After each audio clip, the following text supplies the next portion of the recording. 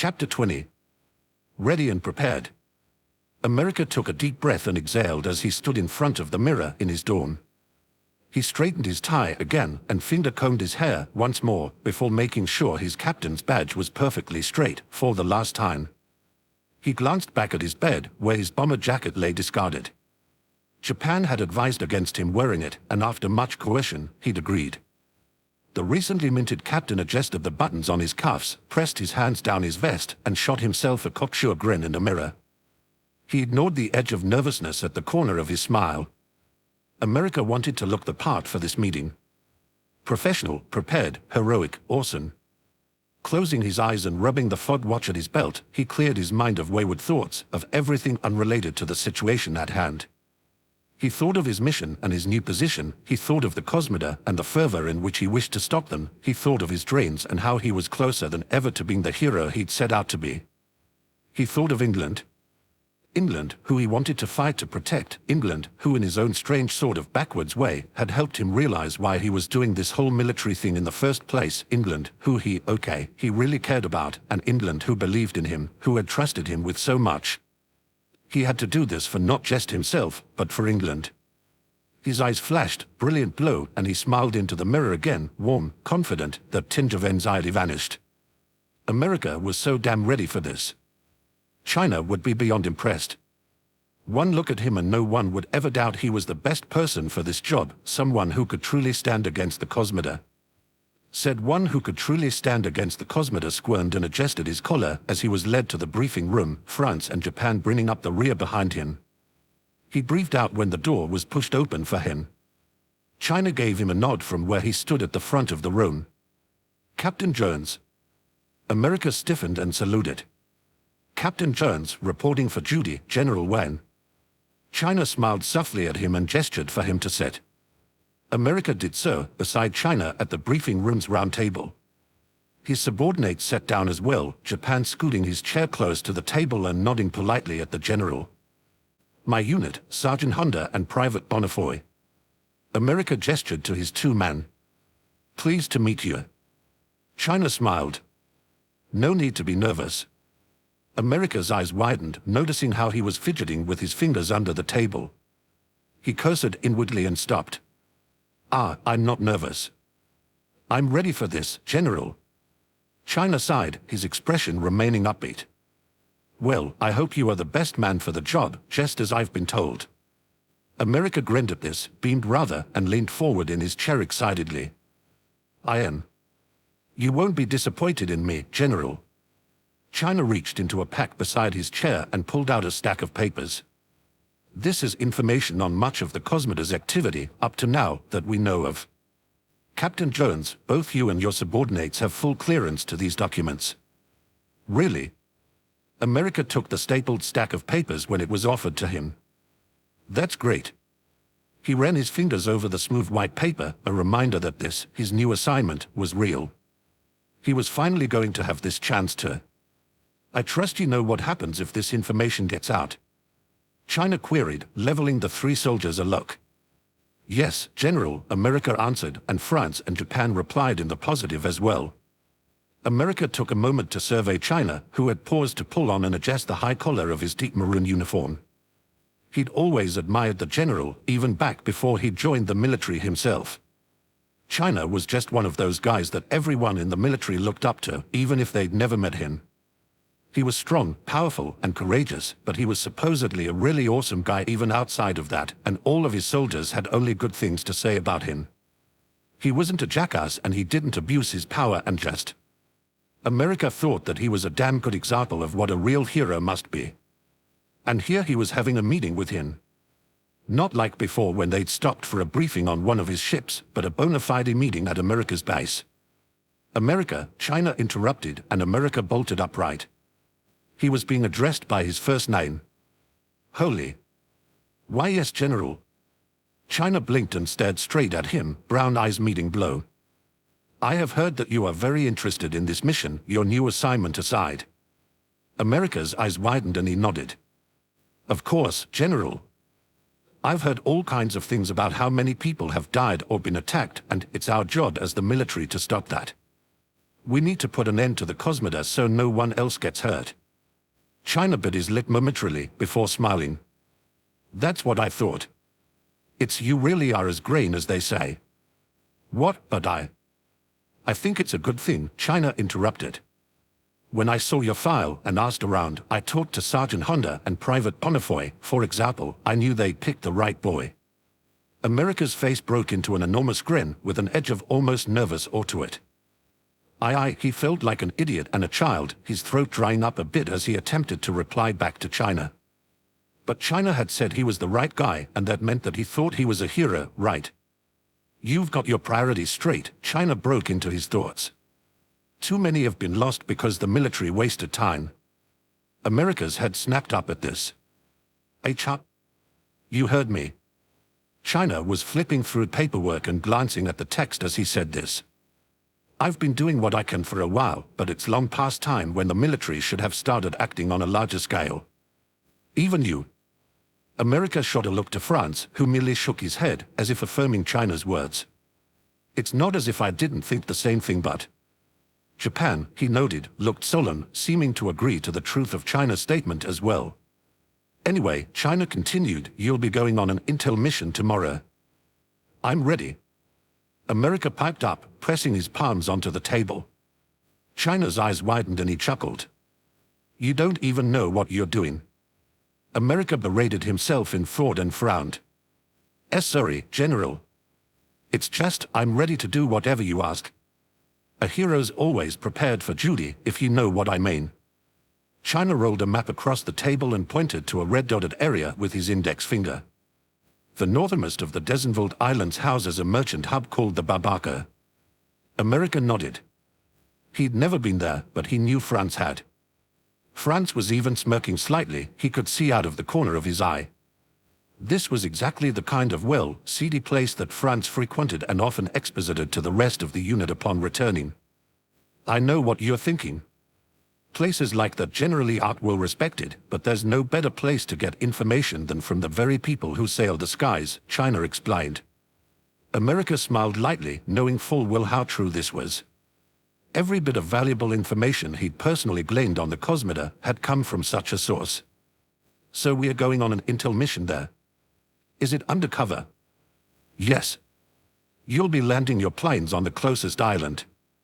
There is a small landing pad on the south beach. He pointed to a spot on the map. And my subordinate, Officer M, will be there to assist you. He'll take you on a small skyship over to the Babaka. What are we intended to wear? Franz queried, raising an eyebrow. I hate to say, but I have been there before. People may recognize me. China sighed. Korea, that's his name, and you are to call each other by your first names on this mission, not your ranks, obviously, will have clothing for you to wear. Private Bonifoy, is there anyone you know well that lives at the Babaka? Franz's lips turned up in a smile, and America, knowing him all too well, caught the hint of something lecherous in it. Why yes, there may very well be. China rubbed his forehead, exasperation clear on his face. You are to locate them and attempt to gather intel. If they are not there, return to the skyship. Just make sure not to be seen with Captain Jones, Sergeant Honda, and Officer N. You don't want to blow their cover. Franz rested his chin on his hand. Very well, General Wen. The rest of the details are contained in the paperwork I gave you earlier. Coordinates, questions you are to ask, and information on the Babaka and how to handle yourselves there. America made a noise, and China acknowledged him with a nod. Not to doubt the importance of this mission, General, but when are we actually going to go after the Cosmoda?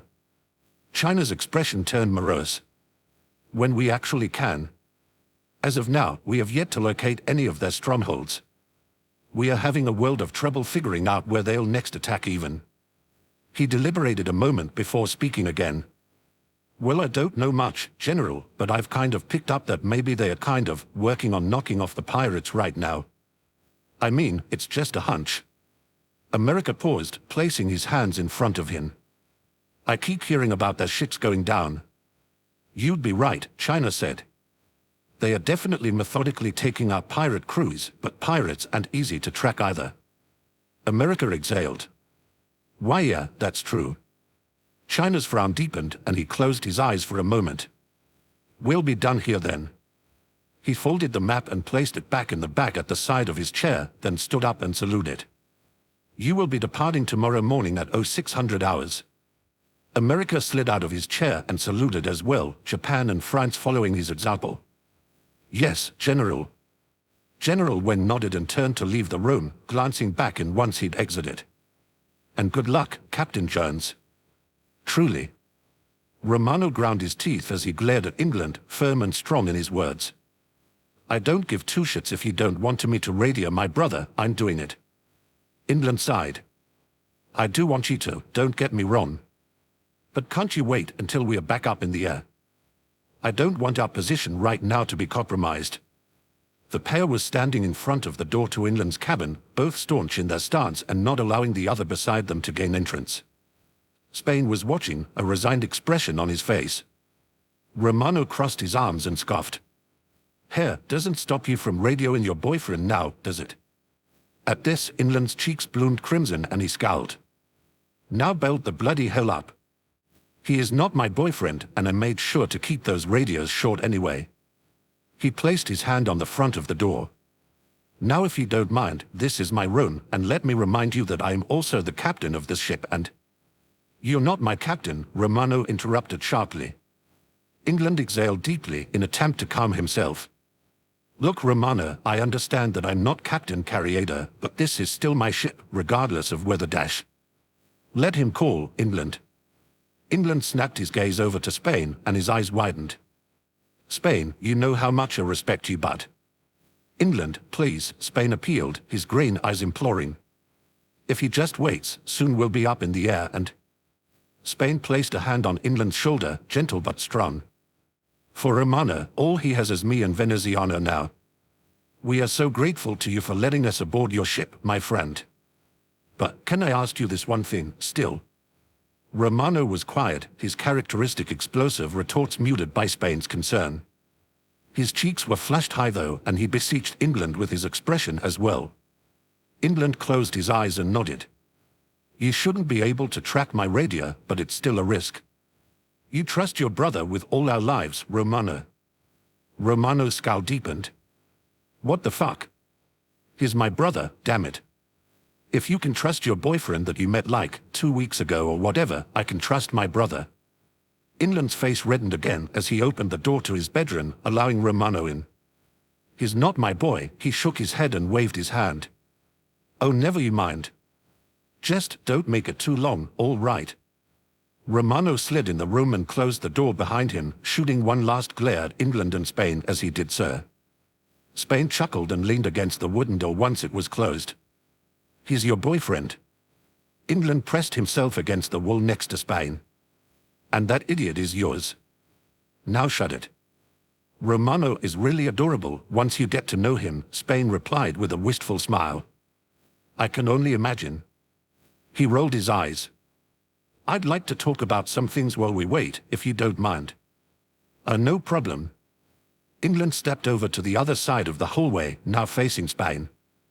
I'd like to leave before the week is up, if you're feeling all right. Spain blinked, rubbing bright pink new skin on his arm. It's true that stopping here has done wonders for me and Romano. Our burns only itch now, there's little pain. But what of pressure? He's doing brilliant, really, England said. He should be back in top form before we leave. Spain nodded. He heals very quickly, Basad. It's likely one of the reasons he's so damn callous. Spain's lips curled up into a smile at this. Forgive me for asking, but why is it necessary to leave now? England's eyes flashed and his lips formed into a firm line. There is nothing we can do down here on the ground. We are creatures of the sky, wouldn't you agree? Yes, but I am not about to let the Cosmoda sit by and continue ransacking the skies, England cut him off. We are strong, my crew. And as much as it was difficult for me to believe at first, we have a trustworthy ally in America. Spain ran his fingers over the grooved wood of the door. You wish to fight? England shook his head in the positive, and his expression and posture radiated conviction. I do. I understand. I respect your position, Spain, England said. If you want to stay behind on this island, I'm positive Australia would not mind your company for a while. Spain raked a hand through his hair. I want to help England. This is, well, we have lost everything to them.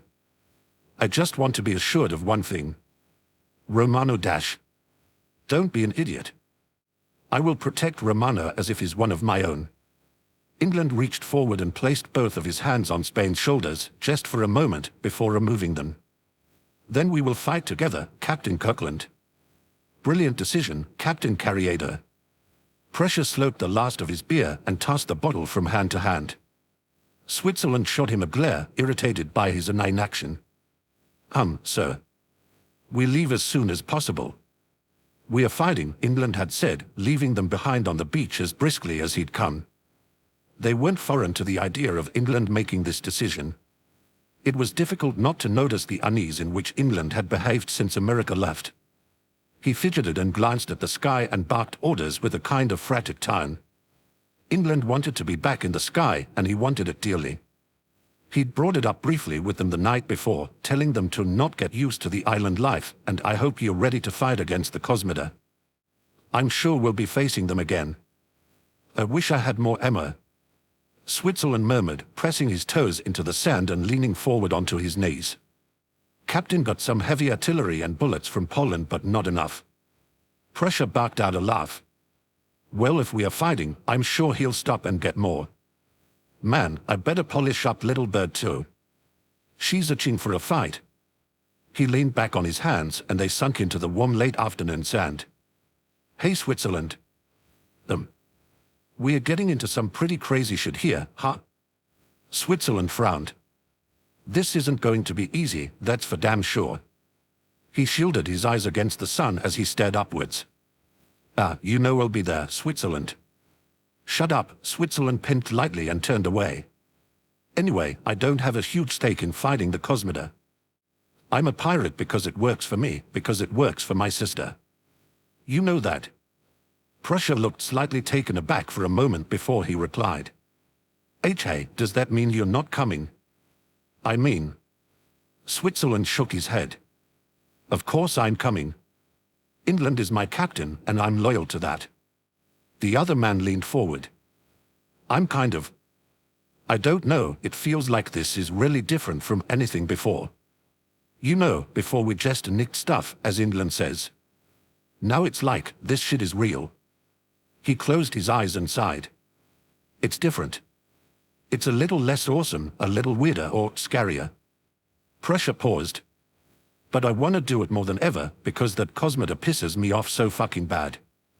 Switzerland looked straight at him, his lips parting momentarily before he spoke. Sounds like you're in this for the long haul. I'm pretty damn sure I am, Prussia replied, a smirk on his face. Switzerland's mouth turned up in the smallest of smiles. I guess I'm too.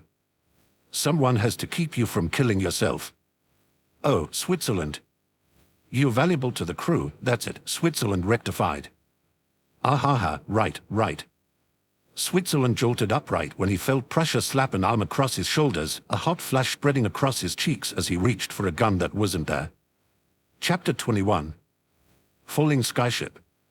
America placed his hand above his eyes, forming a makeshift visor as he glanced at the two planes that flanked him.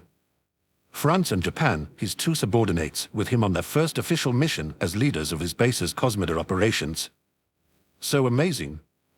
He was practically bouncing in his seat as he flew. He was wondering if things could honestly get much more amazing for him. Captain and Naubers.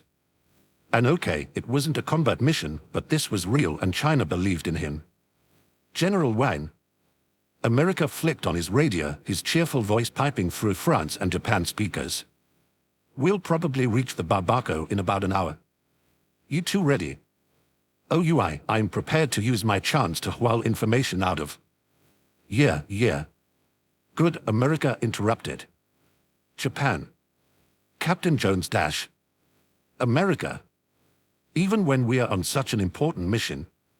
Japan queried. Yep. Now's not a time for formalities. We've got to keep close, okay? Oh, I don't mind keeping close.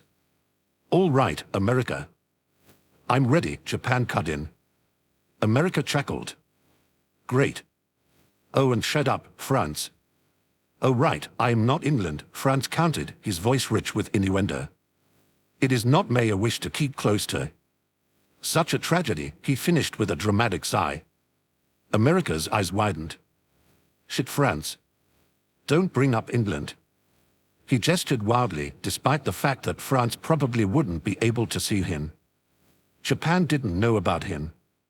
Damn it. America felt guilt pull in his stomach because his best friend didn't know about England, but France of all people did. France was laughing now. Japan cleared his throat rather tersely.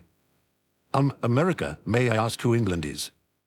There was a very slight, very polite edge to Japan's voice, as if he were maybe just a tiny bit irritated that he hadn't been let in on this detail of his friend's life. America sighed. Hey, I'll tell you later, I promise.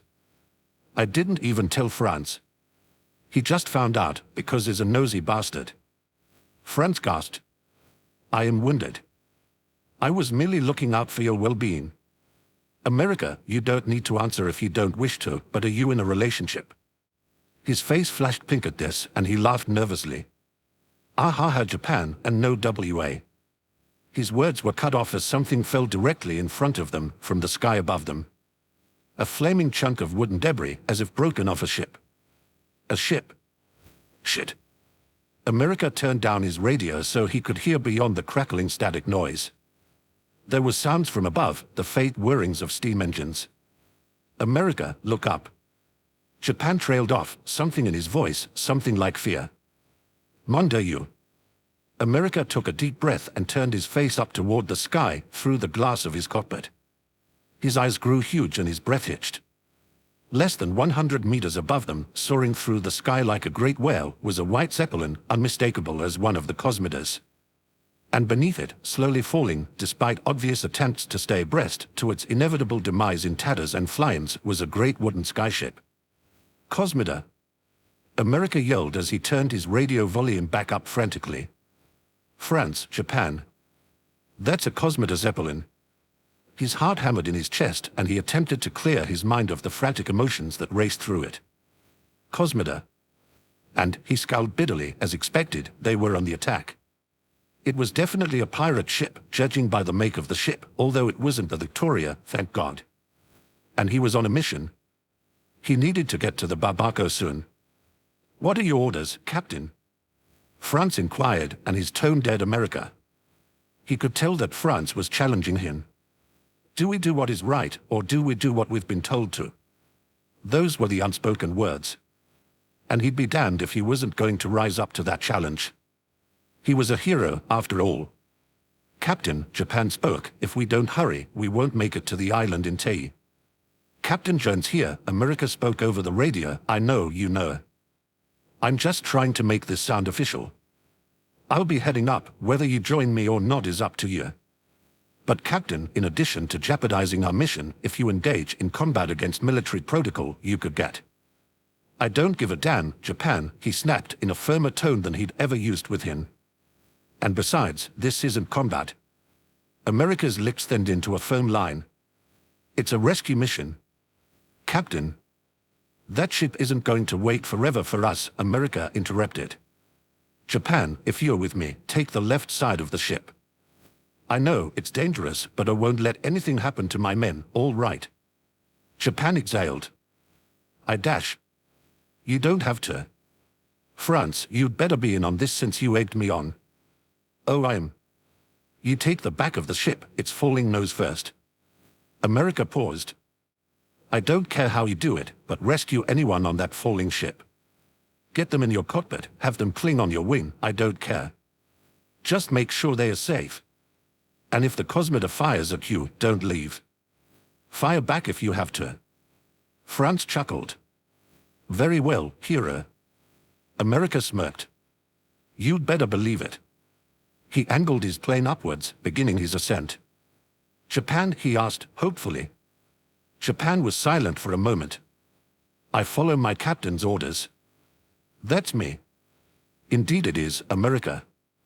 He grinned, and then his grin flickered away and was replaced with an expression of grim resolve. Japan and France trailed after him as he ascended to the flaming, falling ship. You all should have a few missiles on your plane. Use them if the Cosmoda attacks. Don't hold back. We don't have time for that. Our first priority is to rescue the people on the ship, though, America commanded. He rounded on the right side of the ship, the one facing the Cosmoda, and immediately spotted a young woman clinging to the side, the wood splintering under her hands. America opened his cockpit. How many? He yelled over the din of the Malay, hoping she'd be able to hear him. She put a hand to her ear, as if asking him to speak louder. How many? America screamed. She nodded and held up 2 fingers. There are 2 people on the ship, he said over the radio. I'll get this lady over here. America flew as close to the ship as he could, only a hair's breadth away, and held out his hand. Hop iron, he shouted. Into a military plane. Why a gonna arrest me? She yelled back. America shook his head. Not interested in that, miss. Just here on a rescue mission. She frowned, but reached for his hand, missing the first few times before finally gaining purchase. With one quick, strong swing, he pulled the woman into the plane and onto his lap, closing the cockpit once she settled. You not going to arrest me, YA said, was the first thing she said in a brassy, bold voice. America surveyed her, noting her chin-length blonde hair and bright green eyes. Judging by her clothing, a rich maroon coat being the first thing he noticed, she was definitely a pirate. America nodded. Shake on it then. I just gotta be sure, because if you are, I'm gonna have to knock you out and take control of this plane. By the way, name's Belgian. America laughed. You really are a pirate, aren't you? He held out his hand and they shook. All right. Captain, came Japan's voice over the radio, and he sounded kind of out of breath. You okay over there? I am indeed. A slight bit uncomfortable, but it's not much of an inconvenience. Shit, what happened? I know, I'm perfectly all right. I managed to rescue the second passenger. Awesome. What's wrong then? As you know, I'm not very large in stature, Captain Jones. The lady on America's lap began to laugh loudly. And you've got Netherlands on your lap. My brother's half the size of one of these here planes. I hear a sound quite akin to the tinkling of a bell, France cut in. Lovely lady, my name is. Shut up, Belgian, interrupted a deep male voice. Yeah, brother. Anyway, Dreambird, she paused, poking America's shoulder, you'll plan on taking up that zeppelin, or is this just a rescue mission? America flashed a bit, because when she turned around to touch his shoulder, her assets had ended up shoved rather soundly in his face. And she was wearing a low-cut shirt. Oh, sorry. She turned back around. I mean that the Cosmoda was pretty much done by the time YA got here. They thought we were guaranteed dead, but then you came along and kinda messed that up, didn't YA? America had just enough time to dodge the missile that was coming his way. SHIT, he shouted. Japan, take the back, France take the right side, I'll take the left. That should at least handicap it so we can escape. He wanted to take down the Zeppelin entirely, damn did he want to. But this Zeppelin was a lot larger than the one he'd knocked out of the sky with 3 missiles, and plus, he would be putting the 2 pirates in more danger if they stayed around longer. Affirmative, Captain Jones. OUI, hero. America's cheeks pinked. Being called that was actually a bit embarrassing this time. France. Belgium queried. Oh, I know him. America snorted. Yeah, everyone seems to, for better or worse. He dodged again and headed to the left side of the craft, his 2 men following suit. One thing about the Zeppelins, America noted, was that their sheer girth made it difficult for them to maneuver from attacks. Getting in a good hit wasn't difficult, and he quickly managed to blow a hole into the side of the wide craft. France's missile grazed, but didn't make full contact, but that was good enough. Japan managed to knock off part of the rudder, and the great sky beast creaked under the impact. Good. Awesome. That should do it. Now everyone fly away. We're a lot faster than this damn thing, but now we won't have the risk of it following us. I'm out. The 3 planes departed under the fire of the Zeppelin, dodging its last attempts at taking them out as they headed down closer to the sea. Belgium glanced out the side of the cockpit, a sad smile on her face as her ship descended ever more rapidly. There goes Elagast. Thanks for everything, old girl. Your ship? America asked. Yeah, that's her. Sorry, he murmured. My crew's safe, that's what counts. She shifted slightly, America snaking his hands around her center to reach the controls. Your crew is just your brother. Belgium chuckled. God no. I'd die if I just had him as company all the time. I sent them all away a few weeks ago, told them they were welcome back on my ship when the Cosmoda threat had passed. They fought it, loyal that they are, but in the end, I gave them no choice. They are safe, and thank all, because your crew has just 3 planes and I've got 11 pirates. Hold on. America held up a finger and picked up his radio. Hey everyone, new orders. We're going to head to the Barbaco to drop these guys off, all right. And abandon our mission in the process. Japan inquired. What choice do we have? France asked. We can't exactly show up and meet Officer and with a pair of pirates in our cockpits, and the Barbaco is the closest place we can drop them off. France is right, America confirmed. Maybe we can still get some information. It's worth trying. Belgium blinked. What are you all looking for info on? The Cosmoda, of course. I hear, she paused, your radio isn't open right now, is it? Nope. They can still radio me, but I turned the outgoing speaker off, so unless I press this, he pointed to a button, they can't hear me. He grinned. Got something to tell me? Belgium shrugged. Unfortunately, not really. I mean, I know what every pirate knows. We all have the same source. America bit his lip. The merchant. Belgium's green eyes grew large. Yeah, you know. Wow, I'm really surprised someone in the military does, but I guess you'll have your intel. America laughed nervously and scratched the back of his head. Not really. I'm probably the only guy in the military that knows about that merchant. Belgium's expression turned to one of curiosity. Aho, now you've got me interested. First a trio of military planes deviates from a mission to rescue a pair of pirates, and now you're telling me why I know about the source the merchants and pirates have been using. America glanced out his cockpit to the warm late morning sky. Puffy clouds were dissipating, leaving it wider and bluer than it had been when he'd left for the mission. I sorta know another pirate. He spoke, almost a whisper. Is that so? You're a whole crew of them, weird, I know. I mean, heroes like me don't usually hang out with pirates, but it just kind of happened, America explained, shifting awkwardly. Heroes like you. She raised an eyebrow. Yeah. I'm a hero. He would have pointed to his chest had she not been pressed against it. Well, you were a pretty convincing one earlier, that's for sure. From captain to captain, I appreciate it. She winked. Thanks. Wait, captain. That would be me.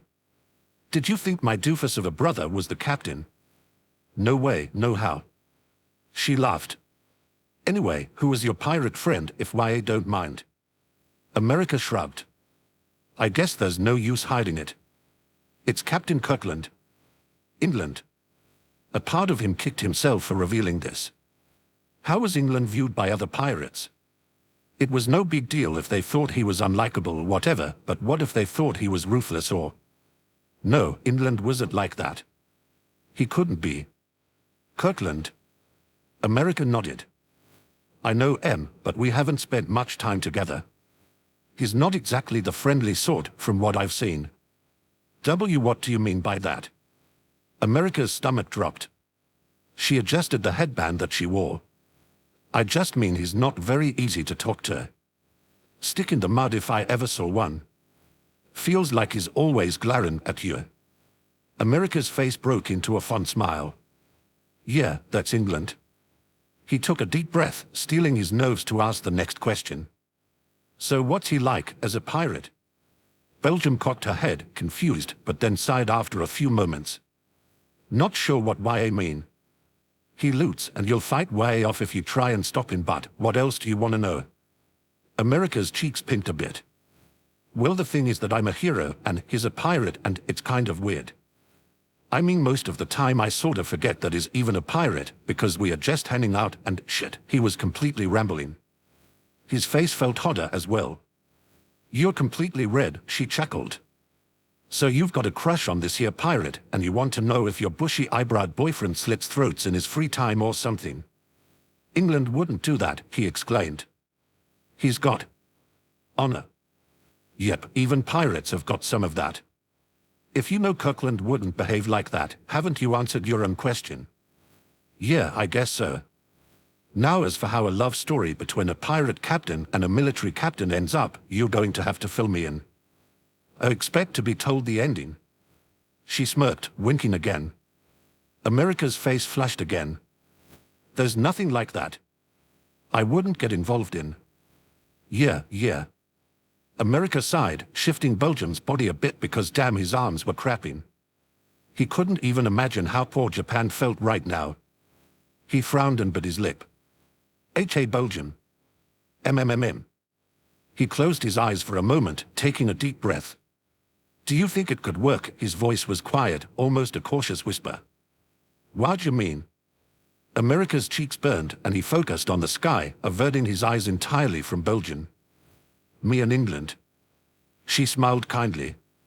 You're a military aviator who left his mission behind to save a pair of pirates. Doesn't seem like protocol is that important to YA, to be honest. America scratched the back of his head. Yeah, well, that's kind of new. If YA like each other, I'm sure you can make it work. He nodded and shot Belgium a winning smile. This is all theoretical, of course. Belgium just laughed. America flew on, knowing that they would be at the Barbako very soon. He turned to spot Japan and France flying alongside him and then faced forward once more.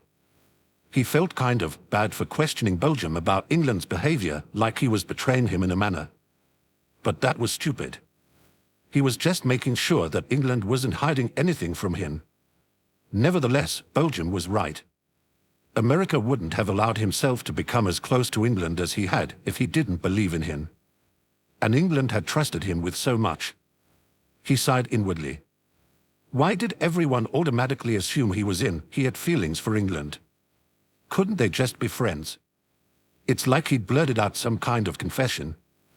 They had no real reason to assume that he liked him like that. It was really not awesome, and even more so, really embarrassing. His mind flashed back to Warren when chapped lips pressed against his own, to the half-lidded green gaze, eyelashes drawn down, before they'd made contact, to flushed scarlet cheeks and hands sifting through his hair and a tongue pushing into his mouth and... Do you think it could work? Why had he even asked that? His heart was beating rapidly and he felt hot to the point of lightheadedness as he snapped himself out of the memory of their kiss. Well, they were friends. Plus, America had promised to be his hero.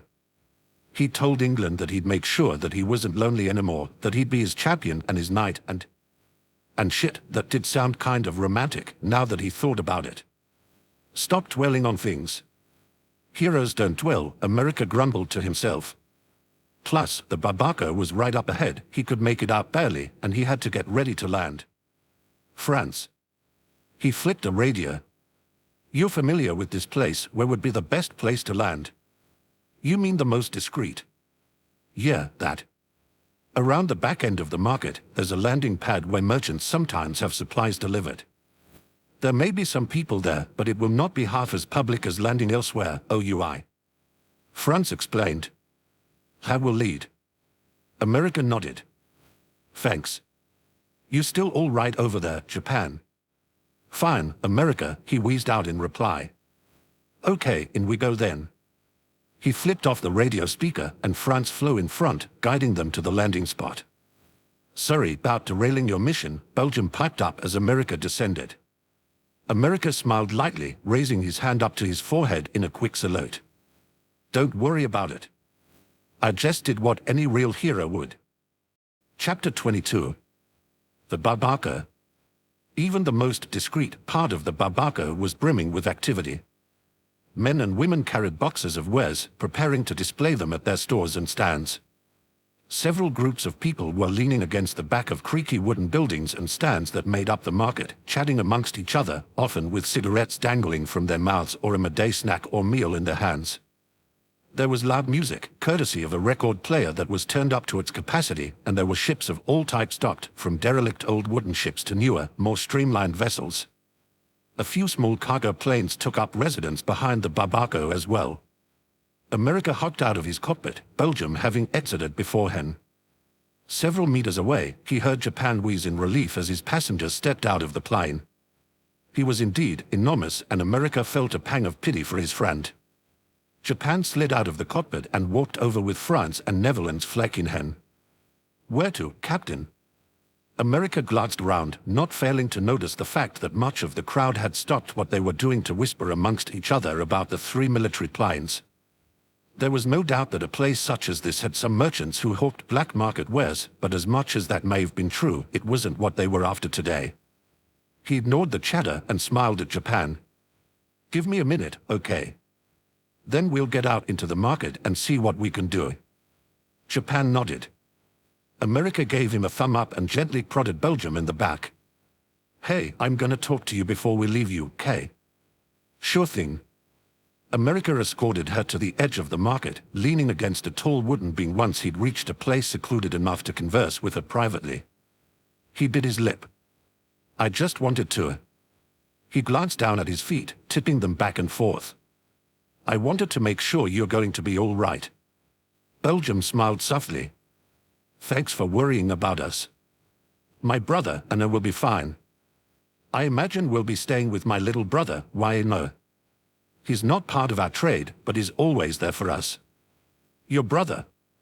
"Luxembourg is his name, and he don't live that far from here, actually. Some of the stores here have got telephones. We'll get everything sorted out. I'll miss Eligast with all my heart, but she went down fighting. America smiled, looking up now. "Great, that's great. The skies aren't rid of us yet, though." Belgium's smile grew as she glanced up at the cloudy blue above her. "Once it's safe, I'll be taking myself back in the sky even if all I can get is a dingy." She winked. "Then I'll steal enough so I can get myself a new ship, and the crew of the Eligast will fly again." There was a part of America that wanted to berate her, tell her to give up piracy and engage in something more heroic. But her enthusiasm and the way she gazed at the sky instead caused him to respond simply with, "That's wonderful." Surprised by the words that had left his mouth, he faked a laugh. "But of course you really have the hero to thank for all of this." "That's me, so remember that." Belgium chuckled. "I won't forget."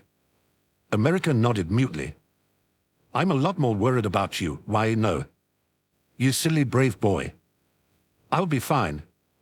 Yeah, hero and all. But if you're gonna go around rescuing pirates, why you gotta be prepared to face the Cosmoda. They are tough as nails." America shook his head in the positive and leveled her a look completely serious. "Oh no. I'm ready to do what I have to do." "Then good luck." She held out her hand, which America hesitated for a moment before grasping and shaking it. "And good luck with Kirkland too. If YA ever need to get a hold of me, he should be able to find a way. I don't need luck with England." America gestured with his hands in front of him. Belgium laughed, loud and warm. "You're adorable, hero." She leaned up, pressing a quick, friendly kiss to his cheek. His blue eyes widened and he gaped as Belgium walked away with a wink and an impish smile. The marketplace itself was also filled to the brim with color, sound, and motion. Street musicians played, merchants yelled over each other in attempt to draw potential customers to their wares. Nooked in corners and between buildings, small booths were set up to sell what America assumed to be illegal items. Against a wall in one of these corners, he spotted a gaggle of men and women chatting amongst each other. They shirked backwards upon spotting the trio of military men, whispering amongst each other in panic. Franz leaned over to America's ear, almost brushing it, and he could feel the other man's lips curl up in a devious smile. "We're a bit of an anomaly in this market, OUI. France are those. They sell all means of illegal items here, America," Franz explained, speaking loud enough that Japan could also hear. "Drugs," he paused, gesturing to the group in the corner, "sex." America's cheeks flushed at this, and Japan let out a gasp. "How did I get 2 people like you in my unit, honestly?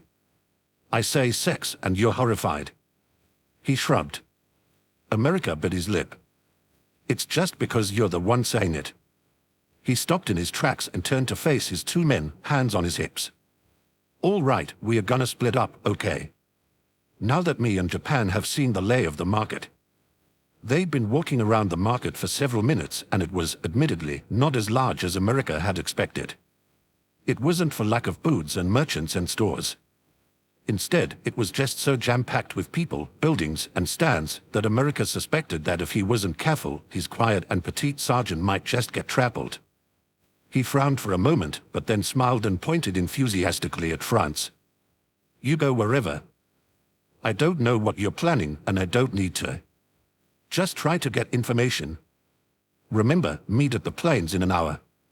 Franz shrugged, chuckling, very well then. I believe I saw my friend Monica walking around. I'll arrange a chat with her. He winked, giving a coy half salute as he walked away. Americus nodded. Friend. He gestured to Japan. You take the left side of the market, okay? Just try to corner people and... I don't know. Look for people who might know something. I know this mission isn't very awesome anymore, but we've at least got to try. We can't let the general down. Japan nodded resolutely. Right, America. Left side of the market then, all right. Japan saluted and departed, leaving America alone. America glanced round, wondering where to start. At this moment, he was wishing that he hadn't sent Belgian and Netherlands off yet. He was sure that they were somewhere in the market still, maybe using a phone in attempt to get in touch with Luxembourg, but it was so ridiculously crowded that he didn't hold out much hope of finding them. It was just they might have had an idea of who to talk to. He crinkled his nose. God, this place was dirty. Dust rose underneath his feet, and the sheer volume of people made it smell something awful. He shook his head, beginning to walk right down the length of the market. He had a brief thought that this must be the kind of place pirates frequent often. England came to places like this then. He had trouble imagining the pirate withstanding a market like this, all cacophonic and grimy and full of unheroic activities. It wasn't the part about not being heroic, but the fact that the England he knew was a neat freak, and he had this hilarious mental image of him gasping in horror and chagrin at the state of the barbaca. America stopped walking and contemplated his next move, surveying the various stalls and considering which ones would be best to approach and how to approach them. He was paused in front of a duo of young women running a stall, hawking crafts and jewelry that America could tell from a brief glance came from somewhere in Imbube, wooden statues and astoundingly detailed beadwork and colorful baskets and bags, being just a few of the items on display. One of the women seemed to have noticed America's surveying of their booth, because she smiled widely and waved at him. Hello, soldier boy, she called out. Not often we see someone like you here. She was excessively pretty, tall with dark skin and short cropped hair, and a stallmate wasn't bad either, with her reddish-black hair pulled back in a relaxed ponytail. America shrugged inwardly and approached them. Well, why not? Hi. He waved back, smiling wide.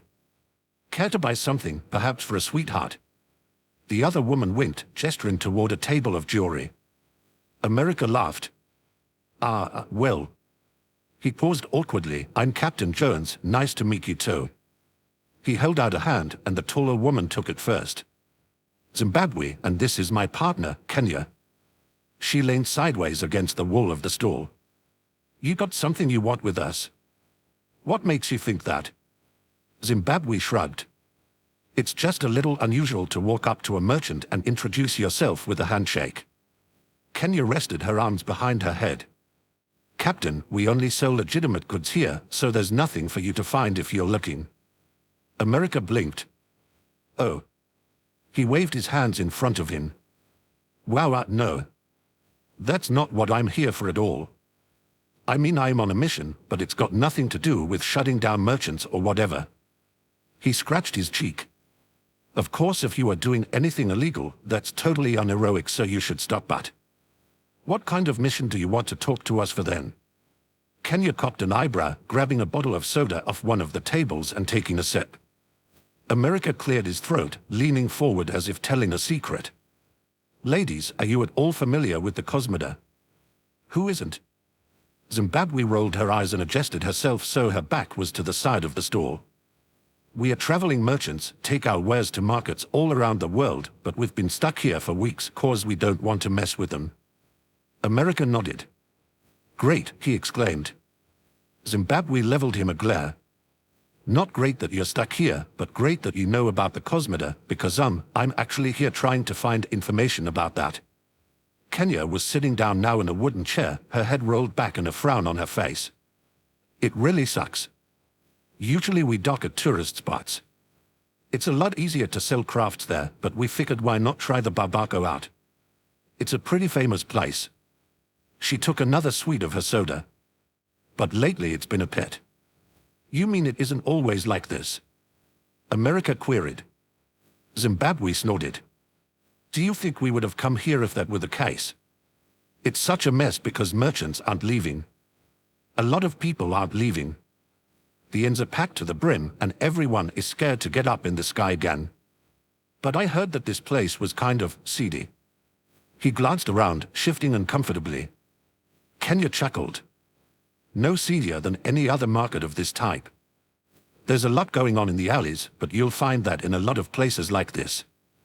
Lately it's been worse, but that's because there are so many damn people, so obviously the back alley dealers are going to exploit that. But a lot of people probably means you're making a lot of money, right? America offered, an optimistic smile on his face. No way. Merchants who sell food and other necessities are having a field day with this, so are the black market dealers, but people like us. Kenya sighed. No one is here to buy souvenirs right now, she finished. They're here because it's a safe place to be, Zimbabwe added, crossing her arms. People are still trying, merchants and street performers, because what else can we do? Go up in the sky and get killed. Pass. She scowled. America's smile fell. Hey, well, do you know anything about the Cosmoda? Kenya bit her lip in thought. They've been in this area before. I heard about a zeppelin spotting not more than 3 or 4 days ago, she began. There was a merchant ship attacked about a week after we arrived here, which is when we decided to stay. Zimbabwe placed a hand on her hip. Don't forget, there have also been rumors that Cosmoda members have scouted the marketplace. America's eyes widened. Oh, really? She nodded. If you believe the gossip, the Cosmoda has ears everywhere, she continued, the merchant trade, the military, you name it. Hey wait, you don't think I'm a spy? Zimbabwe interrupted. Nah, I don't. Or if you are, you're a pretty shitty one. What? I just mean that an actual spy would be a lot subtler than you, she clarified. But in truth, we don't know much of anything else. We are sorry we can't be of much help, Kenya said. Honestly, I do wish you luck. The sooner they are knocked out of the sky, the better for all of us. America shook his head in the positive. That's my job. I'm going to make sure they are taken care of. Wonderful, Zimbabwe replied. She sauntered over to the table of jewelry and placed her hand on it. Getting back to business though, do you care to buy something, perhaps for a sweetheart? America flashed at this. He wanted to say no, because he didn't have much money in his pocket, and it's not like he had anyone to buy anything for, he totally didn't at all. But they had been kind to him and discussed the Cosmoda with him openly, despite the potential risk. And according to them, they weren't making much money right now, which had to suck. I don't really have a sweetheart right now. Kenya laughed. Are you sure? You turned bright red when we asked you. America cursed inwardly, tired of his cheeks betraying him. He took a deep breath, steeling himself, and stepped toward the table to survey the jewelry. He'd just picked something up to appease them, because that was the heroic thing to do. He quickly skimmed over anything that looked overtly feminine. He didn't have a girl back home to give it to, and if he did end up giving it to anyone it would be, he willed another blush down and shook his head. Eventually his eyes settled on one particular necklace. It had a black rope chain, several pale blue wooden beads, and a bone pendant, teardrop-shaped and painted a brighter blue. Blue. Blue was a nice color. I'll take this one. He handed it to Zimbabwe and she smiled. Good choice. That will be 25 shillings. America sighed in relief. Good, he had enough to cover it. He reached in the pocket of his bomber jacket and pulled out the money, handing it to her and taking the necklace in exchange. She'd wrapped it in tissue paper and a small bag for Hen. He beamed at both of them, saluting casually. Thanks a lot, ladies, he paused. You'll be back in the sky soon, I promise. Kenya chuckled again. If you say so, Captain Giants. Zimbabwe waved goodbye. We'll be expecting you to make good on that promise then, she shouted as he walked away. America turned around and yelled back. They will. He pivoted away once again and fingered the small gift bag in his pants pocket. He took a deep breath. Okay, so it hadn't been hugely successful, but he'd at least found out a couple of things. Maybe they wouldn't be that useful, but it wasn't a complete loss. He glanced at the merchants with a newfound sympathy, hoping that soon he'd be able to help them get back in the sky. So caught up in his own thoughts was he that he almost didn't notice when he ran smack dab into someone. Cursing inwardly because it sort of hurt, he glanced down to see a mop of sandy blonde hair, the top of which barely hid America's mid-chest. A small boy, no older than 15, and that was being very generous, looked up at him, violet eyes wide and body trembling. Hey, it's okay, America said genially, because the poor boy looked as if he were about to crumple to his knees. I didn't mean to. Sorry, did it hurt? The boy shook his head. And not at all, sir, he spoke. His accent was thick, so thick in fact, that in the loud din of the Babaka, America had difficulty understanding him. I was just on my way. You're shaking. He bit his lip guiltily. You sure you weren't hurt at all? He nodded resolutely, his quake ceasing.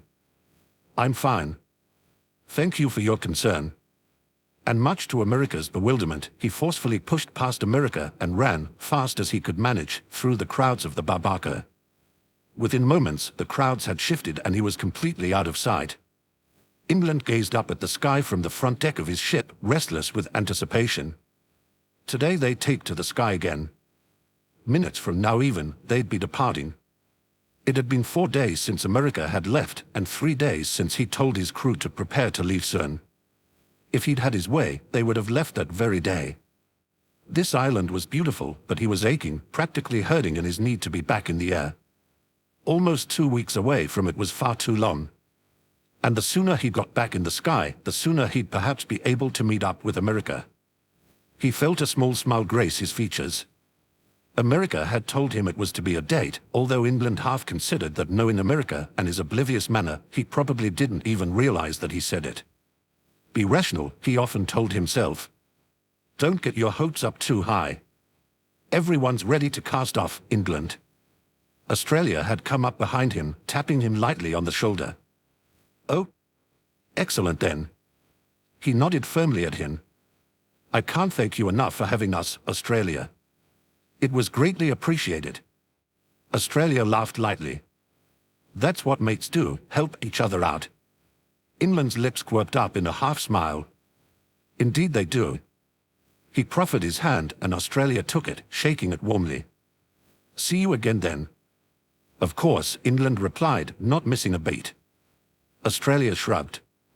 It's just, blimey, it's crazy out there. Radio me if you ever need help, all right. England leveled him a serious look. That will. Please take care of yourself then. I always do.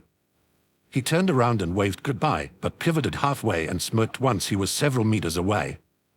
And good luck with America, right? England's face bloomed red. Thank you. Australia jogged off the ship and waved goodbye from the beach. Under England's feet, the steam engines came to life.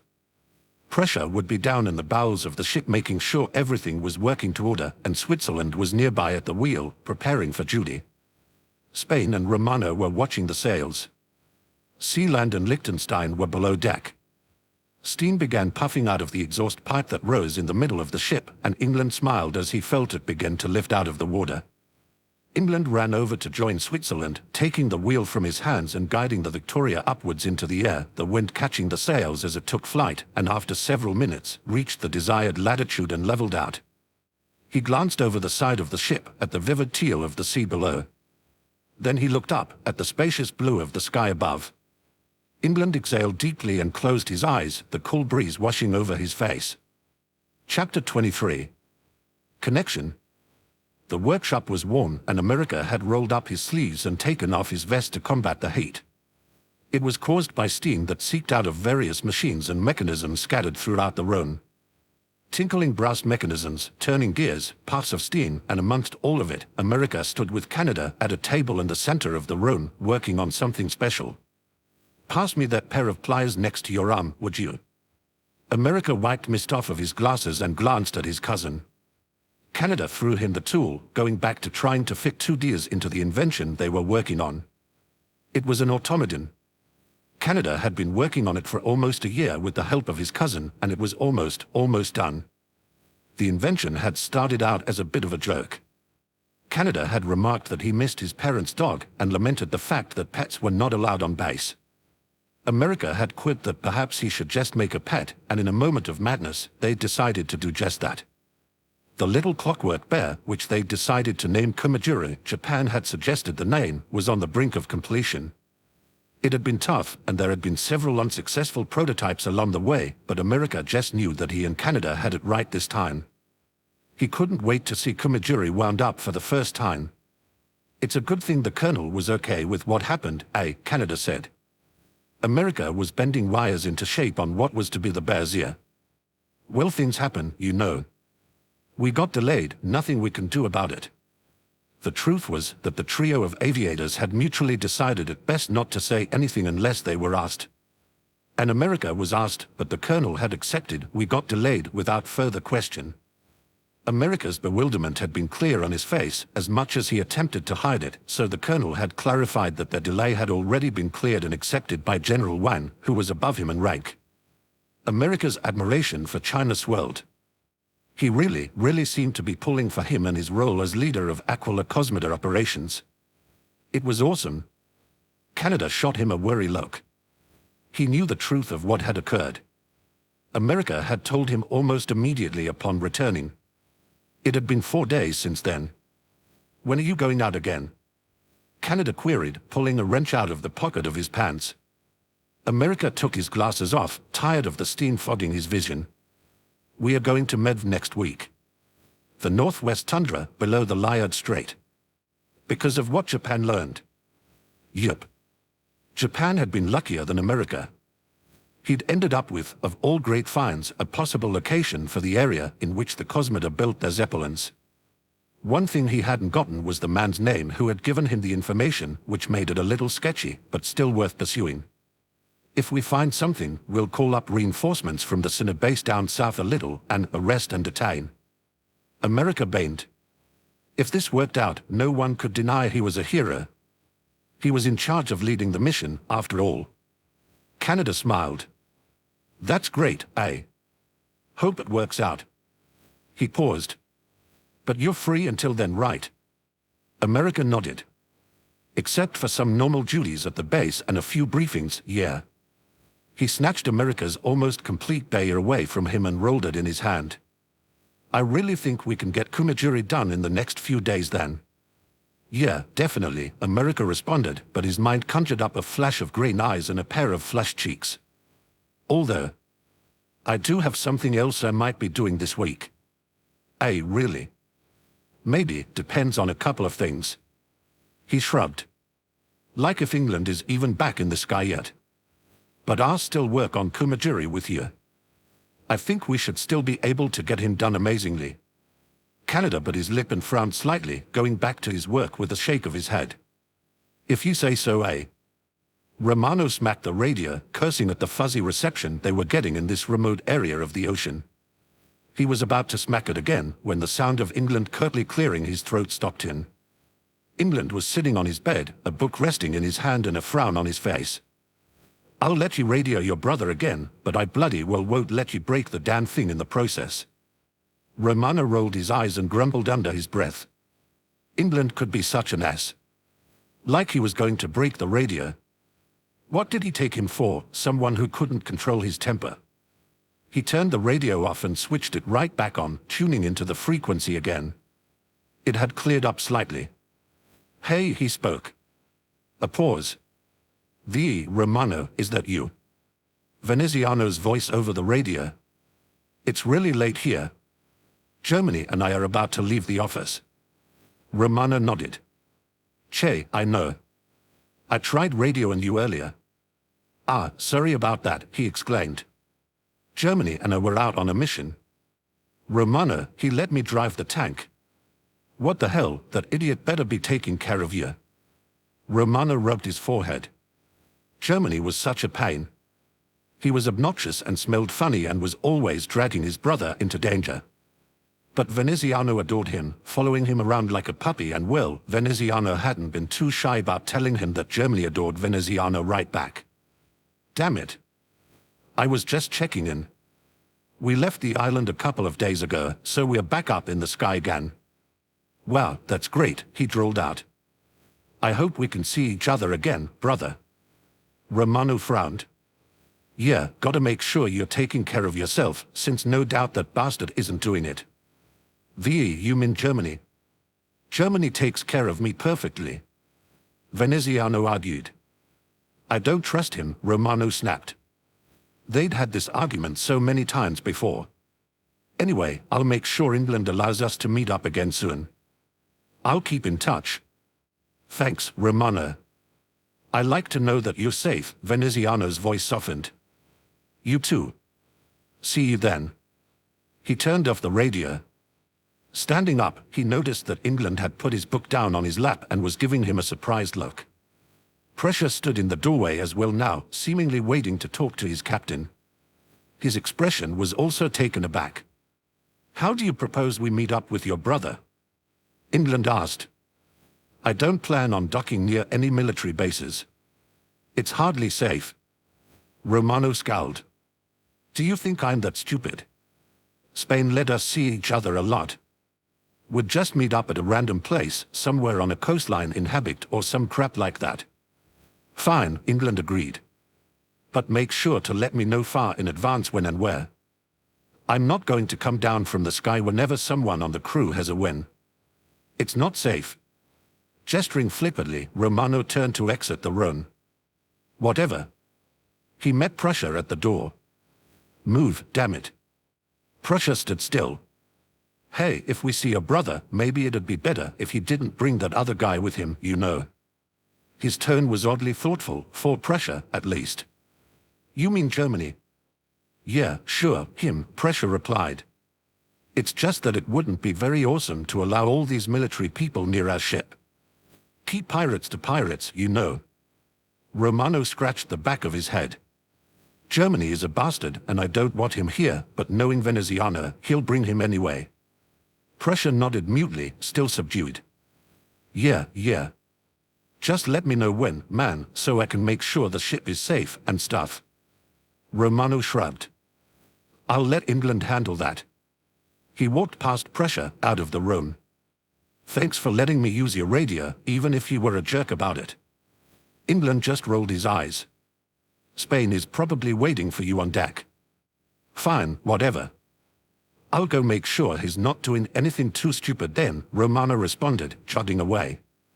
Prussia stepped into the room, sitting down in the chair Romano had just been using. England set his book aside entirely and raised his eyebrows. Can't have too many military men near our ship. That sounds rather like something I would say. Well, maybe you're rubbing off on me. He smirked. Though that's a scary thought. Ha ha. It would do you some good. Or your hatred of the military has transferred to me, since you're obviously very fond of it now, if you know what I mean. Prussia nudged his elbow toward England. England frowned, his cheeks blooming pink. America is not the military. He is only one man. Aha, so you admit that you like him. Prussia grinned. England turned his face away. He is my friend. Anything else is none of your business. Prussia went silent for a moment before casually replying that was a nice kiss he gave you, huh? Smack. England's book hit him straight in the face, and when it fell away, he was met with crimson cheeks and deeply furrowed eyebrows. Shut it, or it's the mast for you. Prussia raised his hands in defeat. All right. Man. England took a deep breath, calming his nerves. I know you don't hate the military, Prussia, so what the hell was that thing with Romano about? He glanced down at his feet, his lips turning downward. You know we have an agreement, England. Not to ask each other questions about. England's eyes widened. I am terribly sorry. I had no idea it had anything to do with I thought you were just being contrary or some such. He picked up his book from where it had fallen on the floor next to Precious' chair. I shall drop the subject immediately, forget it was ever brought up. Pressure nodded, his expression brightening. Thanks, man. The room fell into silence, England going back to his book and shooting Pressure look every few moments, wondering why the hell he was still there. Did you have something else you needed to talk about? Pressure stood up, wiping his hands on his pants. Nah. I really just came here to say that Spain offered to cook dinner tonight. He got some stuff when we picked up supplies from the merchant ship yesterday. England sighed. Oh, lovely. Indigestion? What are you talking about? His food is awesome. Putting his book down again, England shrugged. I've never taken well to food from the Toro region, to be honest. But it's all right. Ahaha, you and your bland food, Pressure stifled his amusement. Guess I'll be going then. It's not bland. You just have no taste, England snapped, but Pressure was already out the door, barking out a laugh as he walked away. America was so glad that he'd kept the crank radio England had loaned him. He was supposed to return it, but he hadn't brought it up on the island in hopes that England wouldn't ask. It was easier to talk to England with the crank radio, safer too. He slid under his bed and pulled it out, nearly whacking his head on the bed frame in the process. America had transferred the radio out of his plane and into his bedroom shortly after arriving home from the island. It was kind of dumb to keep it in the plane where anyone in the hangar could find it. Plus, if he wanted to talk to England, he didn't want to do it in a public area. Not after last time, when his cousin had gotten angry and France had been. France. Propping himself up on the bed with the radio, America sighed and glanced at the watch on his belt. 7 o'clock. If England was still on or around the island, it would be 11 where he was. That was late enough that he might be in his cabin. He placed his hand on the crank and paused. Here he was, about to contact England after almost a week. And they were going to meet up again and hang out or whatever. He liked spending time with the guy. He was a pretty good friend, as good as a pirate could be, at least. And an awesome kisser. No, friendship wasn't the right word, was it? America willed down the flush that rose on his cheeks and cranked the radio, exhaling deeply as he did so. It was already on the correct frequency. The radio crackled into life. Hello, you there, England? The reply was almost instantaneous. America? Yeah. You caught me at a good time. Oh, really? Great. America beamed. Yes, I was sitting at my desk working on a letter. He trailed off. Anyway, how have you been? You sound spratly. America stifled a quiet laugh. England always used such weird words. I'm doing great. Had a mission last week, and we've got a pretty cool one next week too. The Cosmoda is going down, England. England scoffed, but gently. Oh, is that so? Well, we're off the island now, so we'll be doing our part as well. Left 2 days ago. America bit his lip. If you stayed on the island, you'd be safe. But he knew that England wanted to fight the Cosmoda and they were going to work together on it. Oh, really? Awesome. So the ship is doing all right and stuff. Yes, Victoria is flying perfectly, England responded. And we managed to stop by a merchant yesterday. She's soon going to be leaving the skies for an indefinite amount of time, at least until the Cosmoda threat is over, so she was willing to barter for less, get rid of her stock. You got a lot of crap then. Quite a lot, enough for a couple of months. That's good. They fell into an awkward silence, punctuated only by America faking a cough at one point. Finally, England cleared his throat. Well, get to it. Did you radio me for no reason, you git? Geez, England. Be patient. Patience is a virtue you hardly have yourself, so don't expect it of me. America frowned. He wanted to ask England, he really did. And to be honest, England had sounded sort of expectant, like he was waiting for America to ask about their get-together. So about that date, America finally said, pretending to be casual, although his heart was racing. England's breath hitched, and America wondered if he was blushing. He got flustered so easily. Why, yes. Can you get to the Valakva in 2 days, on Friday, because I dash? Yes, absolutely. Shouldn't be a problem at all, considering where we are right now. Wow, you sound really eager. America laughed, but truthfully, he was feeling as eager as England sounded. Shut it, England snapped. I am not eager. Don't get me wrong, oh, never mind. You're so funny, America replied, grinning. How about that evening then? I can stay in the inn or whatever, even though I bet it's a totally unheroic establishment. You slept on a pirate ship for 3 nights. I think you can handle the Valakva.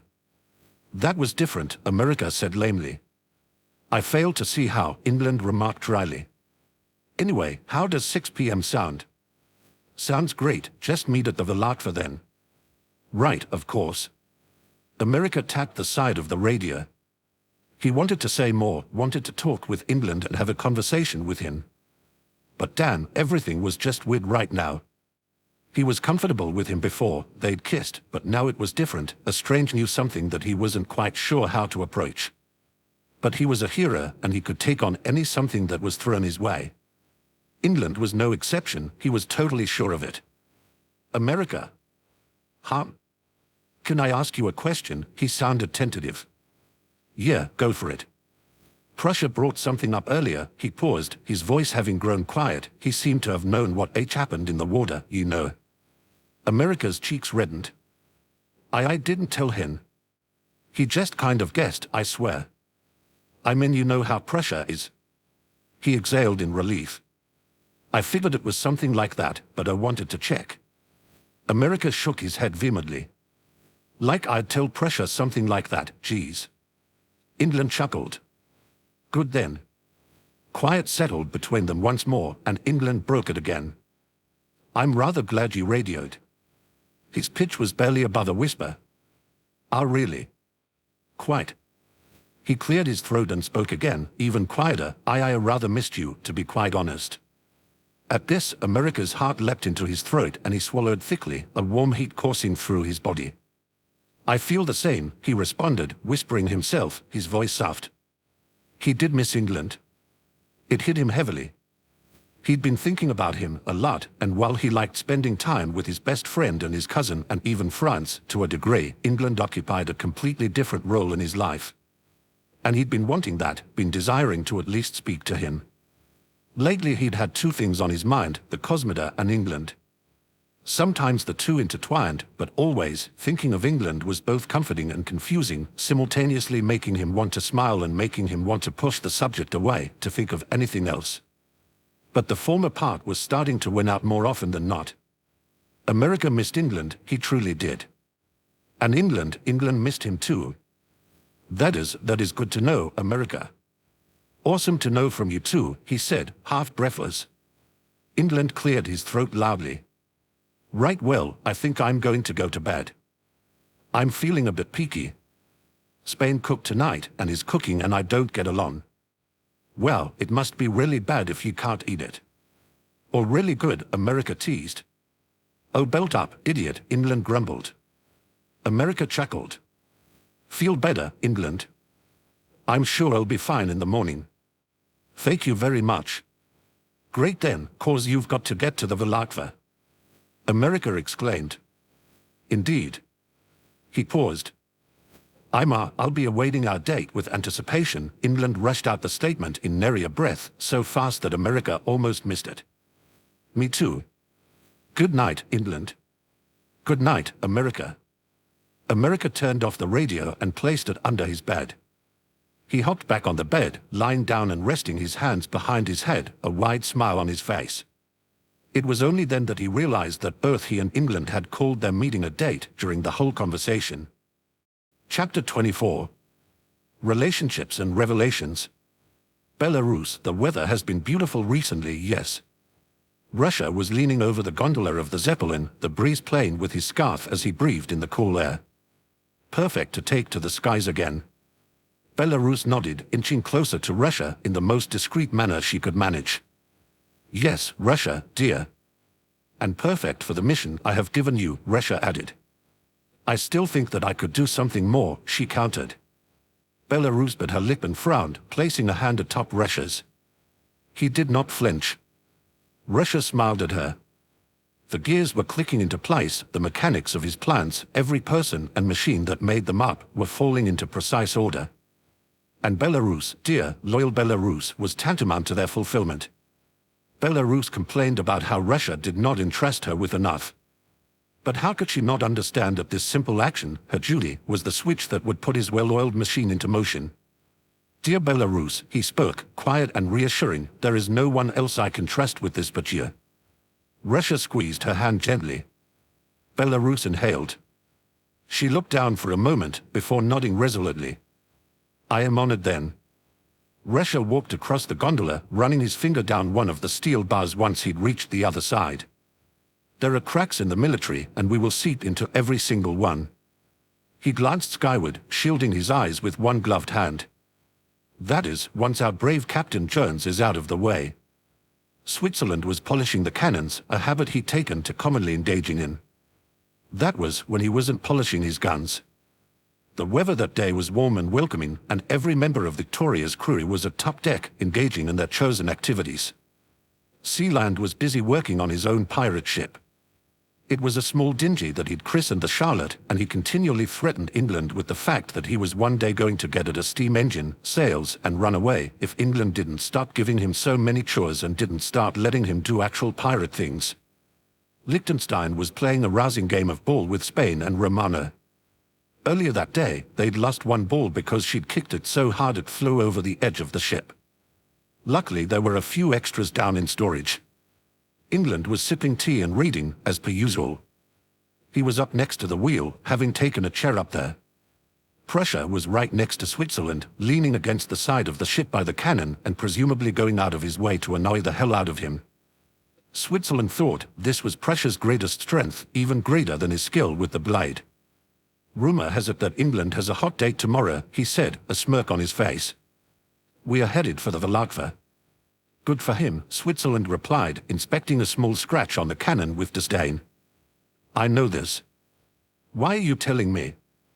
Ha ha. I was thinking that since he's going out, we might head to a bar as well, he queried, actually looking a bit nervous. Of course not the Valakva. England would have me on the mast for days if I showed up at the same place he was at.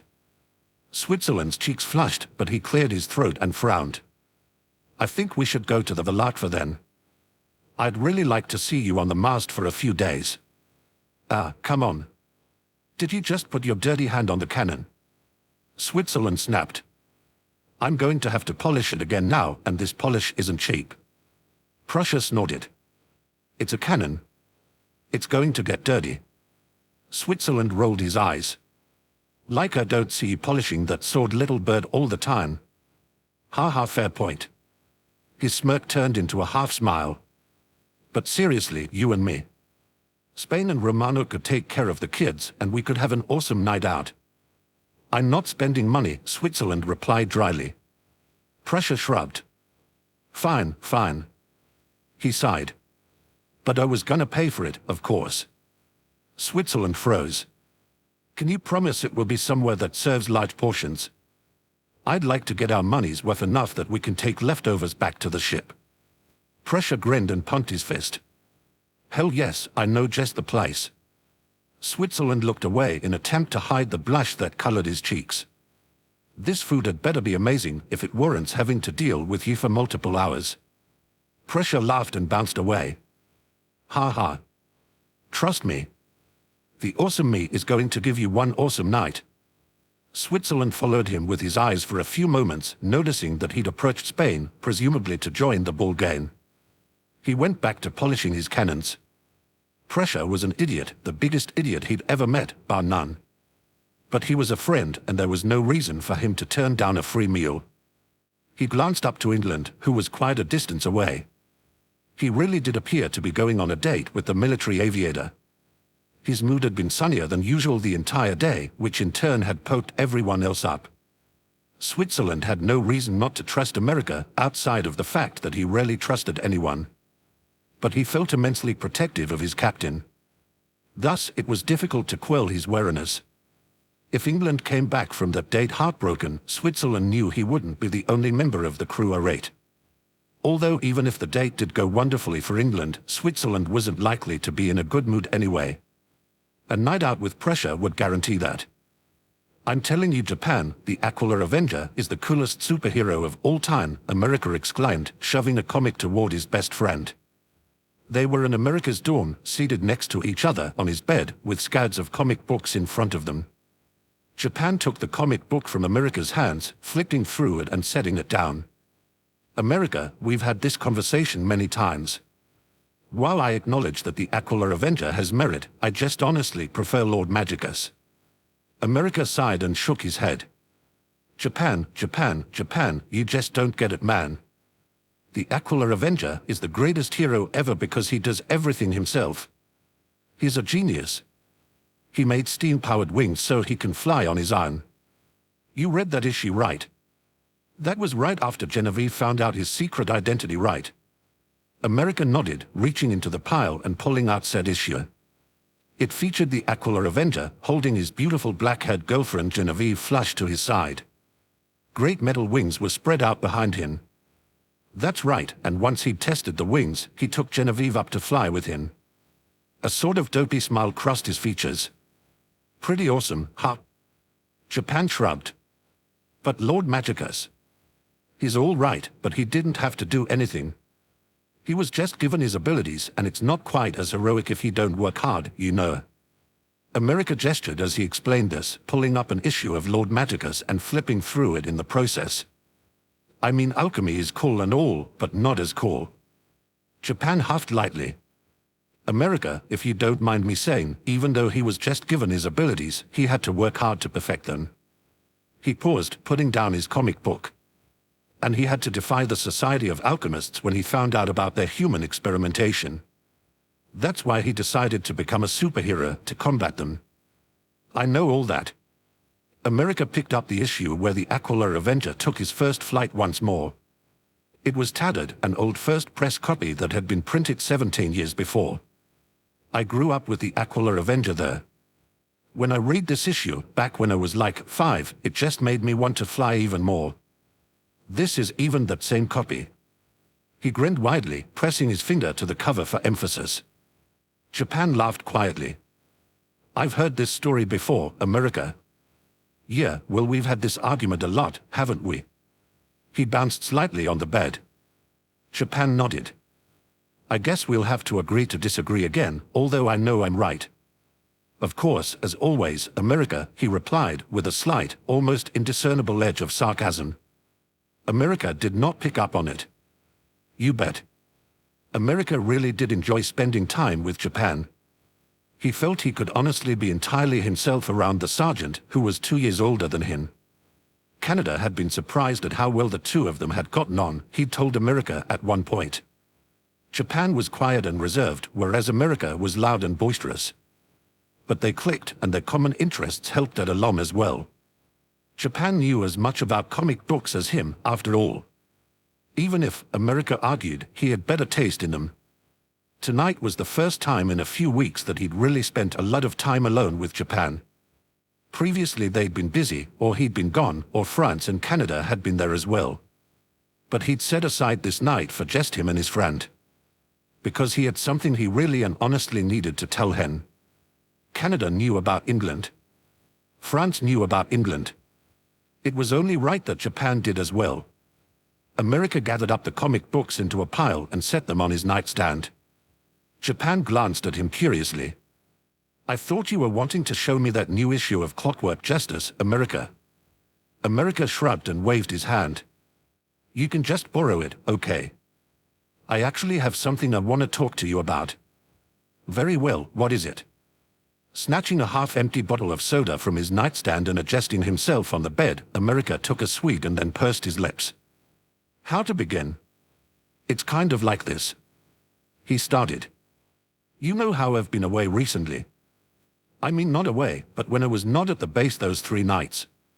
Japan nodded, looking a bit wary. America laughed nervously and scratched the back of his head. Truth is, I was meeting up with someone. Not the first time. My plane really did break down. That's how I met him. I landed on his ship to make repairs and...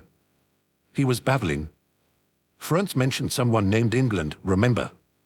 Japan blinked. Yes, I remember. First time, I landed on his ship for repairs, America began again. Second time, I helped save his crew from the Cosmoda and stayed since it was so late. The third time I just kind of went to visit him. This... England. Japan raised his eyebrows. America averted his eyes, worried that his cheeks might be pinking. Yeah. He's a pirate. Japan's eyes grew wide, his surprise apparent. Truly America? I'm a bit shocked. It does explain a lot though. He took a gulp of his drink, almost wishing it were alcohol. Yeah, but Japan, I promise, is a pretty good guy outside the stealing things, America argued. He's totally on our side against the Cosmoda and is... He knew he was blushing now. He's a good friend. I trust that he's a decent person, America, Japan replied. Really? America beined, leaning forward and resting his hands on the bed. That's great. I'm going to meet up with him again tomorrow night. Don't tell anyone. It's kind of a secret. Japan rubbed his forehead. I'm not of the belief that you would consider a friend anyone that you didn't believe to be good, America. He shifted, swinging his legs over the side of the bed. When you call yourself a hero, I know that you mean it. Yeah, of course. Heroes don't say they are heroes unless it's true. America exclaimed. Japan shook his head. I just hope that you'll be careful. I don't want you to get into trouble. America bit his lip. I am helping against the Cosmoda. England wants to fight them. If we teamed up with his crew, we could do so many awesome things. I mean, he's the captain, and I've seen his crew fight the Cosmoda. They are so good, Japan. You wouldn't even believe it. Japan did not reply. Quiet settled between the two friends as they sat next to each other. Japan was unmoving, as if in deep thought. America was swinging his legs back and forth to pass the time. America, Japan finally spoke, can you tell me about England? As in England, as a person? America blinked, nonplussed. What a weird question. I apologize if you find it intrusive, Japan said, gesturing in front of him. If you do not wish to answer, I understand. America waved his hand. Nah, it's okay. But how to answer Japan? Well, there was a lot to say about England. He thought he knew him pretty well. He wasn't quite sure what Japan was wanting anyway. I guess I'll just say what comes to me. His last name is Copeland, and he is the captain of the Taliesin pirates. Their ship is called the Victoria, America began. He became captain when he was really young. He's only a year older than me. Japan nodded, motioning him to continue. He's a little short, and he's got blonde hair, a different color than mine, that always looks kind of messy. Green eyes and really big eyebrows. America felt a small smile tug at the corner of his lips as he pictured what he just described. He's kind of grubby, and he complains a lot. He wrinkled his nose. Cooks terrible food too. He doesn't sound like a very nice man, if you'll forgive me for saying. Japan tapped his chin. America laughed. Nah, that's not it at all. I mean, I guess he can be a bit of a jerk, but it's not that he's mean. He leaned back on his hands. He's just really stodgy, acts about 40 years older than he is. Now that he thought about it, Japan acted older than he was as well. But not like England. Japan was just overly polite. England was... England. That's strange. I wonder why that is. America glanced up at the ceiling. I think it's 'cause he's lonely. Japan blinked. I see. Luckily he has a hero to take care of that, huh? America beamed brightly and pointed at himself. A small smile crossed Japan's lips. He made eye contact with America. That would be you. America nodded firmly. Yeah, I promised to be his hero back when we kissed Dash. His blue eyes grew large and he immediately clapped a hand over his mouth. Had he really just? Japan was his best friend. He was so comfortable around him. Of course it might just slip out. Shit. Shit. Shit. His cheeks bloomed scarlet, and he had to stop himself from turning away entirely. Japan merely smiled. I thought as much. I wasn't going to take Franz's word for it, so I wanted to find out myself. I hope you don't mind. Mind what? America asked, his throat feeling rather dry. Japan leaned forward, cocking his head to one side and giving him a curious look. America, are you perhaps in love with this England? America's shoulders dropped, his body going slack.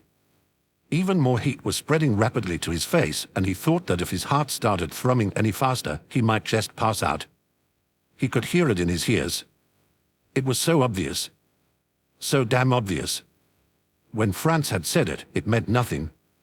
Franz would say that regardless of whom he was spending time with. Hell, he'd made jokes about him and Japan before. When Prussia said it, it didn't mean that much more. Prussia loved to tease, and besides, he had his own motivations. He wanted to make his captain happy, so he might have just been telling America what he hoped was true. When Belgium said it, well, she didn't even know him. But Japan was his best friend. He was polite and honest and really had no ulterior motives for saying this. America could find no excuse for Japan's observation. It was just right. Blindingly obvious to everyone but himself, and he felt like such an idiot for it. A gentle bandaging of the cheek. An enthusiastic hug. His hand clasped atop England's, flipping out when he realized where it was. His arms around him at the campfire. His body cold next to his in bed, so at peace and content in his warmth. His fingers running through his hair, across his face, as he slept. Marveling in the fact that England was actually pretty damn cute. His body flush against his in the water. A promise to cure his loneliness, to be his champion. A kiss, long and yearning and so right. A one-armed hug and a tender goodbye. And just the previous night, a proclamation that he had really and truly missed England, as well as plans for a date. At first England had infused him with anger, indignant and unheroic in jest, completely patronizing. Then America discovered England's worth, and England discovered America's as well. Camaraderie, friendship, companionship, and then... why, yeah, Japan, I think iron. Love. He'd been on the cusp since that day on the island, but he'd prevented himself from realizing it, from acknowledging what was so there and so strong and so true. And instead of being upset, as he must have subconsciously thought he would be, he felt a gentle warmth spread throughout him, sweet and content, like one of England's rare smiles. He really loved England, and he wanted nothing more than to see him again, pirate or not. Chapter 25. The Valakva. Japan was in a long-distance relationship. He was secretive about it, but everyone in the unit knew that his relationship with Greece, a soldier from Delphis, was not one of friendship. Okay, so he had pretty much outright told America once, but even then, he'd been rather understated. Greece and I are very close, yes. We are out more than friends, is what America remembered him saying. After admitting out loud that he loved England to Japan, America had tried to backtrack and deny his words a couple of times, despite knowing inwardly that they were true. Japan, although polite about it, would have none of that, and America eventually resigned himself to Japan, sulking as he did so. He reasoned to himself that it was a fair exchange. Japan had admitted to him, sort of, that he was in love with Greece, and America had confessed that he loved England. Not long after, America had shooed Japan out of his dorm, telling him where he was going the next day and reasoning that he needed sleep since he'd be getting up early. It was true. He did need sleep, but it was mostly his desire to be alone so he could think on what he'd just realized that drove him to ask his friend to leave. In the end he didn't think on it much, instead deciding to read a few old issues of the comic books he'd had out and take an early bedtime. It was not as if he wasn't going to have tons of time to think on it in the future, if he even really needed to. When his mind reverted to England now, he thought of all the things he had before, with the addition of acknowledged romantic affection, as well as a sprinkle of still feeling like an idiot for not realizing it until now. But he slept surprisingly well. In the end, he realized accepting his feelings had relaxed him. In the morning he was buoyant, loose and refreshed and upbeat even for him. He felt good, like he'd let out a breath he'd been holding for the past week. And he was so ready to fight the Cosmoda and to go on a date with England. Okay, actually his face kind of heated up and he got nervous and fidgety whenever he thought about the date. But he was still excited. Excited enough to plow for a breakfast and be ready to take to the sky at 0600 hours even. The Velakva was an estimated 10 hours away, but he was allowing himself 12 in case he had to detour because of weather or, God forbid, something worse. Besides, he kind of wanted to get there early so he could rent a room and clean up a bit. He was bound to feel sweaty and grimy after such a lengthy plane ride.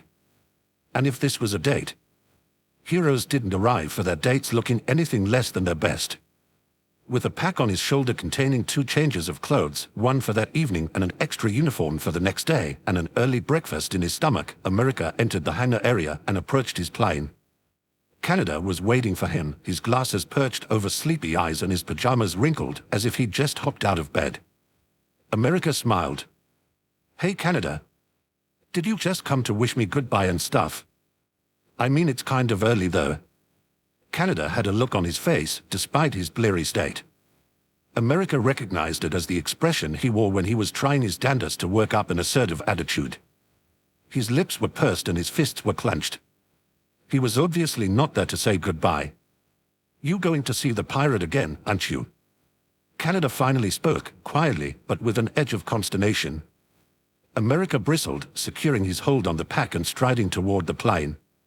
His name is England, and yeah, Iron. Canada placed his hand firmly on the clasp that opened the cockpit. America, you shouldn't go. I'm serious this time. I'm going, Canada. Come on, move so I can get in my plane, okay? America reached the plane and gestured. No. Damn, what's your problem? America raised his voice. I'm going, all right. If you're worried about Kumajiro, I promise I'll be able to help you fly. What's happening to you, America? Canada interrupted, sounding both angry and panicked. He blinked. What do you mean? Canada puffed himself up and stood up as straight as he could manage. Ever since you've started hanging out with this England, you've been acting completely different. It's not like you at all. America laughed nervously. Hey man, seriously. That's ridiculous. No, it's not. Canada exclaimed. I've known you my entire life. Suddenly you're not following the rules, you're sneaking off on your own, and you're deviating from missions. Your entire life, you've thought pirates were bad. Believe me, I know. I was usually the pirate, eh? Canada, that's. Shut up. And now that you're in love with one, you're willing to continually risk your position and your job and break the rules, and me and Inland's relationship has nothing to do with this. America interrupted, shouting. Canada gripped the clasp on the cockpit tighter, his expression steely. It has everything to do with this. Just shut up and let me go, America snapped. Look, everything is fine. General Wen cleared me last time, and the Colonel was okay with it the time before. Nothing to worry about. He did not move. Damn it. You've gotten away with everything before now. You're the favorite, so of course they're going to let you have a few freebies. America just shrugged. Heroes have to do what they dash. But what happens when your luck runs out? Canada cut in. When they can't keep making excuses for you. He looked down, clenching his eyes shut. America, I'm scared. Shit. Just. America drew himself up to full height, his lips in a firm thin line and his eyebrows drawn downward. Just what? Canada didn't reply, instead just shaking his head. Keep letting people die, is that it? America queried. Should I just stop seeing England because as a pirate, never mind the fact that he's a good friend and a great ally? Should I not deviate from a mission to save people's lives? He jutted his chin up proudly and pointed to himself. Because damn it, I'm a hero. He touched Canada's hand, pleading him silently to remove it from the cockpit. And sometimes heroes have to take matters into their own hands. You didn't dash. I've learned that, America interrupted, a soft smile on his face. Now come on. Canada's eyes softened for a moment, but then he shook his head vehemently. No. I'm going to be assertive. I know I'm in the right here, America. Just what would happen if the military found out that you were leaving the base to spend time with pirates, with the Cosmoda around? Who knows? God, America, it's just you might not always be so lucky. Well, France leaves all the time. There's a reason why France is still a private, eh? Canada reasoned, his voice rising. What you're doing is different. Notice that France hasn't been leaving recently. Not with the Cosmoda out there. You're a captain, and you can even be so much more like Grandpa. America looked taken aback for a second before regaining his composure. His eyes flashed angrily. Fuck you. Grandpa would want me to do what I thought was right. He ran his fingers across the fob watch at his belt. Don't bring him into this. His voice was hard, flinty and firm. He tightened his grip on Canada's hand, wrenching it off the cockpit and shoving him away. I'm leaving, whether you like it or not. Canada watched helplessly as his cousin stepped into the cockpit. He deflated, his head dropping once more and his wavy hair shadowing his face. Good luck then, he said under his breath, but America couldn't hear him because he'd already shut himself into the plane and begun his takeoff preparation. England was absolutely not fretting over preparing for his date with America. He hadn't taken a very lengthy hot bath, heated by the steam engines below.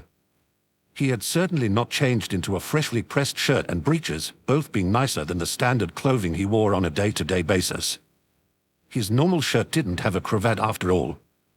It was most unusual for him to wear a maroon vest under his coat and over his shirt, but it's not that he was going out of his way to do this, of course.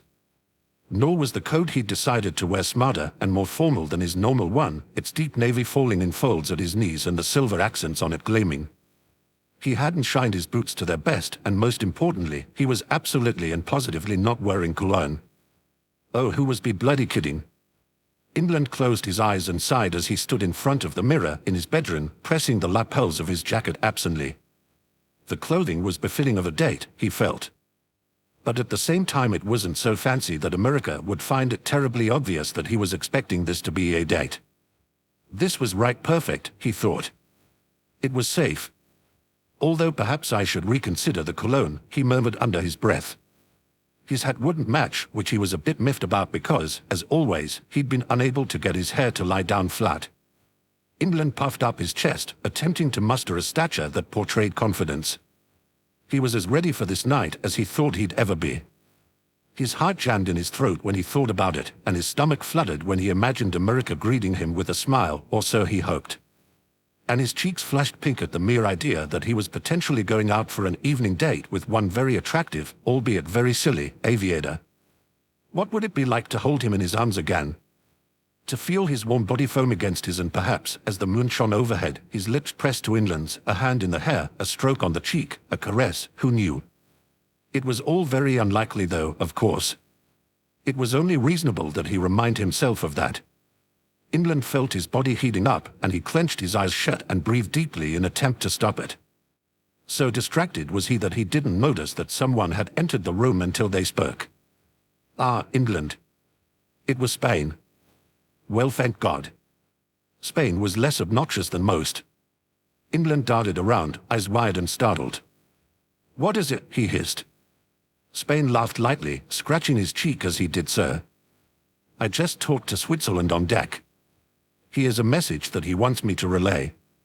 Oh? He frowned. You're not gonna like it though. Cobblestone streets greeted him when America stepped from the landing pad, home to several other planes, into the town that housed the Valakva Inn and Public. It was just the sort of seaside village that this area, the midwestern part of Habicht, was famous for. It was lit by golden steam lamps as early evening descended, and it was inexplicably homey and warm.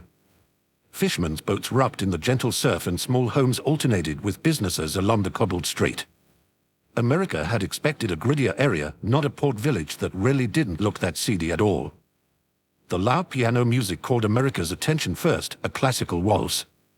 He glanced toward the building it was emanating from and noticed the hanging sign, the Valakva Inn and Pub. He pushed the wooden door open. It was much louder in the pub. Fishermen, having finished their work for the day, gathered around tables to drink and talk, and there was dancing in one corner of the room, the one by the piano. At the piano sat a rather smart-looking man, one who had the bearing of someone far wealthier than the average villager. America glanced at his fog watch. It was 5 p.m. perfect. He sauntered over to the bar where a chestnut-haired woman was pouring drinks. "Can I help you, mister?" she inquired as he approached. America smiled. "Hey. I'm wanting to get a room for the night." He adjusted the pack on his back. She smiled and leaned over the bar top.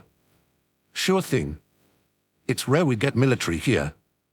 America glanced around. There were merchants, some obviously not from the area, as well as the fishermen and one man that America thought may be a pirate, but there were indeed no other militia. Not surprising, he thought.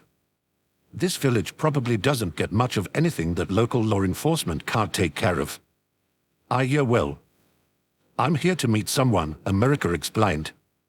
"Hey, can I get the room now? I need to do some stuff before they get here." She chuckled. "Of course. By the way, I'm hungry Hedry. Please just call me Hungry. Both bartender and innkeeper at your service." She jokingly saluted, her smile genial. "That man over there," she pointed to the piano, "is Austria. He's my husband, so you can ask him any questions if you can't find me." America nodded. "Awesome. Thanks. So you're hungry?" She was an attractive young woman, but like Belgian she looked tough as well. "That's me. Have you heard of me?" "Yeah, the guy I'm meeting with told me your name," he answered. "How much for the room?" 50 shillings a night, dear." America reached in his pants pocket and pulled out a wallet, counting 50 shillings and handing them to the woman across the bar. She reached under the bar and grabbed a brass key, tossing it to America.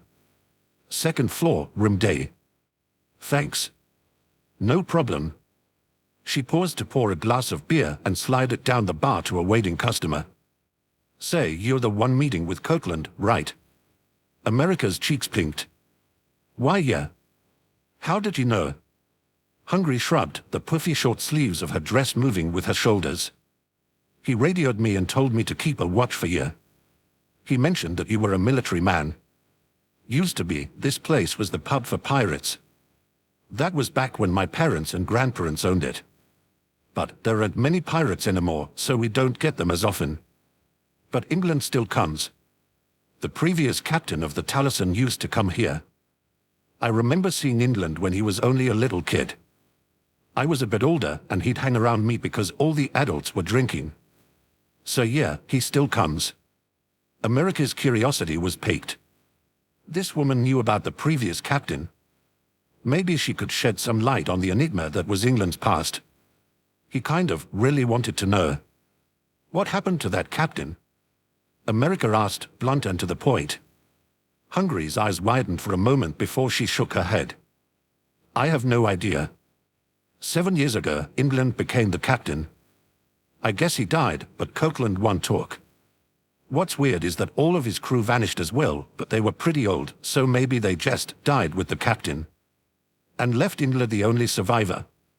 She frowned. "It's possible." America laughed nervously. Well, thanks. I'll go upstairs then. Gotta get ready." Wait." Hungry called as he began to walk away. America turned half around. "Huh? I'm glad England's finally gotten himself a date," she proclaimed, and there was something a bit too happy about her expression.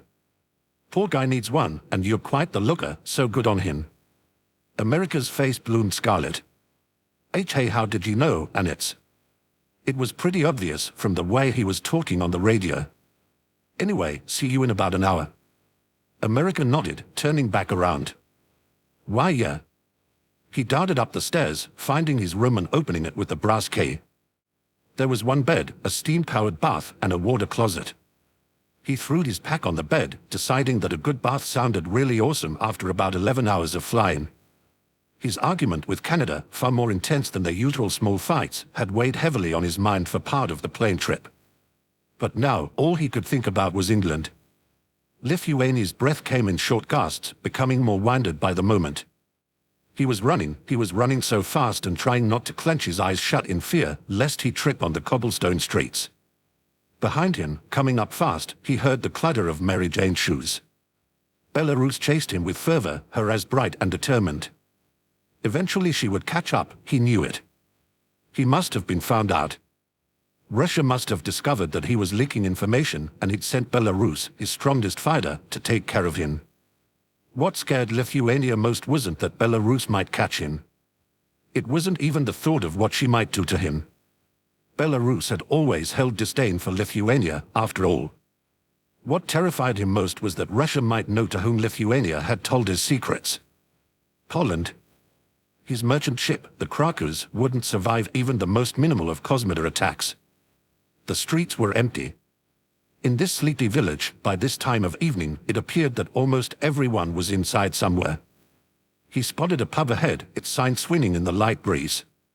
He could attempt to run inside, but if Belarus followed him, who knew what she would do? Lithuania weighed his options, his mind growing more frantic as Belarus loomed closer, her deep black skirt billowing behind her as she ran. And then, he tripped, the uneven cobbles, one being particularly higher than the others, catching his unsuspecting feet. As he fell, he noticed a dagger in Belarus' hand. But Lithuania did not hit the ground. Instead, an arm was slung roughly under him, lever-clad, and most definitely not Belarus. He gasped, the impact having almost knocked the wind out of him. "Well there, you okay, buddy?" a male voice inquired, and Lithuania looked up at his savior. He knew immediately who it was. The bright blue eyes framed by spectacles, the aviation bomber jacket, the golden blonde hair. Lithuania hadn't forgotten the face in the photograph. "Captain Jones," he said, unthinkingly. America blinked, confused. "Yeah, how did you know my—" "Never mind that, what about her?" He lifted Lithuania to his feet, standing in front of him, ready to defend against Belarus. But she was already out of sight, the sound of her shoes no longer audible. Where did she? She must have turned a corner or something, Lithuania interrupted, still trying to catch his breath. America gritted his teeth. But she looked like she was going to attack you. A hero can't just let someone get away with that. He shook his head. She'll be long gone by the time we can catch her. Lithuania was bent over now, hands on his knees. America gave him a look of concern. "Hey, come inside the pub." "You need to sit down." "No, I shouldn't dash." But America had grabbed his arm, dragging him inside the Valakva.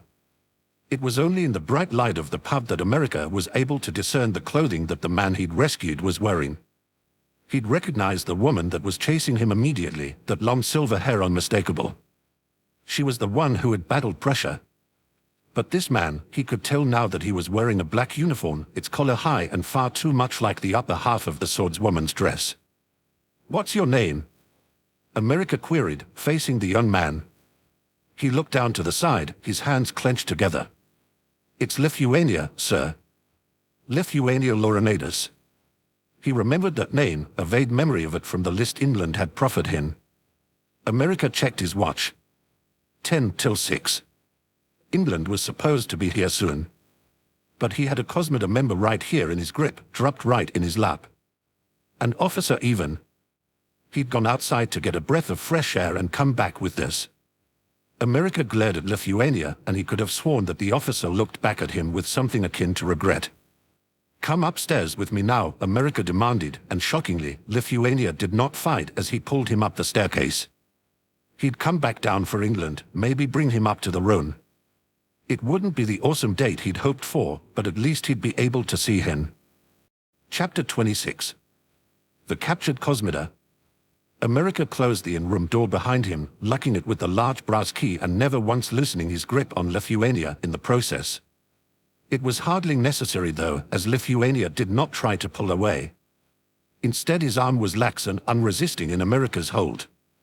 Pressing his back to the door, America bit his lip and frowned. "You're part of the Cosmoda." Lithuania flinched. "I'm not, well I'm but. On authority of the world military, I hereby forbid you to leave this room," America recited. He nodded. "Her won't leave." At this, America blinked in confusion. Ever since he'd told the man to come with him, he hadn't fought at once. If anything, he sounded resigned and even slightly apologetic. Then again, he had been chased by another member of the Cosmoda, so perhaps. He recalled England's words about how just because a person was a part of the Cosmoda didn't mean it was something they wanted to do. He loosened his grip on Lithuania's arm, but didn't let go entirely. "How did you know my name?" Lithuania's green eyes widened and he glanced down to his feet for a moment before speaking. "Russia, the leader of the Cosmoda, told me. He showed me your photo. America is your first name, right?" "Yeah, that's my name." He paused. "Why does he have a picture of me?" Lithuania leveled him a look straight in the eyes. "Because he sees you as a threat." A part of America leapt inwardly at this. If Russia did see him as a threat, then it must be because he was doing a pretty damn good job of being a hero. "Is it because of my position?" he asked.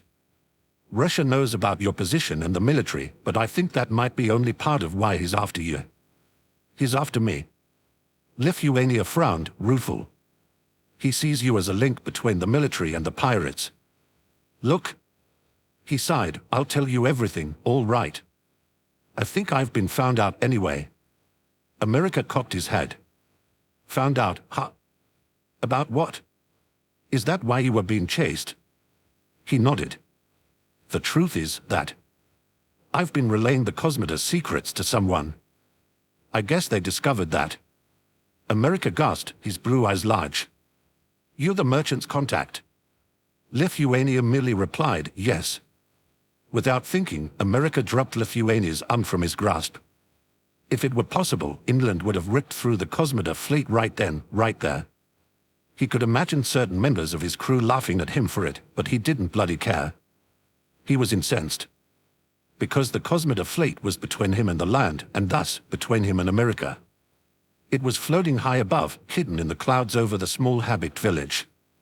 Oh, he would have loved to have taken out the 6, 7 zeppelins right then and there. But that was a death wish, being that they were only one ship. In addition, the town below would have been at great risk if there was a fiery Malay in the skies above. But blast it all to hell, he had been looking forward to this meeting since it had been set, and it was finally a chance for him to perhaps, well maybe. "I should radio Hungary," he muttered to himself. He needed to let America know that he wasn't going to be there, but that he would very much appreciate if he would radio him as soon as possible. He also, and most importantly, needed to make sure the idiot was all right. Knowing him, if he'd gotten there after the Cosmoda had arrived, he would have tried to take them out in his one small plane. Reckless git, he was. A small smile crept onto his lips, but then he frowned again, folding his arms across his neatly pressed jacket, vest, and shirt. "It figures my luck would be this rotten." He gestured rudely at the sky, despite the fact that he was miles away from where the Cosmoda was anchored, and turned around, his coat flapping in the breeze as he stormed down to his room and to his radio. America was sitting across the bed from him now, a pillow in his lap. He idly picked at the pillowcase fabric from time to time. Lithuania, for his part, was only starting to loosen up, the stiffness and alertness he'd engaged in upon first entering the room finally ebbing. America was not going to harm him. He had come with him willingly, thinking that it was better to be with Captain Jones than to go back out and risk encountering Belarus. Now, he was actually beginning to feel at ease. Almost an hour before, Hungary, the innkeeper and barmaid, had come in and informed America, with much regret, that the person he'd been planning to meet up with, England, was not going to be able to come. When she'd elaborated that a Cosmoda fleet was in the sky, blocking his landing, America had shot one flinty glare at Lithuania, which caused guilt to pull in his stomach. But outside of that, he'd been all right. America looked just like he had in the photograph, the biggest difference being that he was not in his military uniform. He had been wearing his bomber jacket, since removed, when he met him outside, but under that, his clothing was different. He wore a smart pair of light brown pants, a deep blue vest with a puff tie tucked into it, and a crisp white dress shirt. Lithuania thought that he looked rather like he was dressed for a date. And from what he picked up from Hungary's conversation with him, that's exactly what it had been. No wonder America wasn't happy about the Cosmoda standing between him and England, who Lithuania vaguely recalled hearing from Russia was the captain of the Taliesin pirates. If Russia really had found out about him spilling secrets to Poland, there was no reason for him not to throw caution to the wind and explain all he could to America. Russia was targeting him, after all. As such, in the past hour, he'd given America as much new information as he could manage. It wasn't enough to take down the Cosmoda, because in truth there were many things even he did not know. But he offered what he could. Sorry about your date, Lithuania said. America shrugged. You said that already. It's not your fault, don't worry about it. You really don't think it's my fault? America sighed, tossing the pillow aside and smiling. Nah, I mean, you're here helping me out, right? Lithuania nodded and he shut his eyes for a moment, steeling himself to ask a question he'd been wondering all along. Why are you going to turn me in, aren't you? I couldn't really blame you. No. America exclaimed with a surprising amount of vigor. I mean, I made a promise that I wouldn't let you come to any harm. When England gave me the list of Cosmoda officers, it was with that stipulation. I didn't know which one was the spy at the time, but that's what I agreed to. I can't control what the military would do with you. Oh. Poland had made anyone he gave the information to promise that, he was sure of it. America glanced away, staring at the stark white wall as if it were the most interesting thing in the world. Honestly, I don't really know what to think here. I get it, you seem like a nice guy and you obviously don't like working for Russia. You've given me a lot of great information on the Cosmoda too in the past hour, and it seems pretty reliable. It's all true, to promise. He nodded. I'm a hero, you know. All my life, becoming a hero has been so damn important to me. And here I am, encountered with a top officer of the Cosmoda, and Dan, I hate the Cosmoda so much. They've killed so many people, and I've seen it happen, and they almost killed someone I care about a lot. Lithuania looked down, his eyes focused on his lap. It's true, of course. I can't make any excuses for what the Cosmoda did. I can't make any excuses for some of the things I've done, even. I get it, America began again. I get that you're helping us out, giving us information and everything. But you're still Cosmoda, and I just don't understand why you'd be part of that if you didn't believe in it. So really, you seem nice, but... He shook his head. I'm not going to turn you in, but I don't exactly feel like I should be letting you go. Lithuania shifted, pulling at the silver-corded cuffs of his uniform. When I saw your photograph, I envied you. You looked so happy and carefree and, well, I've always been a bit of a worrywart, so I can't really say I was ever carefree. But I did used to be happy, and I had dreams too. What kind of dreams? America queried, surprise evident in his tone. My dreams aren't anything like Russia's, Lithuania explained. Total slaughter and annihilation. I'd hope that's not your dream, America countered. Russia doesn't see it like that, he continued. For Russia, he's trying to create a world where everyone has a place, everyone has a role. No one is left out. America's eyes flashed. Well, that sounds nice and all, but I don't think murdering innocent people is the best way to go about it. Lithuania frowned and bit his lip. Of course not. He's got it all wrong. He wants this world, but he wants it under his terms, under his rules. Everyone has a role, but he is the one who dictates what those roles are. That's why, if anyone is in the way... Why is he going after the sky? America's lips were in a firm line, and his teeth were pressed together in anger. If he controls the sky, he controls the world, Lithuania said. People still travel by sea, and people still travel by land, of course. But if you own the sky, you're above all of that. The sky is at the top of the world, America added, his voice quiet. Exactly. Lithuania paused. He unbuttoned the top of his coat, because to be honest, the room was starting to feel a bit stuffy. It might be hard to believe, but in the Cosmoda, everyone is treated well. As long as we do our job, we are fed and clothed for free, and we always have a warm place to stay. And Russia has promised a substantial salary to anyone who stays in the Cosmoda for at least a year. That's why so many of us joined. Well, that's great and all, America said, but why the hell, even for free stuff, would you join the Cosmoda? It's evil. Lithuania pressed his fingers to his forehead and shook his head. It's not as if Russia lied completely, but he most certainly did not tell the whole truth when he recruited us. There are definitely people that joined the Cosmoda with full knowledge of what it was, but a lot of us were fooled. He went after people he knew needed a place in the world, because in a way, that made us all very vulnerable and naive. Lithuania watched as America slid off the bed and stood up. He half thought that the other man was done listening, but in fact, all he did was unbutton his vest and slide it off, removing his tie as well. "It's kinda hot in here. I'm gonna open the window." "I thought it was warm as well, so thank you," Lithuania replied. "I'm not doing it for you," America retorted, pushing the window open. He unbuttoned his cuffs, rolled up his sleeves, and sat back down on the bed. Now what in the hell could Russia tell anyone that would make them think the Cosmida is okay? It won't make much sense if I don't explain a bit about myself," Lithuania said with a sigh. "I have time, so go for it." America unbuttoned the top few buttons of his shirt. Following his lead, Lithuania slipped his black uniform jacket off, revealing a grey dress shirt. That was much better. I never really knew my parents. No one in the village quite knew where I came from either. I just appeared one day on the doorstep of the village's tavern, Lithuania began. I was in a way raised by the village I lived in. There wasn't much raising going on there. I did everything by myself, unless it was something that it was impossible for a child to do. America leaned forward, obviously interested. There was a hint of what might be sympathy in his eyes. I say myself, but I wasn't actually alone.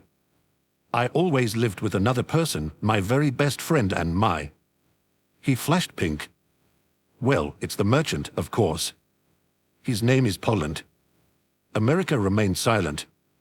We did everything together. The first time we met was when I was around 4. It's the first very vivid memory that I have. From then on, actually, I can remember everything well. He lived in a little house on the edge of the village, which had been owned by his family. People offered to take him in, but he refused. He asked me to live with him though, and I remember the first thing he said to me, "Let's play house." Lithuania chuckled, and America cracked a smile as well. "There are poor industrial villages all over Medved, right?" America asked. "There are a lot, but we actually lived in an agricultural town. The crops were particularly bad throughout most of our childhood, but that didn't stop Poland and I from volunteering our help in the fields as much as possible." He smiled softly. "By volunteering, it was more, we'll help you if you give us a free meal." Not many people would turn down two able-bodied young men.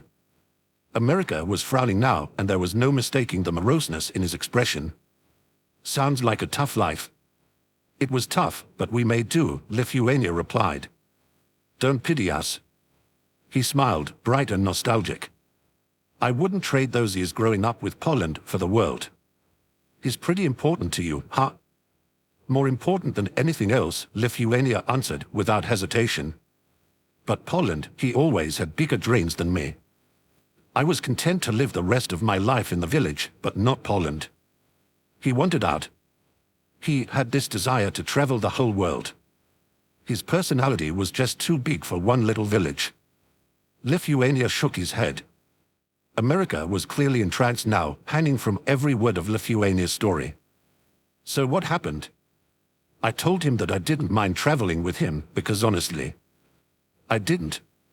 But that I wanted to be able to support myself first. It wasn't fair to rely on him. I was working at our village's feed store, and I was even about to receive a promotion," he exclaimed. "I agreed to join Poland when I thought I'd saved up enough money and would skysail the world together." "That sounds nice," America murmured. "What?" "The sailing the world with, never mind, just go on."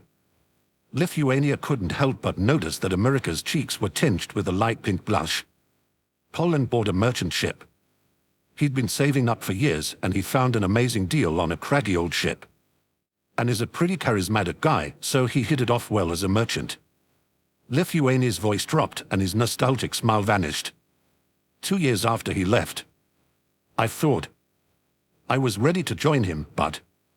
America was resting his chin on his hands now, as if enraptured by a bedtime story. When he noticed Lithuania's mood change, his blue eyes grew large and he dropped his hands. "But the weather that season, the season I was going to leave during, was awful. The crops weren't yielding and the villagers were hungry, and one night when a storm hit..." He shook his head. "You can guess what happened. Everything was so dry, after all. All but 3 of the villagers managed to evacuate, but we couldn't save most of the buildings, and the feed store I worked at was gone, as was Poland's house. That's terrible, America said, frowning. But you still had your money, right? No, it was at Poland's house. I was at the feed store when the storm hit, and I was busy trying to help the evacuation when the fire was going on. You left your money behind to help people.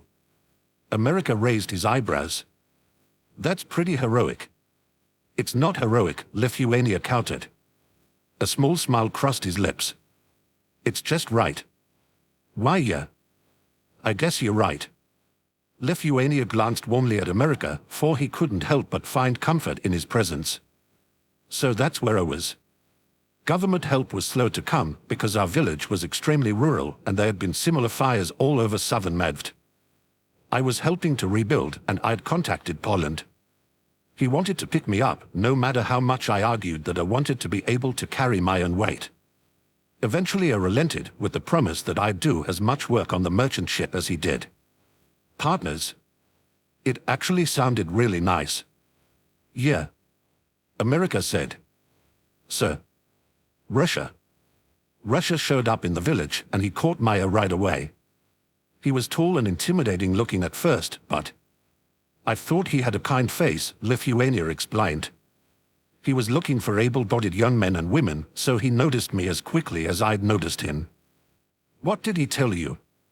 He told me about a place that he was heading up, with free room and food and clothing, an enormous lump sum if you completed a tenure of a year, like I said, Lithuania elucidated.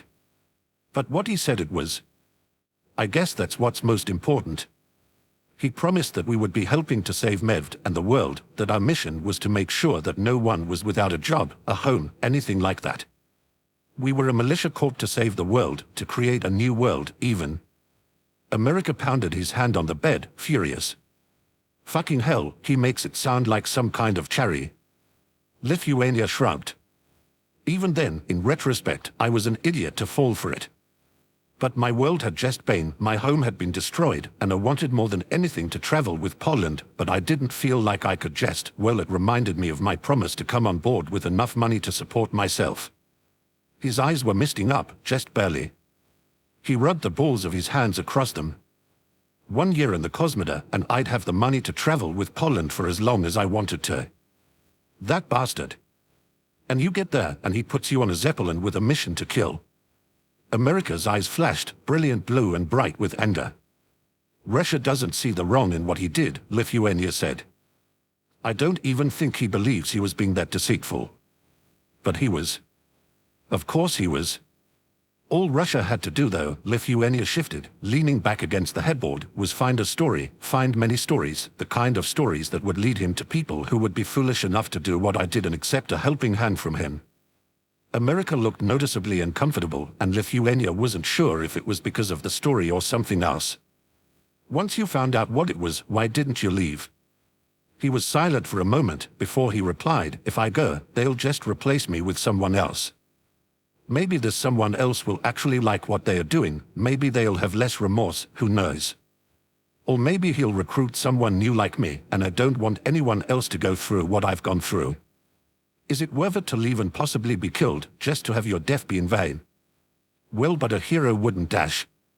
You seem like a very kind person, America, Lithuania interrupted. But in being a hero and leaving, I'll be leaving so many others like me behind. I stay because I can find out more information and tell Poland. I stay because maybe if I know it's me in my position instead of someone else, that perhaps a few lives can be saved that wouldn't be spared otherwise, he finished, his voice firm and unwavering. America stared a moment before nodding resolutely. I understand, he said. Then he looked away, his expression distant. Hey Lithuania, what is your dream then, outside of being with Poland, of course? Lithuania smiled, and he dared to reach forward and place a hand on America's shoulder. America did not push him away. I dream of a world where there's no need for heroes. Hey. Lithuania chuckled.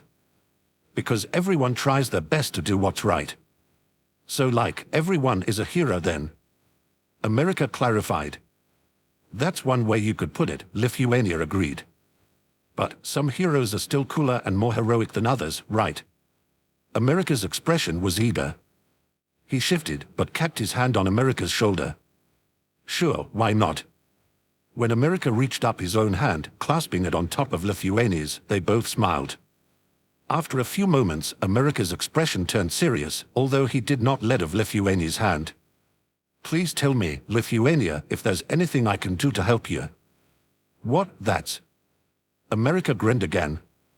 "You deserve to be protected. And plus, I'm sure Poland is still waiting for when you two can travel together." Chapter 27. Run. America. Lithuania bit his lip. "I can't ask you for help. You've helped enough in letting me tell you all this information." America frowned. He stared resolutely at the other man. "Look, I've got a friend.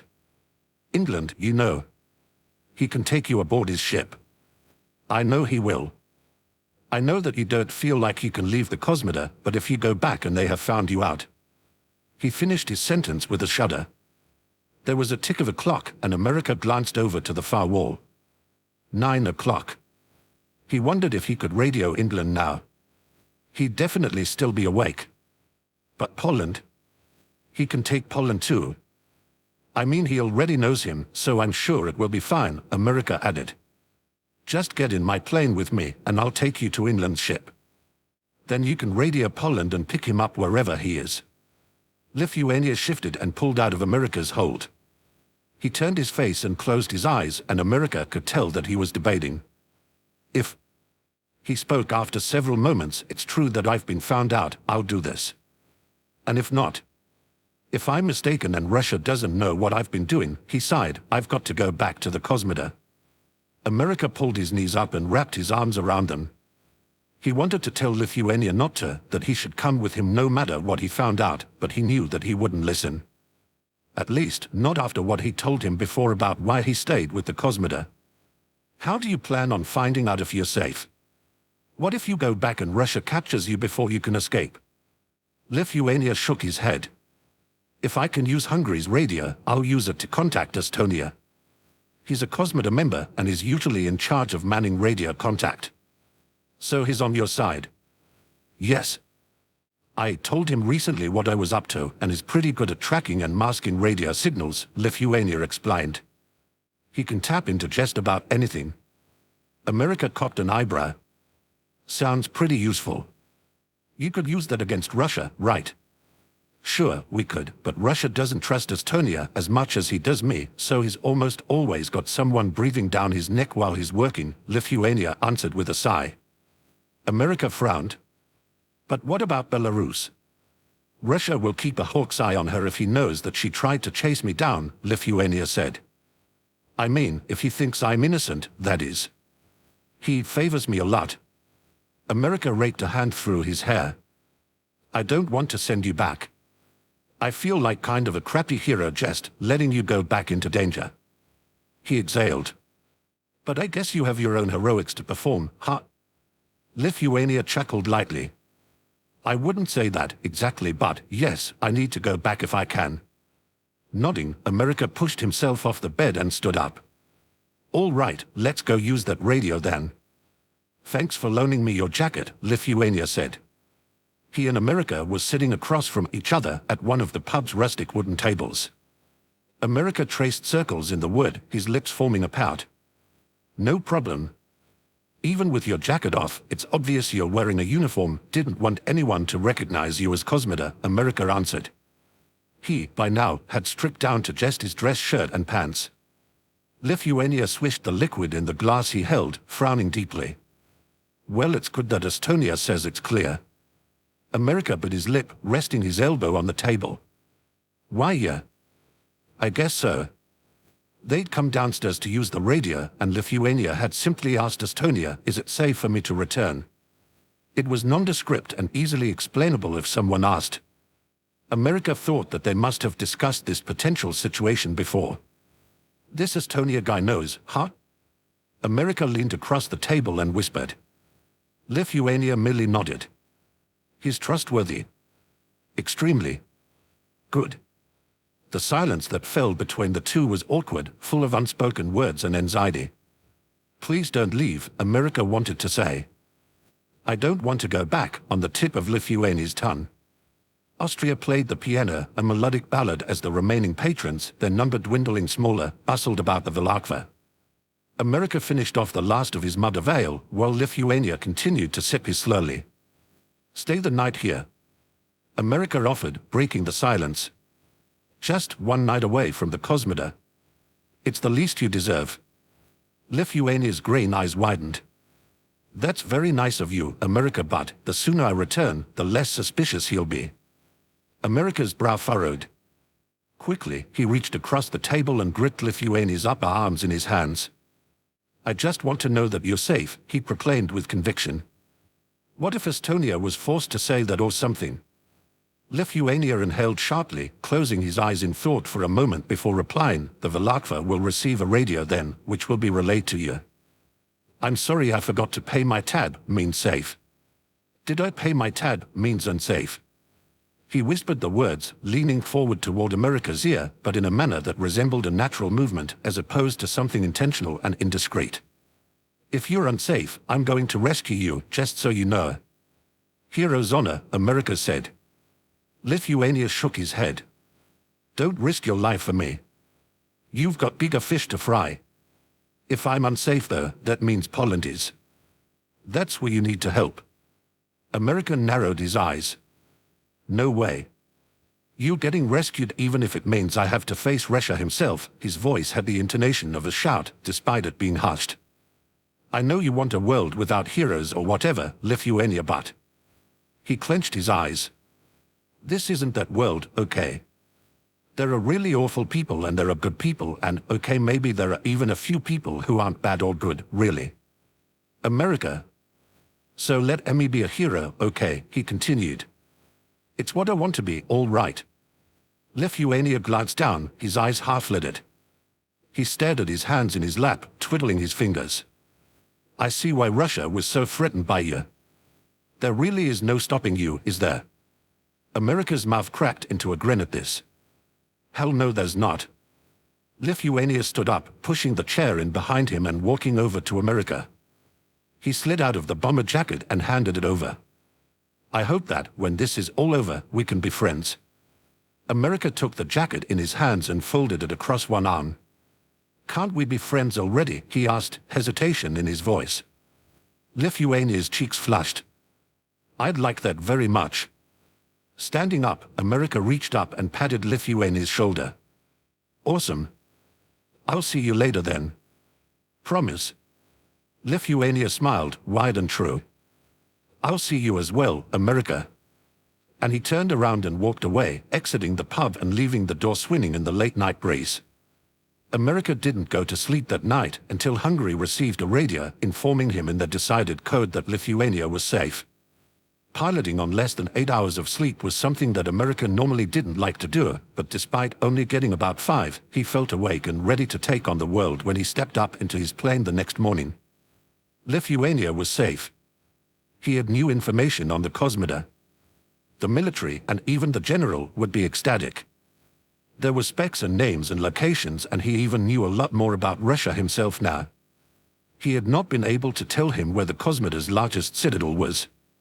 He confirmed that Russia considered his base to be his own personal zeppelin, but informed America that there was somewhere else an enormous building that he used as a zeppelin factory.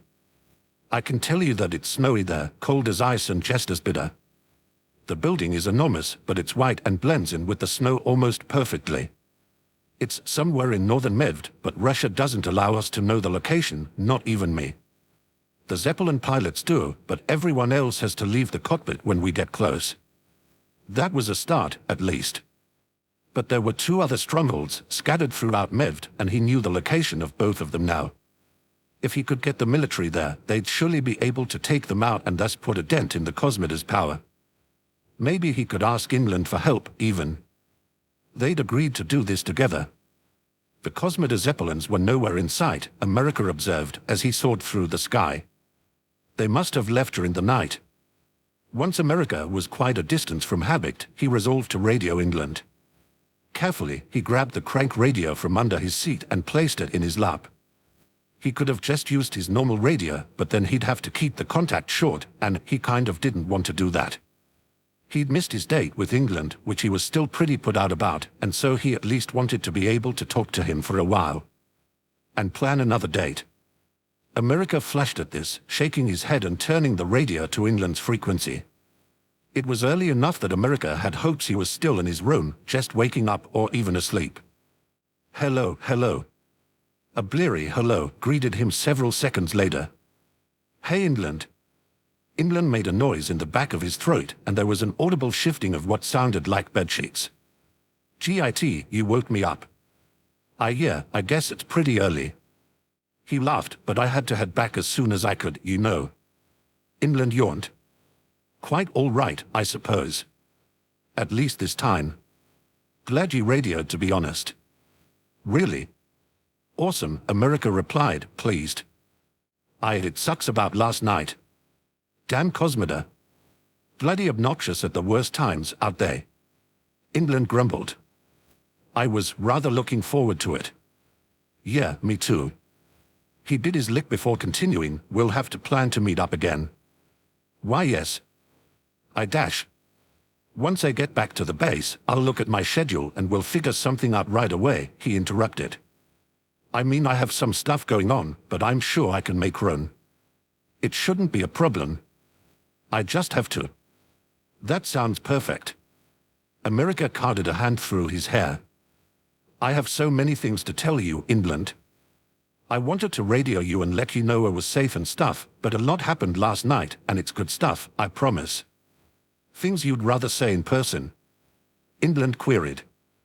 That's exactly it. America replied. I know this frequency is private and all, but it's still sort of risky if you know what I mean. Well, maybe you don't, but I think maybe it could be, so keep it vague. I'll explain what I mean later. That the Cosmoda might just have the ability to tap into secret frequencies. He realized that this was the first time he'd really spoken to England since he'd acknowledged that he had feelings for him. Maybe that's why he felt like he was sort of babbling to him, making things wordier than they needed to be and overall acting rather nervous. It probably sounded pretty and cool to England, but he had to get used to this talking to England while being in love with him thing anyway, so he may as well do it now. He took a deep breath to calm himself, hoping the heat in his cheeks would dissipate as well. I'm always careful, America, England countered. Good, great, he exclaimed. Hey, I'm just sort of flying right now, and you're in your bedroom, sir. Do you want to just talk? He rushed out. I don't care about what, but if we can't hang out, we could at least keep each other company over the radio. England chuckled lightly, and America found that he very much liked that unfamiliar sound. That sounds like a plan. Awesome. Shall I tell you what Pressure did the other day? It was the most ridiculous and idiotic thing he's done yet. I swear. And so they spoke, conversing and telling stories and generally getting to know each other even better than they had before. America only got off the radio to refuel and eat in Lon, and England vanished a couple of times to grab a bite to eat and check in on the going ONS at Top Deck. America relaxed as time wound on, his nerves calming as he just fell into a content and comfortable banter with the other man. He also thought that, even though this wasn't a date, it was still pretty damn good. It was as if the clouds were parting for him, so blue was the sky and so high were his spirits as he flew back to the base. Lithuania had bathed, changed into a freshly pressed uniform, and gone over what he wanted to say in his head several times. He had to tell Russia about Belarus. She had tried to attack him after all. But despite the manner in which he reacted to Belarus' amorous advances, she and Russia had a past of some sort.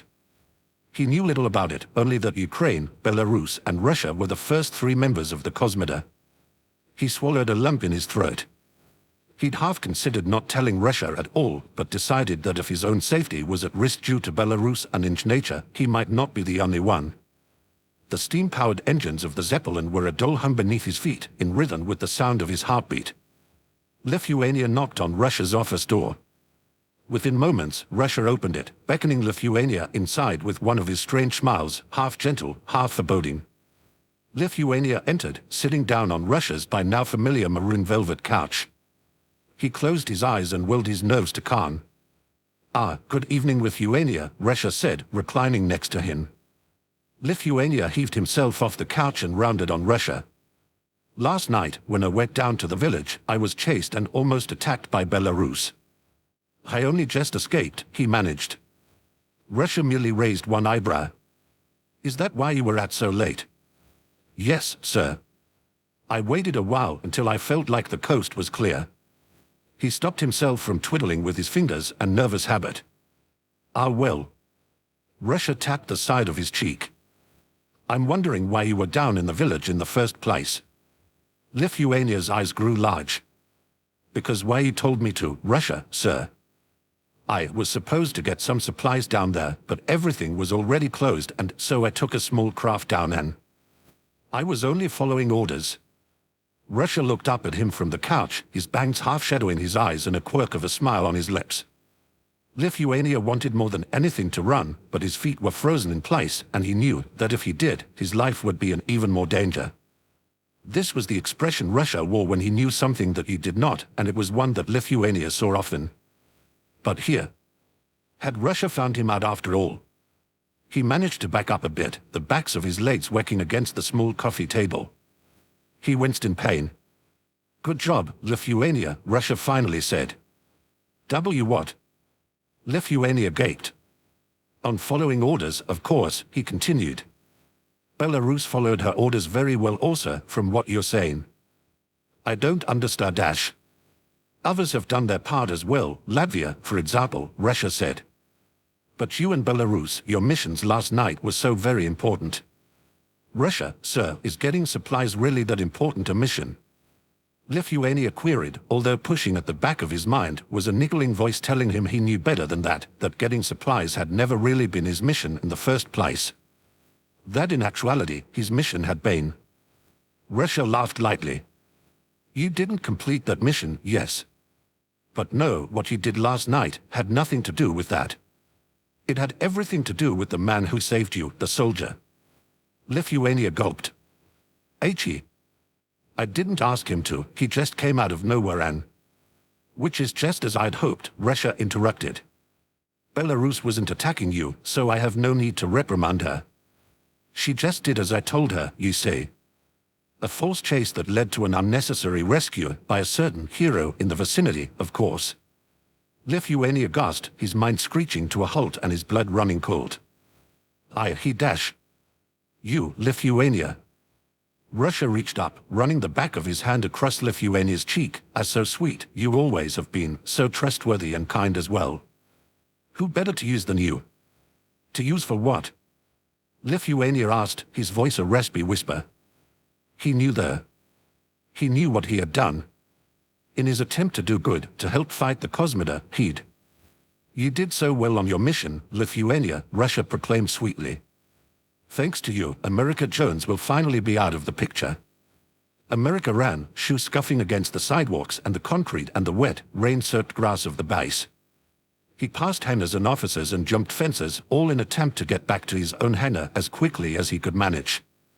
His heart was pounding in his ears, and he couldn't hear anything except for it, the sound of his ragged breaths and the memories of just minutes before replaying in his mind. Captain Jones, the following allegations have been brought forward by superior officers in the world military. His colonel's words echoed, reverberating through him as he continued to run, finally reaching his hangar and reaching to open it with shaking, sweat-soaked hands. His precious fob watch banged against his leg as it clattered on his chain, and he clenched it to stop its movement. 17 days ago, a Cosmida attack occurred at the same time you were returning from a reconnaissance mission. Your involvement in the attack was noted. I was helping fight the Cosmida, I already dash. I believed this at the time, but further evidence began to cast doubt on that, Jones. Upon opening the hangar, he dashed inside, his feet clattering across the floor. His dome was housed in the hangar, and he quickly headed toward it. He was short on time. You deviated from a flyover mission several days before that, and intelligence has revealed that the Cosmida may have used that extra time to move the last of their forces away from the area. My plane broke down. And you deviated again when you reattempted the mission 2 days later. But I completed it. He stuffed a few changes of clothing into a duffel bag and glanced over at his nightstand. There was a small photo album, which he grabbed, and his prized issue of the Aquila Avenger. He picked up the comic, flipped open the cover, and shook his head, frowning. He tossed it aside. 10 days ago you left for over 24 hours, saying you were going to look for intelligence, but coming back with only useless zeppelin diagrams that we already had. You said at the time you didn't. I was incorrect. But you promoted me at that time. Obviously you thought I was doing something right. That was before we had the full picture. Jones. After scribbling a short, vague note, America cinched his duffel bag and slung it over his shoulder. It was mid-evening, and luckily, none of his unit members were in the hangar. He gave one last sorrowful look at his dorm and sighed, closing the door behind him. There were 2 attacks on merchant ships while you were gone. There are lots of attacks on merchant ships. That's what I'm trying to stop. Your constant excursions, often coinciding with Cosmida attacks, continued even to the point that you participated when your own crew was there, missing your rendezvous with General Wayne's contact at the Barbaca. I didn't attack anyone that day.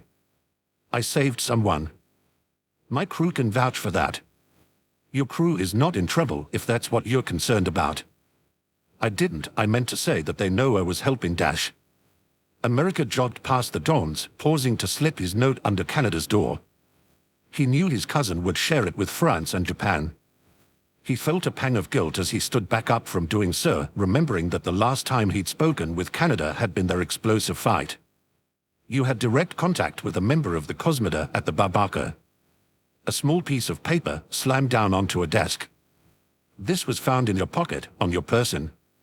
And another military officer witnessed the encounter. Who, I don't even remember. A flash of a young man that he'd crashed into, one with a thick accent that rather resembled Lithuania's.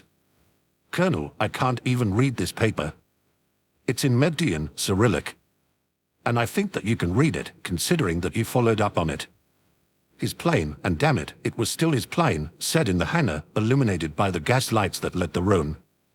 America glanced at her before running over to a large weapons locker. He undid it with his combination and grabbed a pistol. He was going to need this. Clan meeting with Lithuania Lorianatus. And then of course, my Vlastolani Neps. You know that Sloden well, don't you? I didn't plan any meeting with him. I ran into him but Dash. Yesterday, you leave again and you're spotted all the way over in habit meeting with a Cosmida officer. Exchanging information and spending hours together with full knowledge of who he is. I was getting information against the Dash. Silence. See, speaking out of turn to your commanding officer, now. Lithuania had been set up, hadn't he? Russia had someone on his team that could tap radio waves, and he tapped into America's and discovered his rendezvous with England and then interrupted it, therefore making what that note that had been slipped in his pocket said true. Damn it. He caught the pistol and, taking a page from England the 3rd time they'd met, neatly fired a bullet at the radio. He cringed at intentionally damaging any part of his plane, but shrugged it off, jumping in the cockpit and bringing the pistol and his duffel bag with him. The Cosmida could seemingly tap into his crank radio when he was using it, but the military wouldn't be able to track his plane, at least. We have known for weeks that there is a leak in the military, giving information out to the Cosmida. Well, I had always been so proud of you, so talented and strong and young, and so much potential, unlimited even. I would have suspected almost everyone on this base before you. Stop interrupting.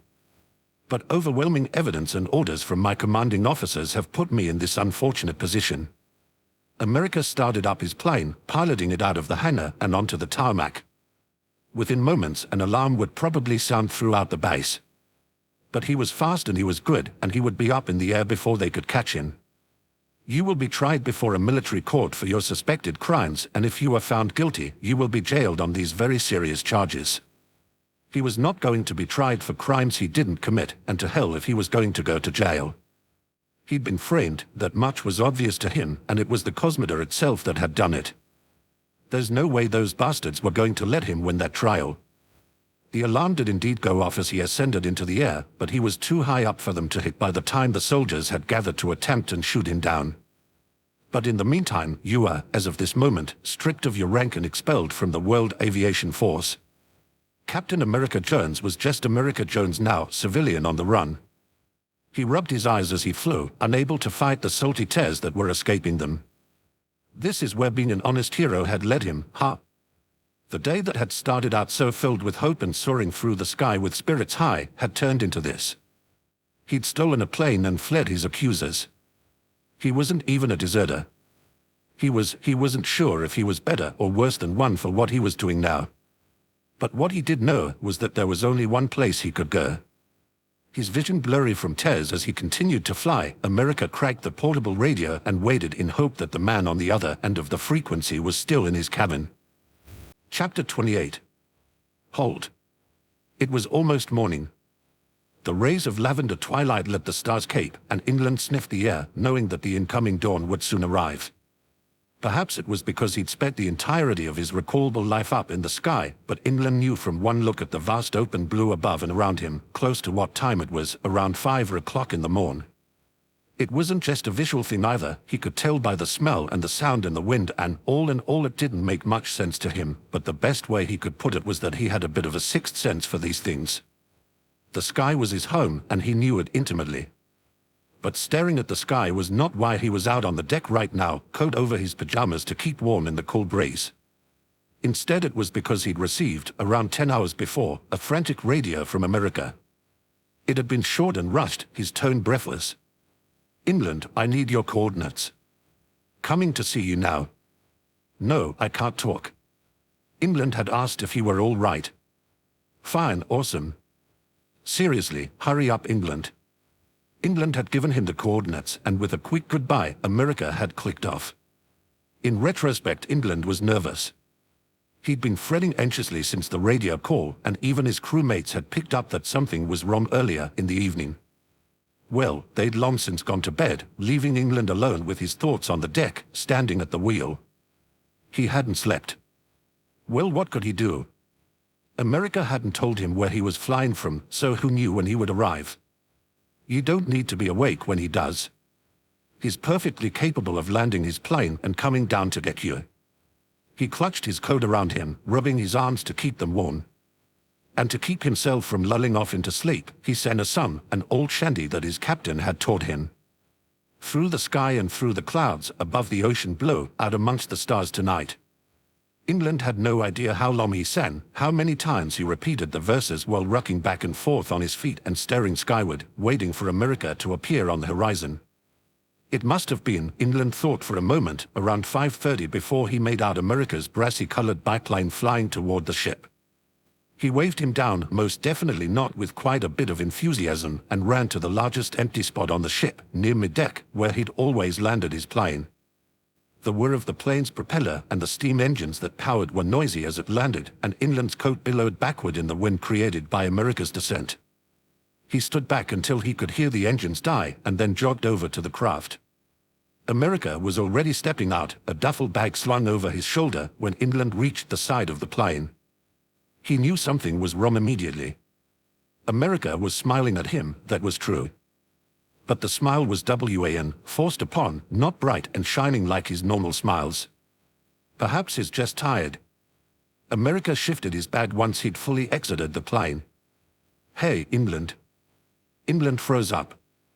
He remembered the last time America had greeted him upon arriving, an unexpected embrace on the dock, so close, so joyous, so, well, he dared to hope, affectionate. And that hug had set something off within him, something that had been churning and blossoming and growing and bubbling in his stomach and in his heart ever since. Stupid bloody being in love. This wasn't that greeting at all though. It was. America's voice was strange, vacant. There was the muffled echo of the early morning air in it, but that he expected. It was as if the verve and the life that propelled America was diminished, despite the smile on his face. He swallowed down a lump in his throat. "Hello, America." A short false laugh. "Hey, listen, England, I'm pretty tired, so I'm gonna go ahead and go down to the cabin and crash out." "Same one as usual." "Why, yes, but." "Cool." America brushed by him, not even granting him a look. England noticed, though, that his eyes behind his glasses were unmistakably red, the area surrounding them swollen and puffy. He waited a couple of minutes so America could reach his cabin, and then he ran after him. "Dear Canada, Japan, and France. There's a chance you found out what happened before you even saw this night. None of you were around when I left. Canada, I bet you were at the bar. Japan, I know you weren't back yet from the training exercise you went to today. France, I don't really want to know. But I guess it's best that way, because I didn't have to spend time explaining things. I'm in a huge hurry. Anyway, I got kicked out of the military. Guess being a hero just gets you in trouble, huh? But you guys are still awesome. I know you know that I'm innocent, right? P.S. I'm going to be safe, I promise. Canada, you probably won't be very happy about where I went there. Sorry about that. Oh, and tell my parents I'm okay. Also, they told me your positions were safe. See you around. America. Japan folded the note and handed it back to Canada. It's all over the base this morning, I'm afraid, he said. Canada nodded, rubbing his eyes with the ball of his hand. They were watering up again. Yeah, that doesn't surprise me at all. France sighed and rubbed his forehead. OUI. I imagine many people knew long before we did, even. They were gathered around the table in the hangar, chairs pushed close against it as they huddled together, knowing that they needed to discuss this quietly. The mood in the hangar was morose, confused and emotionally shaken for all three of them. It's my fault, Canada finally said. The last time I saw him, we fought. If I hadn't... No, I apologize deeply, but I think it is my fault, Japan interrupted. I should have been more forceful with him. You are both incorrect, France cut in. I encouraged him to do what he thought was right, even if it meant defying the military. And you know what? It is not even my fault, nor do I regret it. He ran a hand through his hair. Because it made him better. Canada opened his mouth to speak, but just sighed instead. Ava, you even looked at the accusations. France was frowning now. For example, supposedly he helped the Cosmoda attack a ship on the way to our meeting at the Barbaka. But we were there, Japan replied, and we were rescuing the pirates. Yes, of course. And it was never investigated, hun. Neither me nor Japan were even asked about it, despite being the only military there. But if you were the only soldiers there, how did they even know about it? Canada wondered out loud. Technically there were other soldiers there, just not of the world military variety, Japan clarified, a bit breathless. France rested his chin on the tops of his hands. Exactly. I think he was framed. Someone wanted our dear America out of the picture, OUI. The Cosmoda. Japan said. France nodded. Indeed. Canada bit his lip, dropping his eyes to the table. Well, of course he's innocent, but if he hadn't done all that leaving the base. Don't be foolish, Canada, France countered, his tone firm. If they wanted him out of the picture, they would have found another way, I'm sure. But it's true that the captain's recent change in attitude might be part of what made him a threat in the first place, don't you think? Japan queried, looking unsure. France leaned back on his arms. I suppose that is true, but he learned to think for himself, and that is something more valuable than a captainship in the aviation force. He could end up going to prison though. Canada snapped. Just because he wanted to be a hero. He ran his hand down his face. America is innocent, and we believe that, correct? Japan and Canada both nodded firmly. Then if we are his friends, his comrades, his... He glanced to Canada, family, we should make that clear to the military, should we not? Yes, of course. Yeah. And possibly help bring down the Cosmoda in the process, hun. France cocked an eyebrow. That is what our captain would want, I believe. Forgive me, but what are you proposing? Japan asked. France's lips quirked up in a small smile. Low resistance, of course. America didn't answer the door when England knocked. He half thought that he'd already fallen asleep, but considering how short a time he'd been in the cabin, he found that doubtful.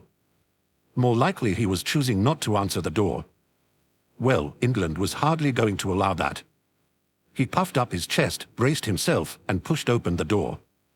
America was curled up under the covers, his duffel bag thrown on the floor and his jacket on top of it. His glasses were still on, and the comforter was only half covering him. The room's gas light was still lit. England sighed. America. I know you're not asleep. A fake snore. Honestly, what do you take me for? No one would fall for that. He stepped over to the bed and patted America once on the back. "Now get up and tell me what's going on, all right?" No response. England grumbled to himself, then reached down and yanked the pillow out from under his head. "Ah, damn it, England." America pouted as his head hit the mattress with a thunk. "Seriously, I'm fine. I'm just really tired and I need to stay here for a while, okay?" England furrowed his eyebrows and sat on the side of the bed. America rubbed his eyes and sat up as well, dangling his legs off the bed next to England. He thought, in the light, that it was even more apparent that the man had been crying. England could see poorly concealed tear tracks on his cheeks. His chest tightened. What had made him cry? And he felt anger well up within him also. If someone had hurt America to the point that he was acting like this, Captain Copeland very much wanted to give them a visit. "You're not fine," England retorted. He hesitated for a moment, but then squeezed America's shoulder. America did not pull away, and England kept his hand resting there. "I am too." Firstly, England began, making direct eye contact with him. "You did not tease me for what I'm wearing." He pointed to his pajamas and pirate coat combination.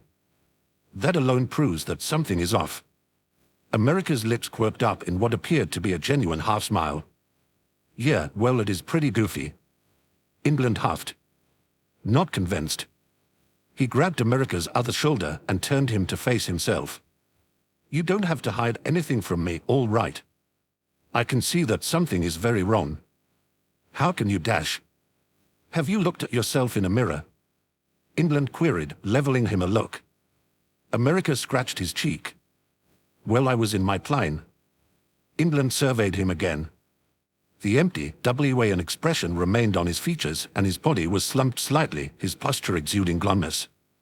He closed his eyes for a moment and exhaled. "Let me be blunt, America." He reached up with one hand and gently, tenderly, he removed America's glasses, placing them on the bedside table. America's blue eyes widened and a blush lit up his cheeks. England ignored the heat that was rising to his own face and pressed a finger to America's face, rubbing away a bit of moisture next to one of America's eyes. "You've been crying." He traced the back of his hand over the tear stains on his cheeks. "I think that you've been crying a whole lot." Unbidden, America leaned his face into England's touch, and England turned his hand so he was cupping America's cheek and rubbing a finger under his eye, over one of the tear stains. America closed his eyes. It was a moment that England wanted to treasure, this simple, intimate, trusting gesture from America. It caused him to feel warm all over, and that growing feeling of hope to strengthen. He was sure that America didn't let just anyone do this. But, England reminded himself, this was hardly the time to get excited about America's display of affection. He still had no bloody idea what was going on after all. "America, please tell me what's going on." His eyes opened and his lips parted to speak, but then he just sighed. Slowly, as if his body were heavier than usual, he pulled out of England's touch. America glanced down at his lap and twisted his fingers in the hem of his shirt. He closed his eyes, opened them, and took a deep breath. "I tried so hard." England tried to be a hero, and tears were prickling at the corner of America's eyes, and although America reached up swiftly to wipe them away, England had still had enough time to notice. England swallowed thickly, his heart hammering in his ears. "Tried of what to you?" America's eyes welled up again, and England resisted the urge to brush his tears away. "But the military didn't think so, they." He lowered his voice. "Think I'm a spy for the Cosmida. They want to try me and put me in prison, and..." England stiffened, his green eyes huge. That America, of all people, would. What the bloody hell was wrong with them? America sniffled and rubbed under his nose. "They kicked me out, England, stripped me of my Reagan. I think I was framed. Cosmida spy, whoever it is." He turned his face away, his misty eyes downcast. "I decided to run, 'cause what else could I do?" Not the most heroic reaction, but that's why I'm here now. England did not speak. Instead, without a second thought, he leapt forward and wrapped his arms around America, running his hands down his back and resting his chin on top of his head, as if he was trying to make his body a shield to protect the man he loved from all the harms of the world. And when America choked out a sob, England tightened his hold, whispering, "Hush, hush, it's all right," in his ear and using one hand to run his fingers through his soft blonde hair. And when America's body began to shake, the subs wrecking his form, England placed his lips on the crown of America's head and kissed him, soft and kind. He didn't like the military. He thought America was too good for it by far. For all intents and purposes, he should have been happy that America was free of it. Yes, he'd be an outlaw now, but, well, England was an outlaw as well, so it hardly mattered to him if someone else was. Feeling like that would have been easier, but instead he felt indignant rage and sadness and love swelling up like a wave, crashing over him and onto America, who he held and who he wanted to feel all of what he was feeling, know how much he wanted to be there for him, to protect him, to uphold him. America was all spirit and life, idealism and dreams, and someone had taken that and tried to crush it out of him. Did they even know what they were doing? If it was the Cosmoda though, perhaps they knew exactly what they were doing. He gritted his teeth in order to stop a string of curses from escaping his lips. America shifted a bit, and England felt what tear stain his pajama top. "You idiot," he finally spoke, but his voice was quiet and comforting, the insult coming out in endearment. "Don't cry, I'm here." "But England..." His voice was muffled, his face now pressed against England's chest. "Don't give me that," England said. "I know you're stronger than this. So someone out there doesn't think you're a hero? Well, they're an imbecile." America was clenching England's jacket with his hands now. "And I know it's more than that." His voice went quiet, and he murmured his words into the top of America's hair, the ever-stubborn piece that always stuck up tickling his mouth. "God, America, I just dash." His throat felt dry, and he was feeling rather lost for words. "You were doing the right thing. If my opinion is of any relevance, you're quite a hero to me. I won't leave your side, so please, stop crying." He pulled away slightly, and America glanced up at him, fingers still holding the lapels of his jacket. America's eyes were watery, but it was obvious he'd just wiped them. His cheeks were red, and England didn't know if that was purely because he was upset, or if he was also flustered. With his glasses off and his blue eyes wide, he looked vulnerable. England was struck, at that moment, by how easy it would be to lean down and kiss him. He'd wanted to do it again, sir, so badly since that day in the water, and he supposed that America wouldn't have the energy to be too opposed to it at the moment. He shook his head. Which was exactly why he wasn't going to kiss him. Bloody hell, he wanted to, but America wasn't in his right mind at the moment. He might accept a kiss for comfort that he wouldn't have wanted another time. And that was absolutely not what England wanted with America. Instead, he brushed America's bangs aside with a soft touch of his fingers, leaned forward, and pressed a lingering kiss to his forehead. "I love you. I can't stand seeing you like this." There was a moment in which England thought he glimpsed a small smile on America's face. And then America leaned up, wordless, and pushed England's bangs away, kissing England's forehead in return. England's cheeks blossomed red. "Pete, please no," he cleared his throat, "that you can stay here as long as you like." America nodded. Thanks a lot, England." He yawned. "I actually am sleepy." "Yes, me too," England replied. England glanced out the porthole and noticed that the sun was rising, painting the sky in golds and burnished reds. America's mood had only risen slightly, he realized. He was still morose and at least halfway hollow, and he knew he'd have a pang in his heart until America was back to himself. But he would be there. Damn it, he would be there. "So I guess I'll go to bed now." America had let go of his jacket and was sitting completely upright. England's hands still rested on his shoulders. "Quite right," England said, removing his coat and tossing it over the room's chair. "We should sleep. I'd like to be up before the day is over, personally." America raised an eyebrow. "We?" England's cheeks grew redder. He glanced down and away. "Git. Why you don't honestly expect me to leave you right now, do you?" America's eyes widened and his mouth dropped in a surprised "oh." He blushed and scratched the back of his head. Sure, I guess that's..." "I'll be okay, but..." "You're not in the least but okay, America," England interrupted. He slipped his boots off and flopped down onto the bed, taking the spot near the wall and patting the mattress next to him. "I want someone here with you. I don't want to see you alone right now." America blinked. England released a puff of air. "Look, if you're honestly uncomfortable with it, I understand." "No, that's not the case at all," America retorted, gesturing with his hands. I don't mind. He toed off his shoes and joined England in lying down. England wrapped his arms around his center, not content to stop comforting him. America leaned into his touch, relaxing. "Good night." "England," he said, his voice laced with sleep. "I think you mean good morning." "Oh right, good morning then." England nodded against America's back. Indeed." "Sleep well," he replied. "And good morning, love." Chapter 29. Coming to terms. "We are being separated," Japan said while panting, having jogged back to the hangar immediately after receiving the news. "Our unit is being split up." Canada's mouth dropped open. France's eyes grew wide, but then he sighed. "I suppose it is to be expected, all things considered." Canada lifted up his goggles. He'd been giving a check over to France's plane. "But," America said, "would keep our positions." "I thought." "We are not losing our positions," Japan interrupted politely. "We are being transferred." "I apologize. It may make what we wish to do more difficult if we are not together." He sat down at the table in the hangar and pulled his bomber jacket, previously slung over his arm, back on. The large overhead fans, combined with the cool early evening breezes outside, were causing it to feel a bit chilly. France nodded, rueful. "OUI. We will have to make the best of it." Canada bit his lip and joined them at the table. "Do you know where we're being moved, eh?" Japan ran his fingers across the top of the table, a pensive expression on his face. "France, you'll be transferred to Unit 37. That is the unit Vietnam heads up, correct?" he clarified, raising an eyebrow. He nodded.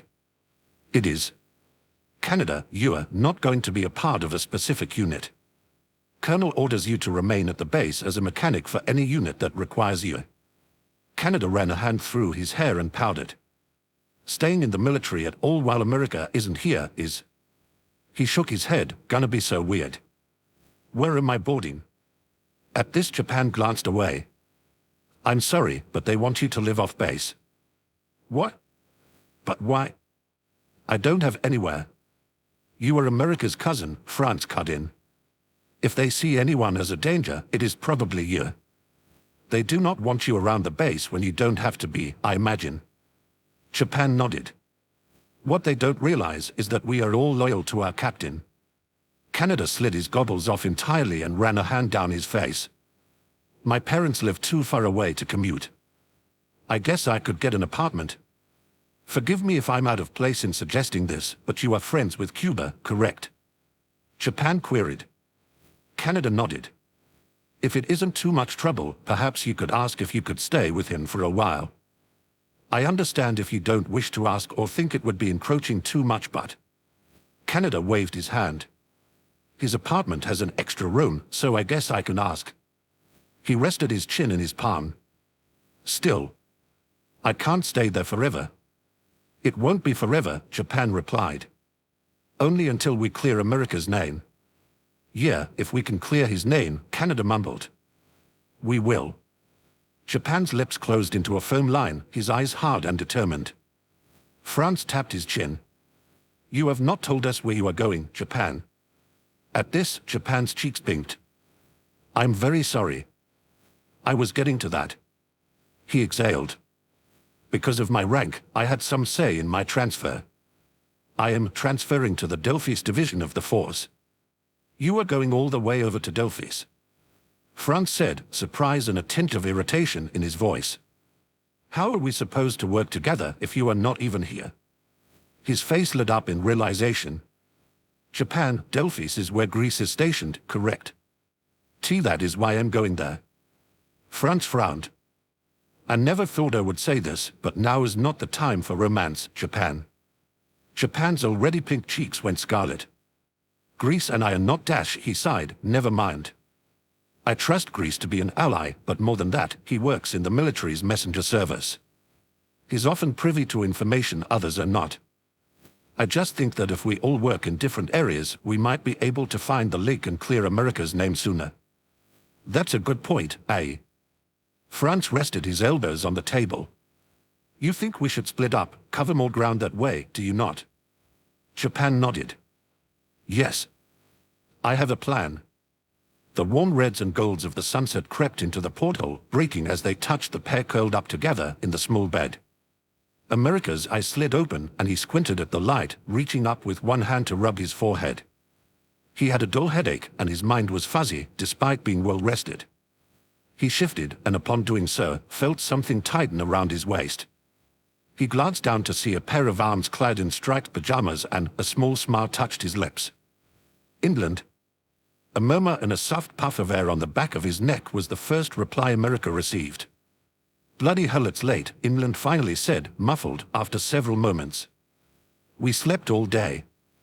America frowned, and absently, he rubbed his fingers over England's hands around his waist. Yeah, guess we were tired.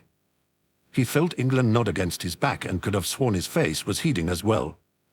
Peak pressure came in at one point, the imbecile. America's cheeks grew red. Oh. I told him that if he said a thing. Forget the mast, I'd tie him to the bow of the ship. America felt a hand on his cheek, coaxing him to turn around. He did so, facing England, who was giving him a small, tender smile. This is probably a daft question, but how are you doing, he asked. America bit his lip and glanced away for a moment, before turning back with a bright smile on his face. As good as I can be, I guess. England smacked his cheek lightly. No faking it, all right. You don't need to force a smile for me. Why, yeah. He and England were really close, their bodies flashed together. It wasn't the first time they'd slept together, but it was the first time since America had realized his feelings. It was different. He stared at England, at bright green eyes pulling with concern and a small but genuine smile. I could tell him. It wouldn't be too difficult to close the distance between them and kiss him, whispering his feelings as he did so. But he dumped a lot on England in the past 12 hours. I do sort of have a headache. England ran a hand through his hair and sat up. That's probably because you were crying, America frowned. Sorry. In any case, a glass of water or maybe some tea might help. I don't like tea. Ah, that's right, well, water and a bath then, perhaps. America sat up and dangled his feet off the side of the bed. You guys have a bath on this ship? England scoffed, crossing his arms. Of course we do. You've just only ever stayed here a night, sir. He smiled. Cool. I guess I never thought about it. England slid off the bed and stood up. Are you implying that a smell? America's eyes widened. No. Geez, England. I'd think that, okay. Both of them blushed pink. All right, well, you'll find the bath in the room next to the low. I know you know where that is, he explained. I'm going to make myself a cup of tea. Come up to the galley once you're dressed, all right. We'll have something to eat. America nodded, reaching over to grab his glasses as he did so. He snatched his pack and slung it over his shoulder. Great. England rubbed his arms for a few moments before exhaling and then reached up to touch America's cheeks, the tear stains having not yet vanished all the way. I want you to know that. His face reddened. Everything I said this morning, I meant. America felt his chest tighten and it squeezed around his heart, and he wanted so much to show England how grateful he was, how thankful he was that he was there when no one else could be, and there when America needed someone the most. Instead, he just wrapped England in a hug, a warm embrace so tight and desperate that England gasped for breath, his feet dangling off the ground. America pressed his face into England's shoulder, feeling the tickle of his hair at the nape of his neck and taking in the scent, the sight, everything England. He rolled his tears back, but when he said, "Thank you, England," it still came out a choked sob. The bath was warm and soothing, the steam rising up out of the water helping his head to clear. America leaned back in the water, sliding his eyes closed and letting out a puff of air. But even though the dull ache in his forehead was slowly dissipating, America found that being alone forced him to do something he really didn't want to do. It forced him to think. Even if he'd had time to think through his actions the previous night, instead of doing everything at breakneck speed, he was fairly sure that he wouldn't have done anything different. It's not as if he had many options. England was the safest place to go. He was used to avoiding the law. He did it every day. It was practically his career. America's stomach lurched. He was an outlaw now, a man on the run from the military, one who had defied orders and... Even if he were able to get his name cleared, would they ever allow him back into the military? If he'd been a good soldier and gone to trial, maybe justice would have won out and then he'd be allowed back in. Then he'd be considered a hero. And he'd be back with his best friends, back with his family. Everything would be normal again. He lowered his face into the water halfway, blowing bubbles and pouting underwater. Did he really want things to be normal again? Did he want to return to the military and have to follow every order dutifully for fear of them suspecting him of criminal activities again? Did he want to never be able to question them again, because surely even if the judge decreed him not guilty, they'd still keep an extra close watch on him? It was kind of a dumb thing to say or think, he thought, but America knew that he'd changed, that his idea of what being a hero meant wasn't the same as it had been before he met England. Being a hero meant doing what she knew was right, no matter what. And even though at the current moment, America felt like pretty much the least heroic person ever, a failure really, he knew that it was still what he wanted to be. Splashing his face one last time, America stepped out of the bathtub and wrapped a towel around his center. He reached into his pack and pushed aside the extra military uniform at the top, snatching instead a pair of tan full-length breeches and a light blue button-up shirt. And then he pulled his clothing on, adding his normal pair of tall black boots and staring in the mirror once he'd put his glasses on. He was really out of uniform, but America decided there was no use pretending he was something he was not. He shoved the extra uniform to the bottom of his bag, piling all of his other clothing on top of it. Leaning down, he retrieved the uniform he'd taken off, folding it neatly with a frown.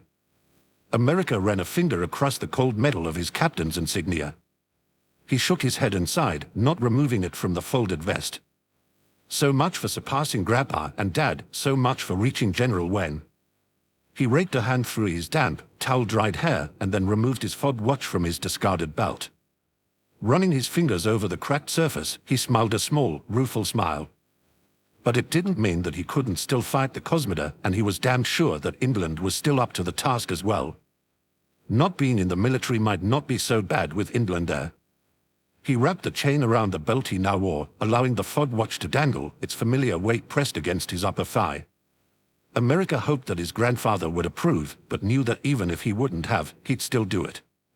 It was Switzerland who came into the kitchen first, upon realizing that England was finally awake. He sat across from England, his eyes narrowed and he pressed his lips firmly together. Allah, Switzerland, England said, as if there were nothing unusual going on. I saw you in America. England nearly dropped his teacup. Pressure.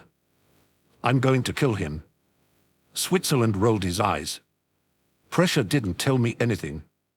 We all looked into the cabin on our own. Pressure was just the only one loud enough to actually wake you up. England's cheeks went scarlet. Mind your own business. Switzerland rested one elbow on the wooden table. Making sure you're safe is my business. You weren't in one of your normal places, so of course I was going to look for you. England frowned and stared down into his tea.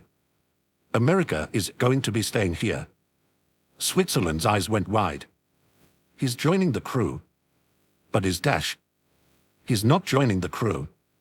He's merely staying here for personal reasons, which I'd prefer you not to ask him about.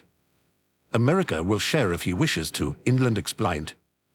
At this, Switzerland crossed his arms, irritated. So he's just staying here while we do all the work and the raids, he gets a free pass. I know you like him, Captain, but... England raised a hand to silence the gunner.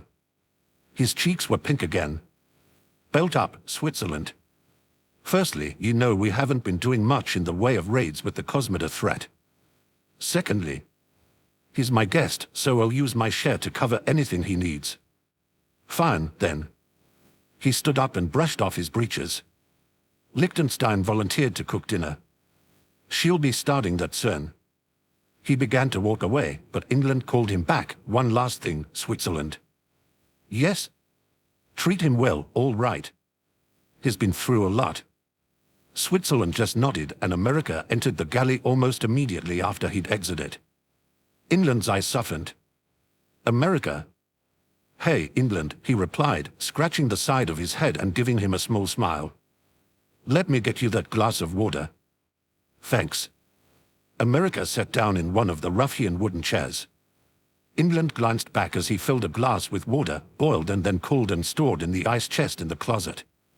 It was the first time, outside when he'd been wearing just his boxers, he flashed at this, that he'd seen America fully out of his military uniform. He felt a pang at this, but shook it off. The sky blue of his shirt matched his eyes, which shone behind his spectacles. He handed the glass to America and sat back down. "Was your bath okay?" America perked up. "Yeah, it felt great. Seriously. I was feeling kind of grimy." The tear tracks were finally gone, and his eyes no longer looked red. "Quite right, then." England ran his finger across the handle of his teacup, and America gulped down his glass of water. A heaviness had settled between them. There was a tenuous unspoken, things they both wanted to say but didn't feel at the right time. England wished that something would break the dam, make it so they both felt like they could say what they wanted to. "So, I have some stuff to tell you about the Cosmoda." England raised his eyes at this. "America, you don't need to right now. Take a break, all right." America's eyebrows narrowed. "No way in hell. Do you think the Cosmoda is going to take a break?" "I can't do it either." England's mouth formed an O, but despite his surprise, he was more than happy to see some of America's fiery spirit and determination returning. "If you don't still want to fight, I get dash." "Are you bloody kidding me?" England snapped. "I want to kick their asses more than ever." America grinned at this. "Awesome." England chuckled. "So the thing is," America began, finishing off his glass of water, "the night you and I were supposed to meet up. I ended up meeting a Cosmoda member instead. He told me a lot, England. And I think some of it can really help us." And America explained his encounter with Lithuania, the details and facts of their meeting down to every last bit. He continued talking even when Liechtenstein came in to start preparing dinner, and it was a solid hour before he finished talking. England gaped. "Blimey, you really hit the jackpot there, I dare say." "Why, yeah. It cost me a lot, but..." England man stood up and walked to the other side of the table. He rested his palm on America's cheek. "You were set up. It's not your fault." "Oh no." He patted his cheek and pulled away, crossing his arms. "So tell me about these strongholds. Do you remember the locations?" America's expression brightened. "I remember every detail." "Well, since the military is obviously not going to do anything, I reckon it's up to us, do you agree?" And England's green eyes flashed determination, conviction, and eagerness. "Seems like it is," America replied, placing his hands behind his head. "The first one, the bigger one, is on the med side of the Liard Strait. He said it was really difficult to get to, inaccessible unless you know the area well. Plus it's like -1,000,000 degrees up there. I know the exact directions, but..." "Not to mention the ice storms and the blizzards," England grumbled. "The Victoria isn't built for that kind of weather. I can't take her up there, my unfamiliarity with the area aside." America jutted out his lower lip and exhaled. "Yeah. I guess we could go for the smaller one." England shook his head, a pensive expression on his face. "Absolutely not. It's better to take out the bigger threat." "But dash..." He grabbed a chair and slid it next to America, sitting down beside him. He was smirking. "I've got other resources, America, other crews that are also against the Cosmoda." "Yeah.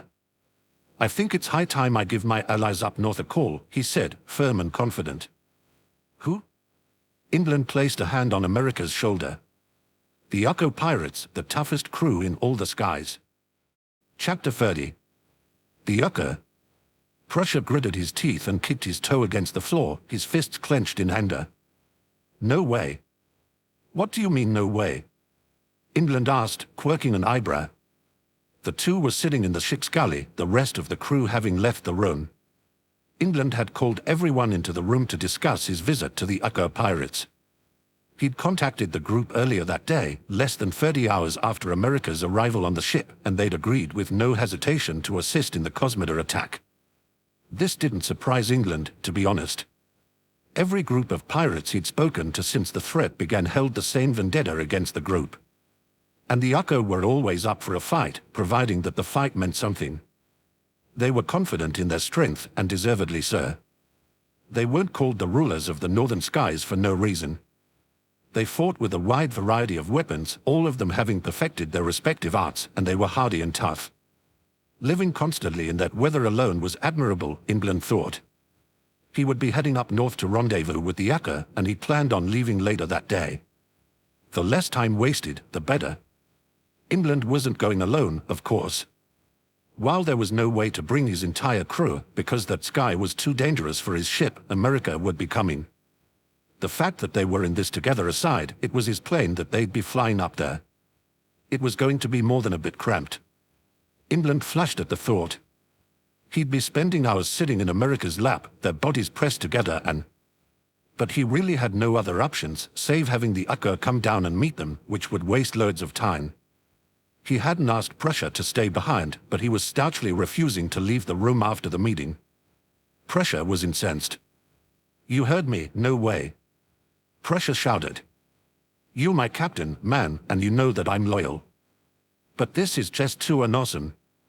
"Prussia, the decision makes perfect sense," England replied, growing impatient. "But I'm the first mate," he argued, his hands slamming against the table. England rubbed between his eyebrows. "Look, Prussia. You won the role of first mate in a drunken bat. I'm not about to argue with you about it, because why bother? You can have that position for all I care. Yeah, well, if you're okay with it, you should also be okay assigning me as the temporary captain while you're gone."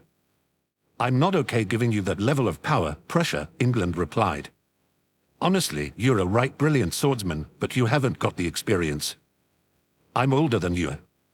You and almost everyone else," England grumbled. "You haven't got the experience to be a captain, and your attitude is a bit too, how to put it, eccentric." Prussia stormed over to England, heavy boots loud. "I've been on this shit longer than anyone else here, England. I know it like the back of my fucking hand. I've fought for you since you were 16 years old, back when you were a total pipsqueak that no one would take seriously. I realize that, and I appreciate it, but Spain is an actual captain and is naturally the best choice. He's not even part of our crew. Shit, man. I can't believe how you don't see that this is a total blow." England crossed his arms. "I don't see Switzerland whining. He's not your first mate. I told you that was just a bee. It doesn't fucking matter." Prussia bellowed. "You shouldn't have given me the damn position if you didn't mean it. Captain leaves and the first mate takes his place." England rolled his eyes. "I wasn't aware that there was a pirate handbook setting this in stone. I've also known Spain almost just as long as you." Prussia took a deep breath, trying to calm himself. "Look. I mean, I like Spain and everything. He's awesome, and I feel really awful for what happened to him. But he pointed to himself, "I have been so fucking loyal to you. You might think that I goof off a lot, and you'd be right. So what, I like to have fun. But damn if I wouldn't fight to the death for this crew." England stood up to face Prussia. "I know you would, but I can't leave the ship in the hands of someone who acts up as much as you. We are fucking pirates. That's what we do." "That's what you do," England huffed. "I don't see Switzerland or anyone else acting that ridiculous. Or America." England stiffened. "Excuse me. What does he have to do with, don't you bring him into this?" Prussia snorted and crossed his arms, growing more irritable by the moment. "This has nothing to do with skill or who is a hooligan or behavior or any shit like that. It's about trust, isn't it? You don't trust me with the crew." England gaped, rather like a fish. "Morin, you know I trust you. Do I have an agreement with anyone else about what happened back then? I wouldn't do that with just anyone, you know." "That was in the past," Prussia said. "Now you don't tell us anything. America shows up out of the blue, and we are not allowed to ask a fucking thing. We might hurt his delicate sensibilities or something. You can't trust that we'd know not to be an ass to him if something bad did happen to him. The Cosmoda. You gather a shit ton of information, I know you have, and you haven't told us anything more than the bare bones. You going up to fight the damn assholes, and you just leave us behind to babysit the ship. Bullshit. There's no way we can take our ship. We could meet them halfway. Dock the Victoria somewhere while we are on board their ship. That's not a terrible idea, but a plane is much faster and we don't have time. England countered. Spain has instructions to try to find some place to dock near Tsura, so you all won't be in any danger while we are gone. There won't even be much captaining to do. Prussia scowled. Fine, sure. But what about the rest? England bit his lip. Oh look, I have no idea what you're talking about. I'm not trying to keep anything from you. It just hasn't happened. I haven't sat down and, well, as for America, it's not my business to tell you what happened, nor is it my business to tell you anything else that happens between us. Prussia let out a short, bitter laugh. You always had time before. You know that I think America is great and that is good for you, but it fucking sucks when I'm pretty damn sure that you already trust him more than anyone else in the crew. That's not Dash. But it is. And I bet you'd pick even him as captain over me. Hell, he'd probably be your first Dash. America's not a pirate, nor will he ever be one. It's irrelevant, England snapped. Yeah, but what if? Prussia cocked an eyebrow. England sighed, glancing up at Prussia, for he was quite a bit taller than him. You don't mean the things you're saying, Prussia. You know I trust you, and I know you don't mind America or Spain. You just getting all worked up about this captain thing. Go outside and catch a breath of fresh air. Only if you dash. It is not going to happen, he punctuated each word, his expression firm, his face close to Prussia's. Now be a good first mate and deal with it. Prussia's eyes went wide for a moment, and there was something almost childlike and hurt in them, but then he snarled. Fuck you, Captain. Enjoy your northern honeymoon. And shoving past England more than a little bit roughly, he stormed out of the Rhone. The noonday sun shone down upon the ship's deck, and America covered his eyes and squinted. England would be ready to leave at any moment. He'd refueled his plane, luckily they kept some on board, grabbed his minimal possessions, and was prepared for departure. America sighed, fingering the gun he had strapped to his belt. He was so ready to do this, ready to face the Cosmoda face to face, and no matter what the result regarding his role in the military, he was ready. Something heavy settled in his stomach. Could he end up stuck as an outlaw for the rest of his life? Would he be able to visit his family again, his parents whom he loved and his cousin and his friends? He would, even if he had to take risks, make sure that he saw them again. But he couldn't stay with them, and he might not ever be able to do so. America gulped, thick and heavy. A life on England's ship, if England allowed it, was so far from what he'd ever seen himself doing, but he did love England, and if England loved him back, maybe. America, a voice interrupted him, and he glanced up to see England, his boots clattering toward the plane. England looked different. He was wearing a nicer coat than he usually did, a rich navy one with silver accents. His shirt was fancier, neatly pressed and with a cravat, topped by a silver brooch with an emerald inside. America could see a fringe of lace peeking from the cuffs of his coat as well. His sword and pistol had obviously been well polished, and in his ears he wore 2 pairs of small, silver earrings, little hoops that cuffed around the bottom of his earlobes. England always looked nice, or so America thought. He was always clean and well kept, and in addition to that, being England, he was just really, really attractive, period. But right now, with the way the jewel on his cravat reflected the color of his eyes, with his boots shined and his clothing all pressed, he looked even handsomer. And he was about to spend hours upon hours with this guy in this lap. America's cheeks went pink. America? England queried, noticing his silence. Hey, England. America started, beaming at him. Let me get your bag. I'm gonna put it behind the chair with mine, okay? Your sword too. I don't really want that in my lap. He laughed, scratching the back of his head as he did so. England nodded and handed him his pack. America slung it over his shoulder and cleared his throat, his cheeks flashing once more. You look pirate, why? Okay, that had been done. Pirate, why? England quirked a brow. Well, I am a pirate. Yeah, I mean. He coughed, I've never seen you so dressed up, I guess. I didn't even know you had your ears pierced. It's just kind of pirate, why? England rolled his eyes but fingered his earlobe. When I was very young, the captain's first mate did it.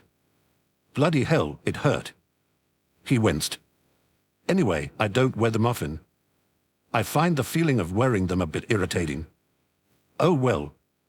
In any case, I'm dressed up because I want the USxUK to know that I'm taking this alliance seriously. I'm not just hopping into this on impulse, England elaborated. Sounds kind of like a business meeting, America said. I didn't know pirates worked like that. England unsheathed his sword, wrapping it in a thick piece of cloth that he pulled from his pocket. We all do things our own way. For me though, being a pirate doesn't mean that I'm going to sacrifice being a gentleman. He gave America a small smile. America laughed. I was thinking more stodgy than gentlemanly. Shut it, he huffed, placing a hand on his hip. It's called being dignified. America just shook his head. Anyway, you look. He coughed and felt his face heat. Nice, really nice. England's green eyes went wide. Why you? I'd better pack up. He pointed to England's bag, which he still held. You want to go tell the crew we are leaving, or have you already done so? He nodded wordlessly, handing America his wrapped blade as he did so. Yes, I'll be right back. Oh, and dash. Careful with your sword. Geez, I know, America laughed, shooting him a warm smile and giving him a mock half salute. See you in a minute, England. More than anything, England was sore. They'd been in the plane for hours, and yes, it was sometimes awkward. When he shifted, he pressed into America's lap in his grind, and his cheeks would always flare up scarlet. America's did the same. At one point, England had tried to reach over and behind America to snatch a bag of food they'd brought along. Despite attempting to be careful, he'd whacked America rather painfully in the nose in the process. America had hissed in pain, and from time to time, he would still press the tender area and wince. England could see a small bruise blooming on it, and he felt a tinge of guilt. But well, it was cramped. And so yes, he was sore.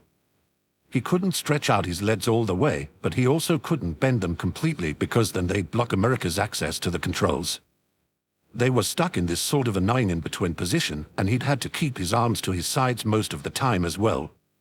He knew America wasn't much better off.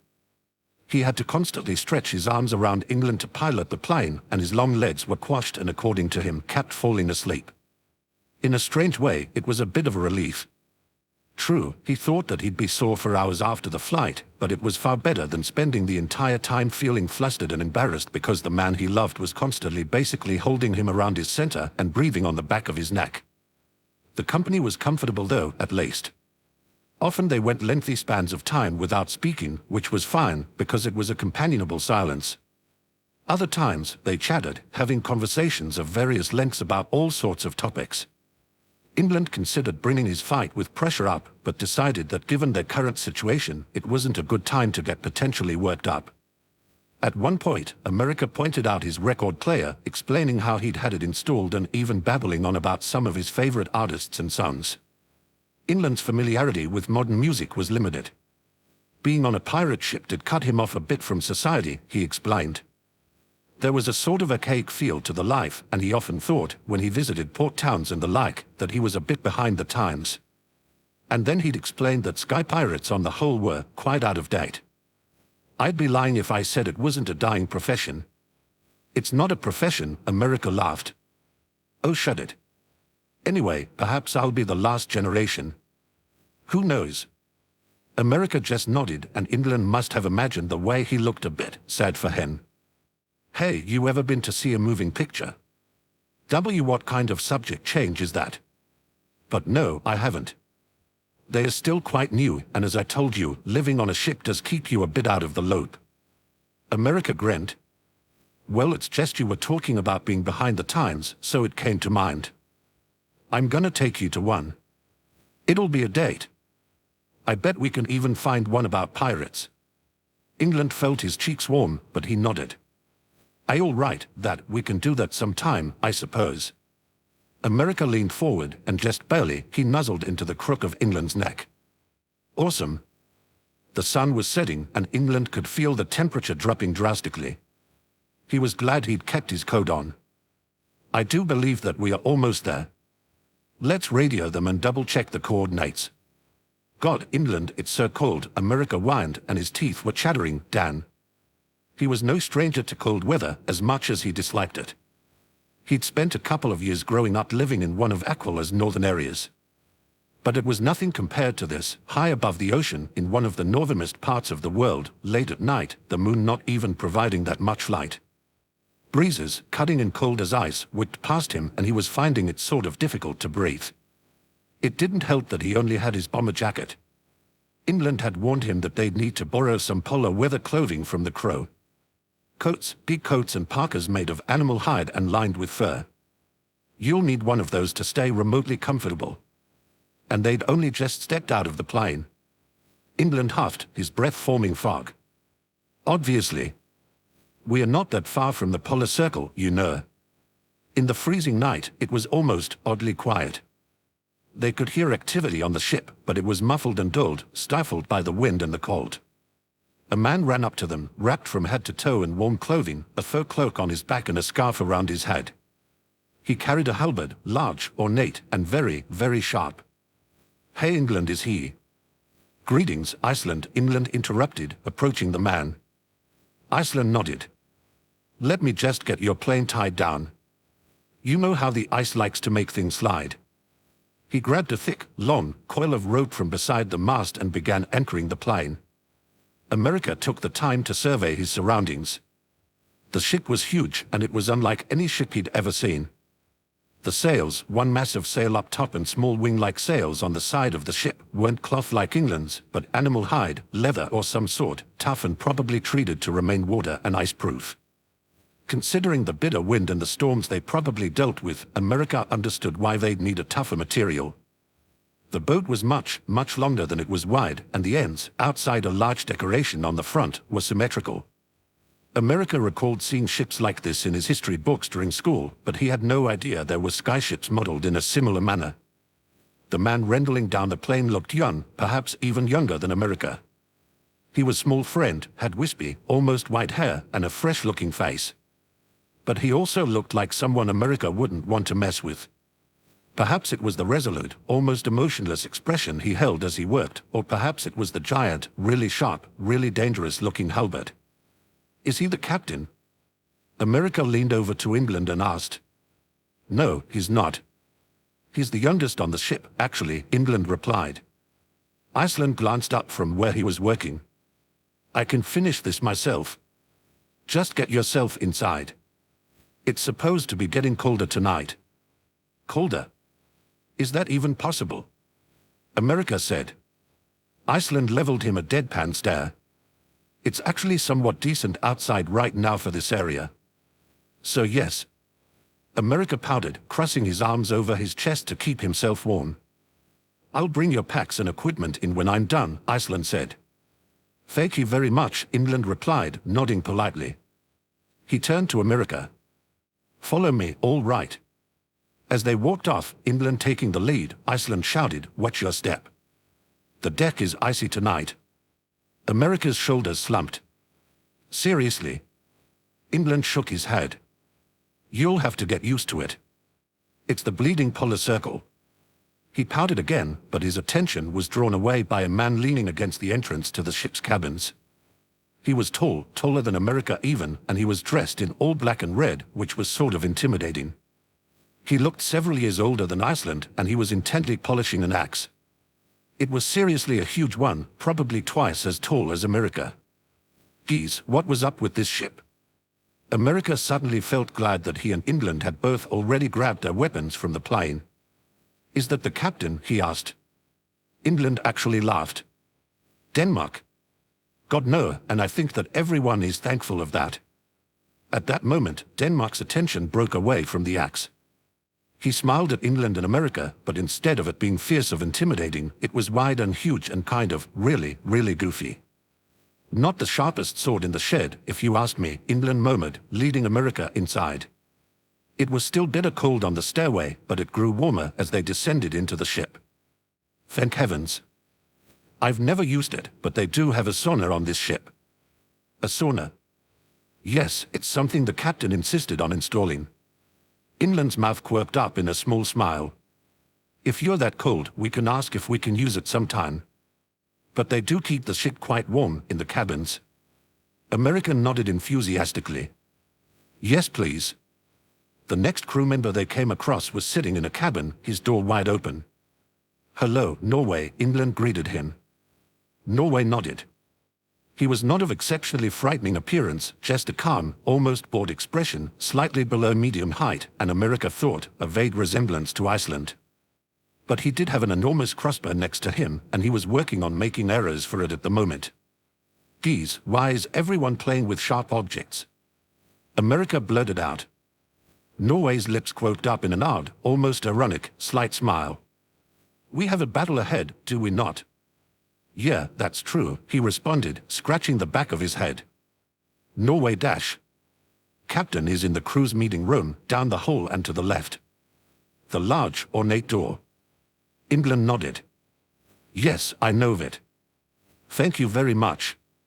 He led America onward, and they stopped in front of the described door. It was ornate. The wooden door was carved completely, covered from head to foot with what America assumed to be mythological figures. He didn't know. England noticed his curiosity. This is USxUK, he pointed to the elderly but powerful-looking man that dominated the image, the god of sky, weather, and crops. It's best to be on his good side, I suppose. He gestured to an older woman by USxUK's side. USxUK, his wife. When they make love, it creates thunder. America wrinkled his nose at this, and England smiled. I suppose it is a bit odd. Anyway, the young woman is their daughter, Ilmada, creator of the world. I'm actually a bit interested in things like this. He grinned. No, me too. Legends and stuff are awesome. Really? America rejoiced inwardly, because he seriously loved it when he discovered things he and England had in common, anymore, at least. He knew it used to be the opposite, it used to drive him nuts. Yeah, really. Anyway, let's meet this pirate captain. England knocked, and almost immediately, they heard a muffled, "See me in." He pushed the heavy door open, and it creaked on its hinges. The first thing that America noticed was, yeah, this was definitely the captain. He was very tall, and a long, razor-sharp, thick blade was held at his waist. The blade almost reached his feet. He had short blonde hair and glasses, but it wasn't his weapon or his size that convinced America. It was his face. England wasn't exactly what America had anticipated a pirate to be like. Okay, he was nothing like it. He was cute for one. He knew that England could be tough and yeah, badass when the time called for it, but if he just saw him in the street, he'd think he was non-threatening and sort of adorable, more like really adorable. But this guy, he wasn't bad-looking or anything, but it was almost like his face was created for the sole purpose of freaking people out. He just stared you down, and America felt as if he were being sized up for imprisonment or worse. Who knew? Either way, no one in their right mind would want to fight him. Thank God this guy was an ally. Good evening, Sweden, England broke the silence. "God, he grunted in response. You must be the captain, America said, trying his best to play the friendly ally in the face of Sweden, apparently. Sweden let out a short laugh, which sounded really strange from him. At that moment, someone else entered the room. He came from a door on the side of the room, not the one they'd entered, and America assumed that it led to a cabin or a restroom or something. This man looked kind and cheerful, a sweet and open smile on his face. He wasn't wearing any thick furs, just a loose shirt and a blue vest over it. Then again, it was pretty warm in the room. He was shorter than everyone but perhaps Iceland, and he just radiated friendliness. Not much like a pirate, really. Even less so than England when he was being really cute.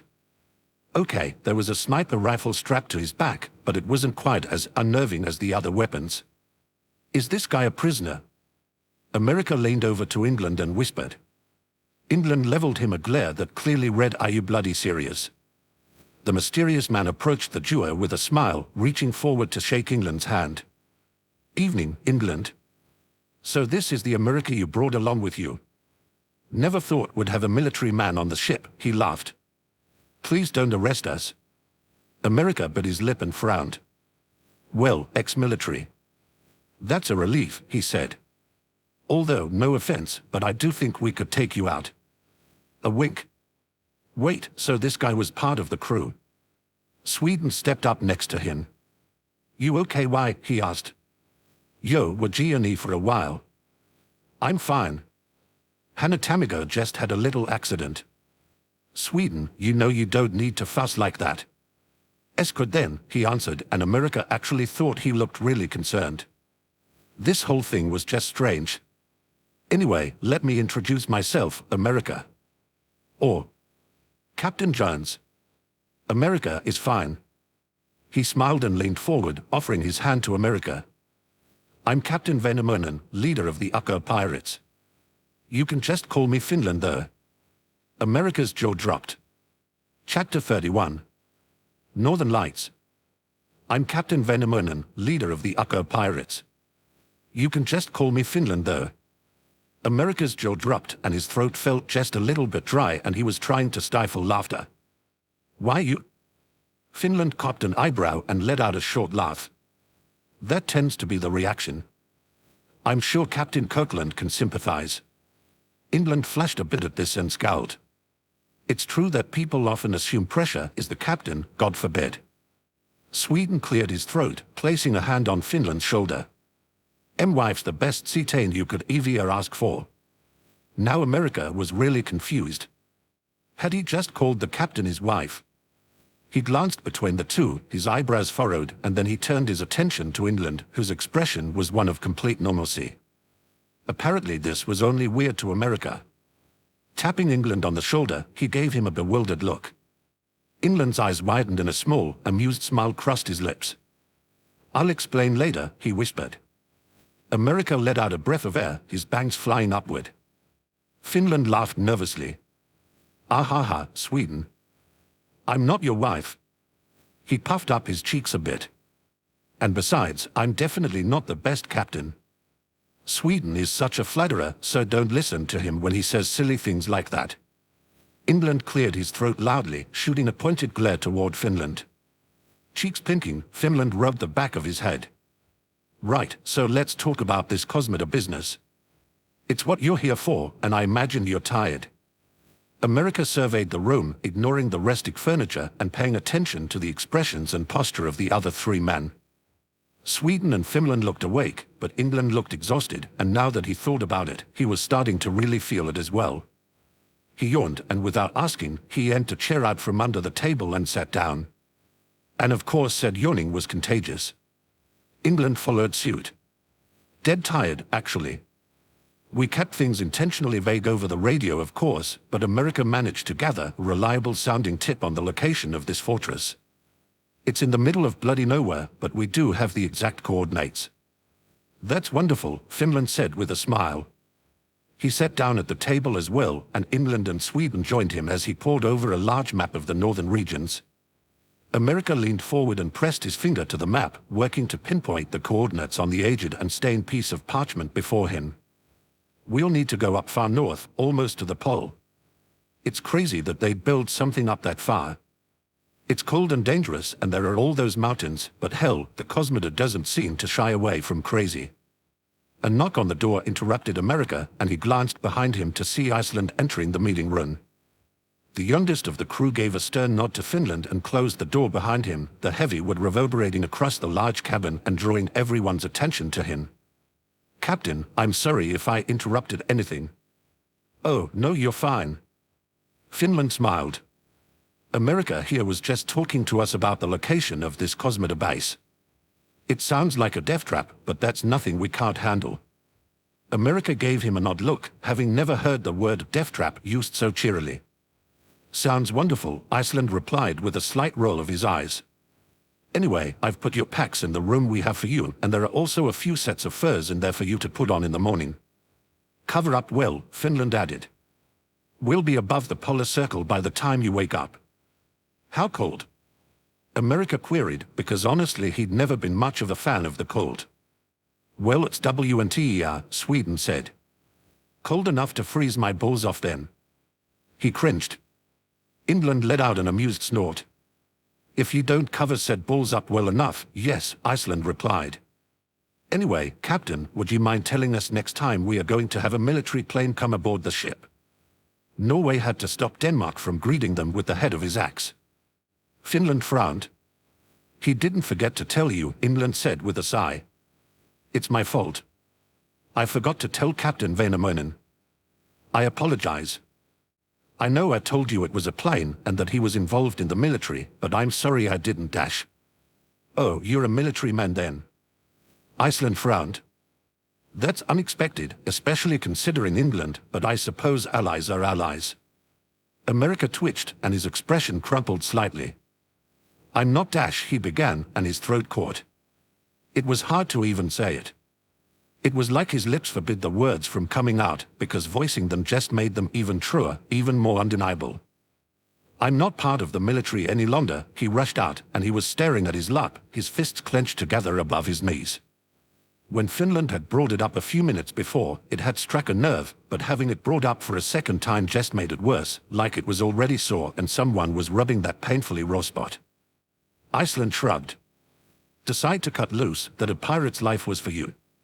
Sounds kind of idiotic, but dash. I was kicked out. America shouted. Now shut up, okay. England was immediately by his side, hand clasped on his shoulder. America. Iceland's mouth dropped for a moment, and regret flashed across his features. I'm sorry. I struck a nerve somehow, and I didn't mean to. It's quite all right, England replied briskly, still touching America, who had looked up at him, a beseeching expression on his face. It happens.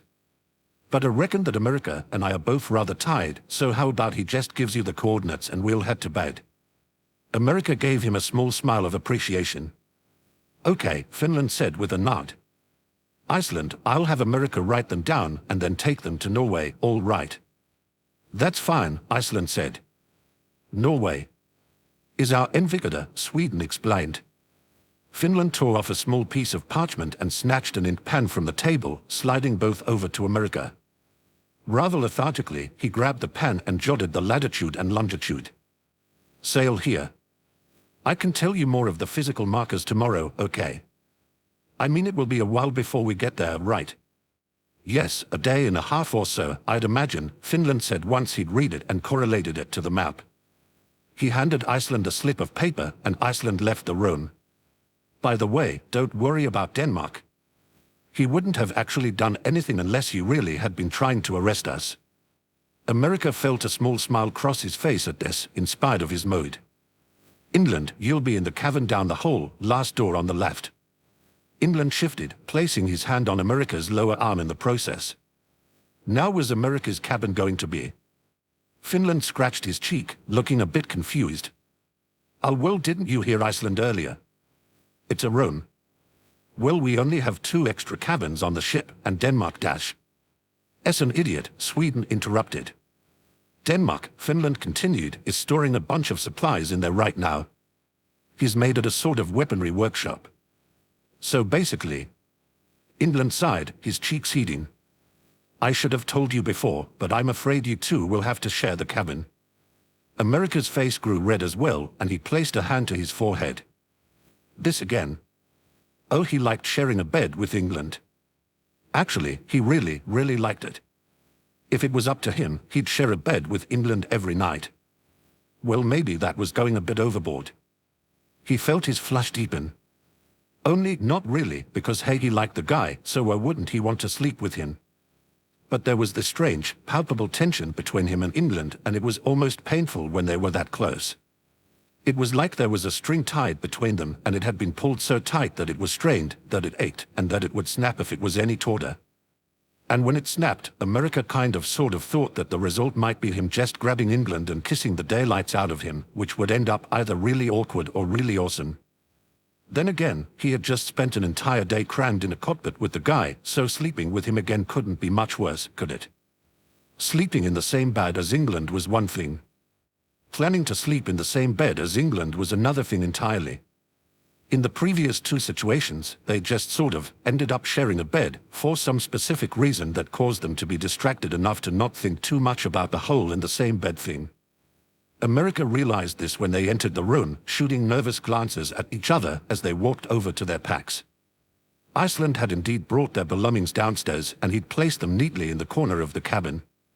His mood was still dampened by what had happened earlier, and he felt stupid for it. He couldn't afford to fall into a sulk whenever something about him being brooded out was mentioned.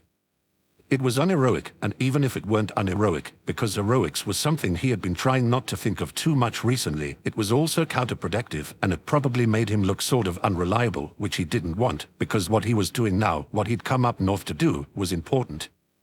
They had to change into their pajamas, and suddenly, with his back turned to England as he removed his shirt and his pants and stripped down to his boxers, trying to avoid glancing over his shoulder at the other man, America felt like he was in high school again. Like he was a teenage boy who had invited someone special over, and they were maybe going to try something, but they needed to take their clothes off first, and there were butterflies in their stomachs, and they couldn't even face each other, and all in all it was a horrible idea. But he wasn't trying anything with England. He was just sleeping in the same bed as him, and he'd even done it before. He pulled on his pajama pants with a grumble, wondering idly if behind him, England was putting on the striped pajamas that he was wearing when they first met and when he'd come aboard the ship after he'd been kicked out. Just make small talk, he thought to himself. He did have one thing he legitimately wanted to bring up with England. So, he began as he buttoned up his shirt. "You were going to tell me about that wife thing. Is Finland actually a woman or something?" he jerked. England let out a short laugh. "Most certainly not. It's an odd story though, that is for sure." America nodded. "I'm dressed, so you can turn around." "Yes, same." England padded over to his side. America noticed that he was indeed wearing those striped pajamas, and he felt a smile quirk at his lips. So at bed, America cleared his throat, and he knew that his cheeks were flushed. "All right." "Quite." They both glanced over toward the bed. It was a nice bed, nicer by far than the simple bed in the cabin he slept in on England's ship. It was a full-poster bed, and the headboard was decorated with wood carvings, much like the ones on the door he'd noticed earlier. The blankets looked warm, and at the bottom of the bed there was even a thick fur blanket. America didn't think they'd need it though, since it was kept so warm down below deck. Plus, there was going to be body heat, and the bed wasn't actually any bigger than the one on England's ship. America took a deep breath and closed his eyes for a moment, pulling back the blankets and sheets as he did so. He scooted into the bed, patting the spot next to him. "Sir, tell me this odd story," he asked as England crawled in next to him. They were both tense, America could tell. England was as nervous as him. He adjusted the pillow and began. Finland and Sweden's parents were very close. They grew up in a small village, and it was quite a traditional area. Often close friends would promise their children to each other in marriage. Well, they wouldn't get married until they were adults, obviously, but yes. America wrinkled his nose. "I've never liked that. That's not a decision that anyone should make but the people getting married." England's lips quirked up. "Well, yes, I quite agree. I mean, you can't arrange love," America continued, but even as the words left his mouth, he grew flustered. He turned away, facing the wall. "Well, aren't you the romantic?" England said with a gulp, his own face feeling warmer. Anyway, as I said, they were just a bit old-fashioned. Finland and Sweden were promised to each other before they were even born." He paused. But of course they both ended up being boys, so the arrangement was annulled." Oh. "I thought that you hated the idea of arranged marriage," England said, placing his hands behind his head on the pillow. America turned back to face England. "Well, yeah, I do. Well, never mind." England shook his head. "Sweden agreed with you." The pair grew up together as the best of friends, and by the time they were teenagers, Sweden had rather taken to Finland romantically. And Finland most certainly felt the same. They had grown up hearing about their annulled engagement, as it had become a bit of a joke, but Sweden, who was very much in love with Finland, didn't understand why they couldn't reinstate it. Resting his head on his hand, elbow propped on the pillow, America bit his lip. They probably wouldn't be willing to marry two guys. "Yes, exactly," England said. But Sweden was upset, so he took to calling Finland his wife to make a point. And it stuck, even to this day. He doesn't use it often, but generally when he's talking to someone new he'll use it at least once. Finland finds it embarrassing though. I think he'd much rather they both be husbands. He smiled a half smile. In any case, that's the story. Of course it had been a love story, America cursed inwardly. Hearing a love story while lying in bed with England mere inches between them didn't exactly help him much in the fluster department. But on a positive note, it had distracted him from being upset. He felt England shift slightly and there was a hand on his wrist. "Are you all right, by the way?" he asked, his voice soft and comforting. "Bloody hell, I should have told them we were flying here in a military plane." "I'm sorry."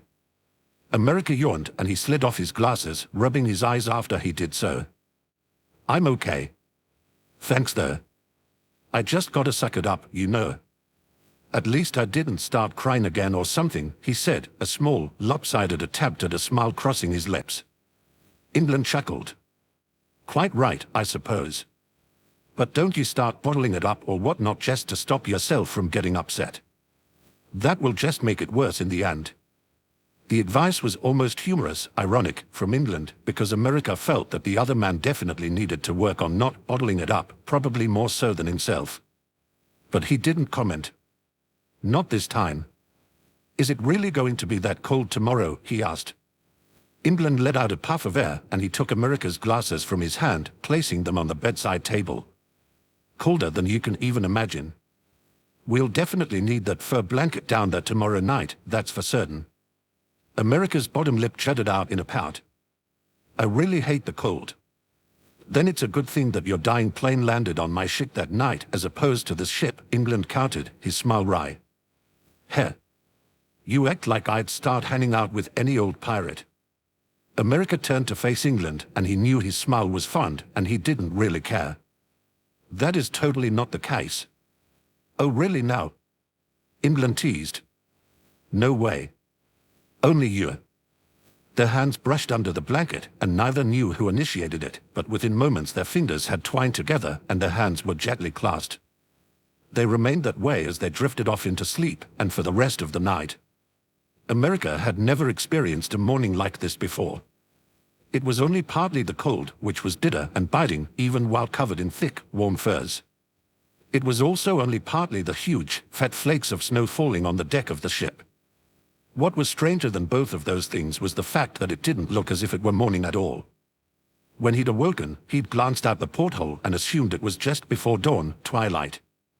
He'd heard of the polar night before, but he'd completely forgotten that he'd likely be experiencing it since it was winter and he was going very, very far north.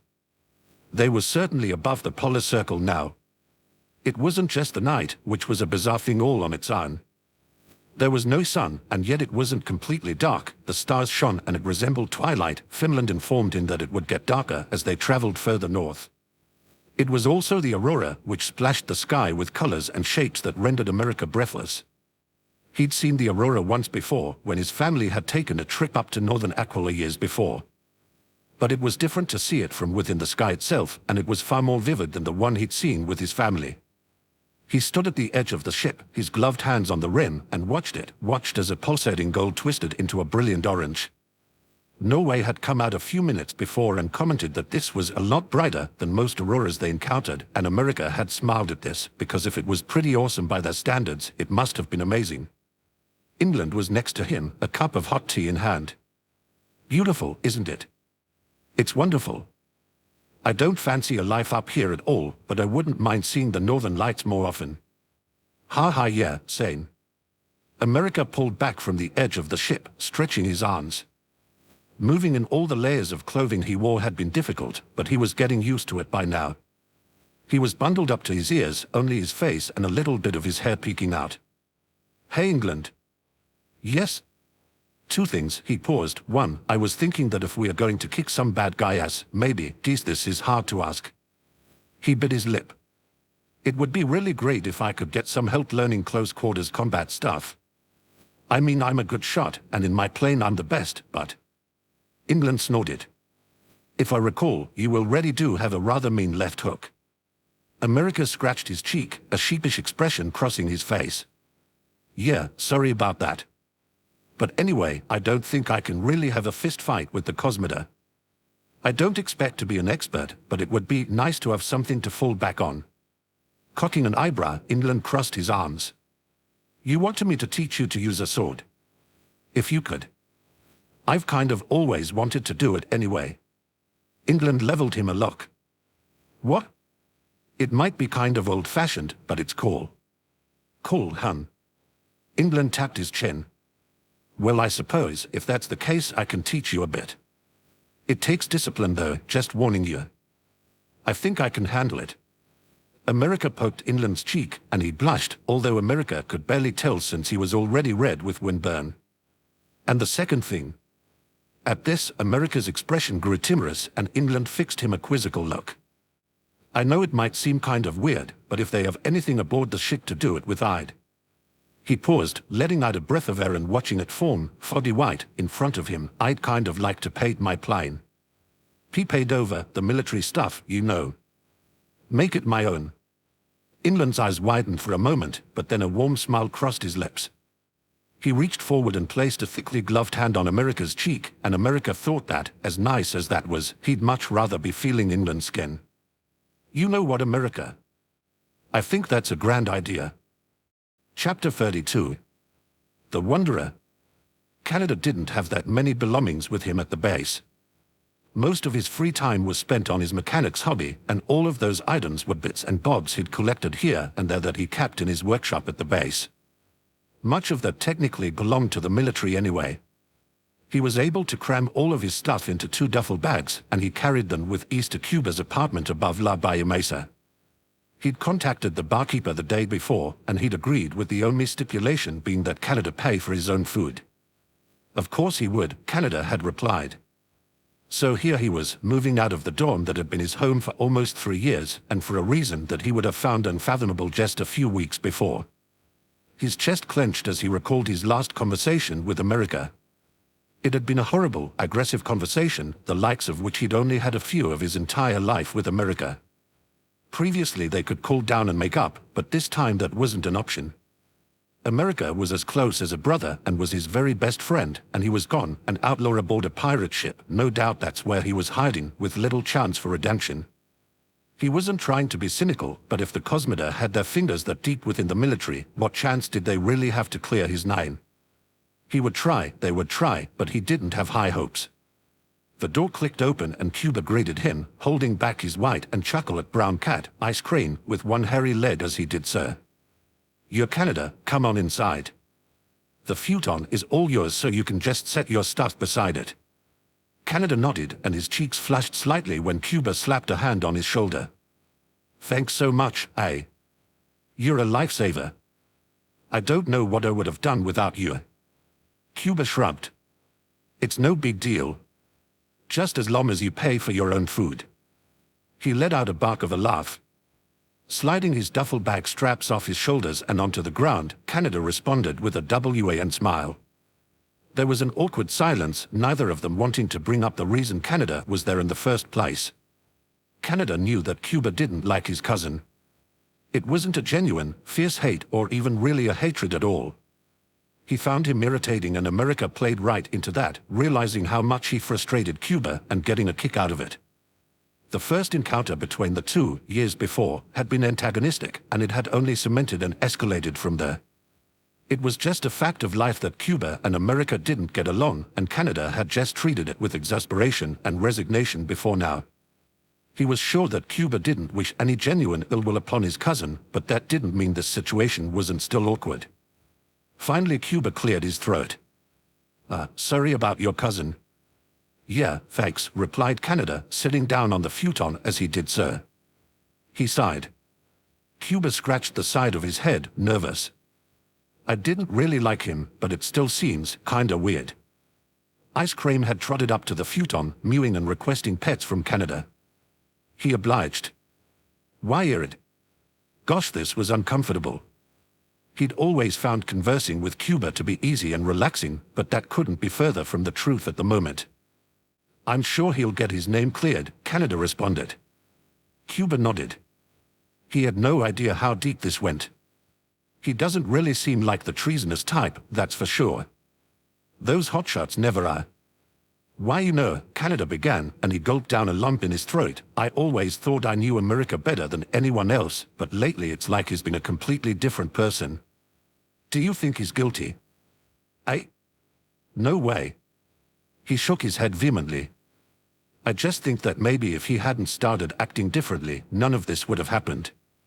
Franz says he changed for the better, and I don't know, he could be right, but maybe sometimes it's better to stay who you are.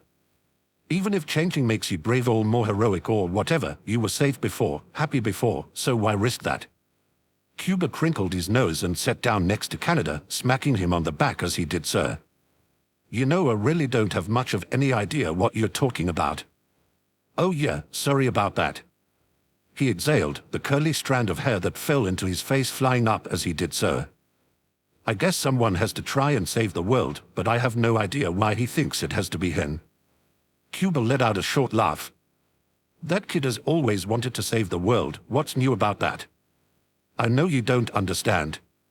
Canada frowned. I guess I could. How long before you opened the bar for the evening? 2 hours, why? If you don't mind, can I tell you what's happened? Some of it is sort of private and top secret, so maybe not all of it, but I just need to vent. Cuba shot him a half smile. Sure thing. Do you want a drink before you get started? I can go down to the bar and grab you something. Canada pursed his lips and let out a sputter. God, yes.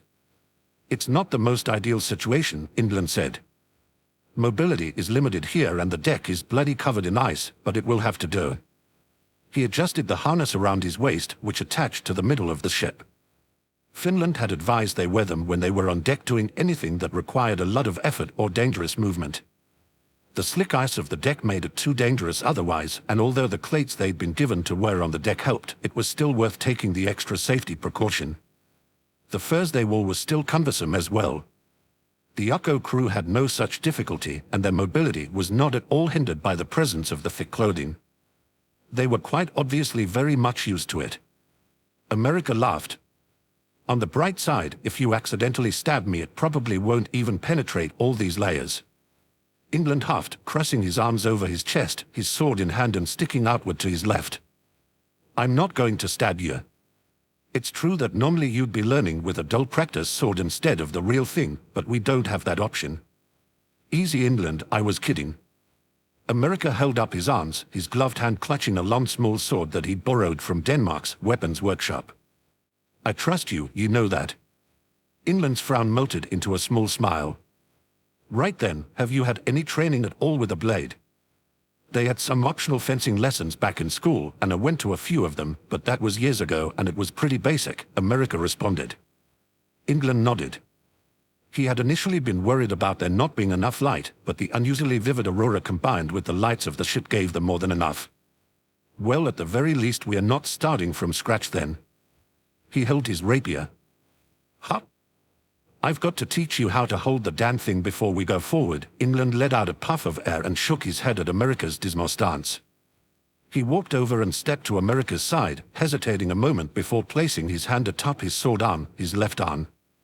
It seemed that he couldn't stop touching him, like fate or coincidence or whatever was forcing them to come into physical contact almost constantly, England thought as he moved his hand down, placing it atop America's fingers. There were thick gloves preventing their skin from touching, but nonetheless, the thought wouldn't leave England's mind. He felt as if the world was teasing him. How much more could he take of touching America, sleeping with him, sitting on his lap, instructing him, and holding him until he couldn't handle it any longer? It was all quite unfair. Relieved that the cold would hide his blush, England cleared his throat. All right, so what you've got here is a small sword. I know it's not actually small, but that's the name. You're going to need to take your thumb and your index finger and pinch the hilt between the two. He shifted America's fingers into the correct position, and America allowed him to do so, too intent at listening to England to protest. Good now. You can actually hold the sword either supplanted, with the palms up and the knuckles down, or pronated, with the palm down and the knuckles up. It makes for a very versatile weapon. He exhaled as he pulled away, his hot breath tickling America's cheek and causing them both to flush. Got it? Yeah, I've got it, America replied. Now let's get to the actual fighting. He grinned. England chuckled. Honestly, ever the impatient, aren't you? America stuck his tongue out, which England deigned to ignore. Right so, sparring. He cleared his throat and began to instruct America on the ways of the blade. America was a fast learner when he wanted to be, England discovered.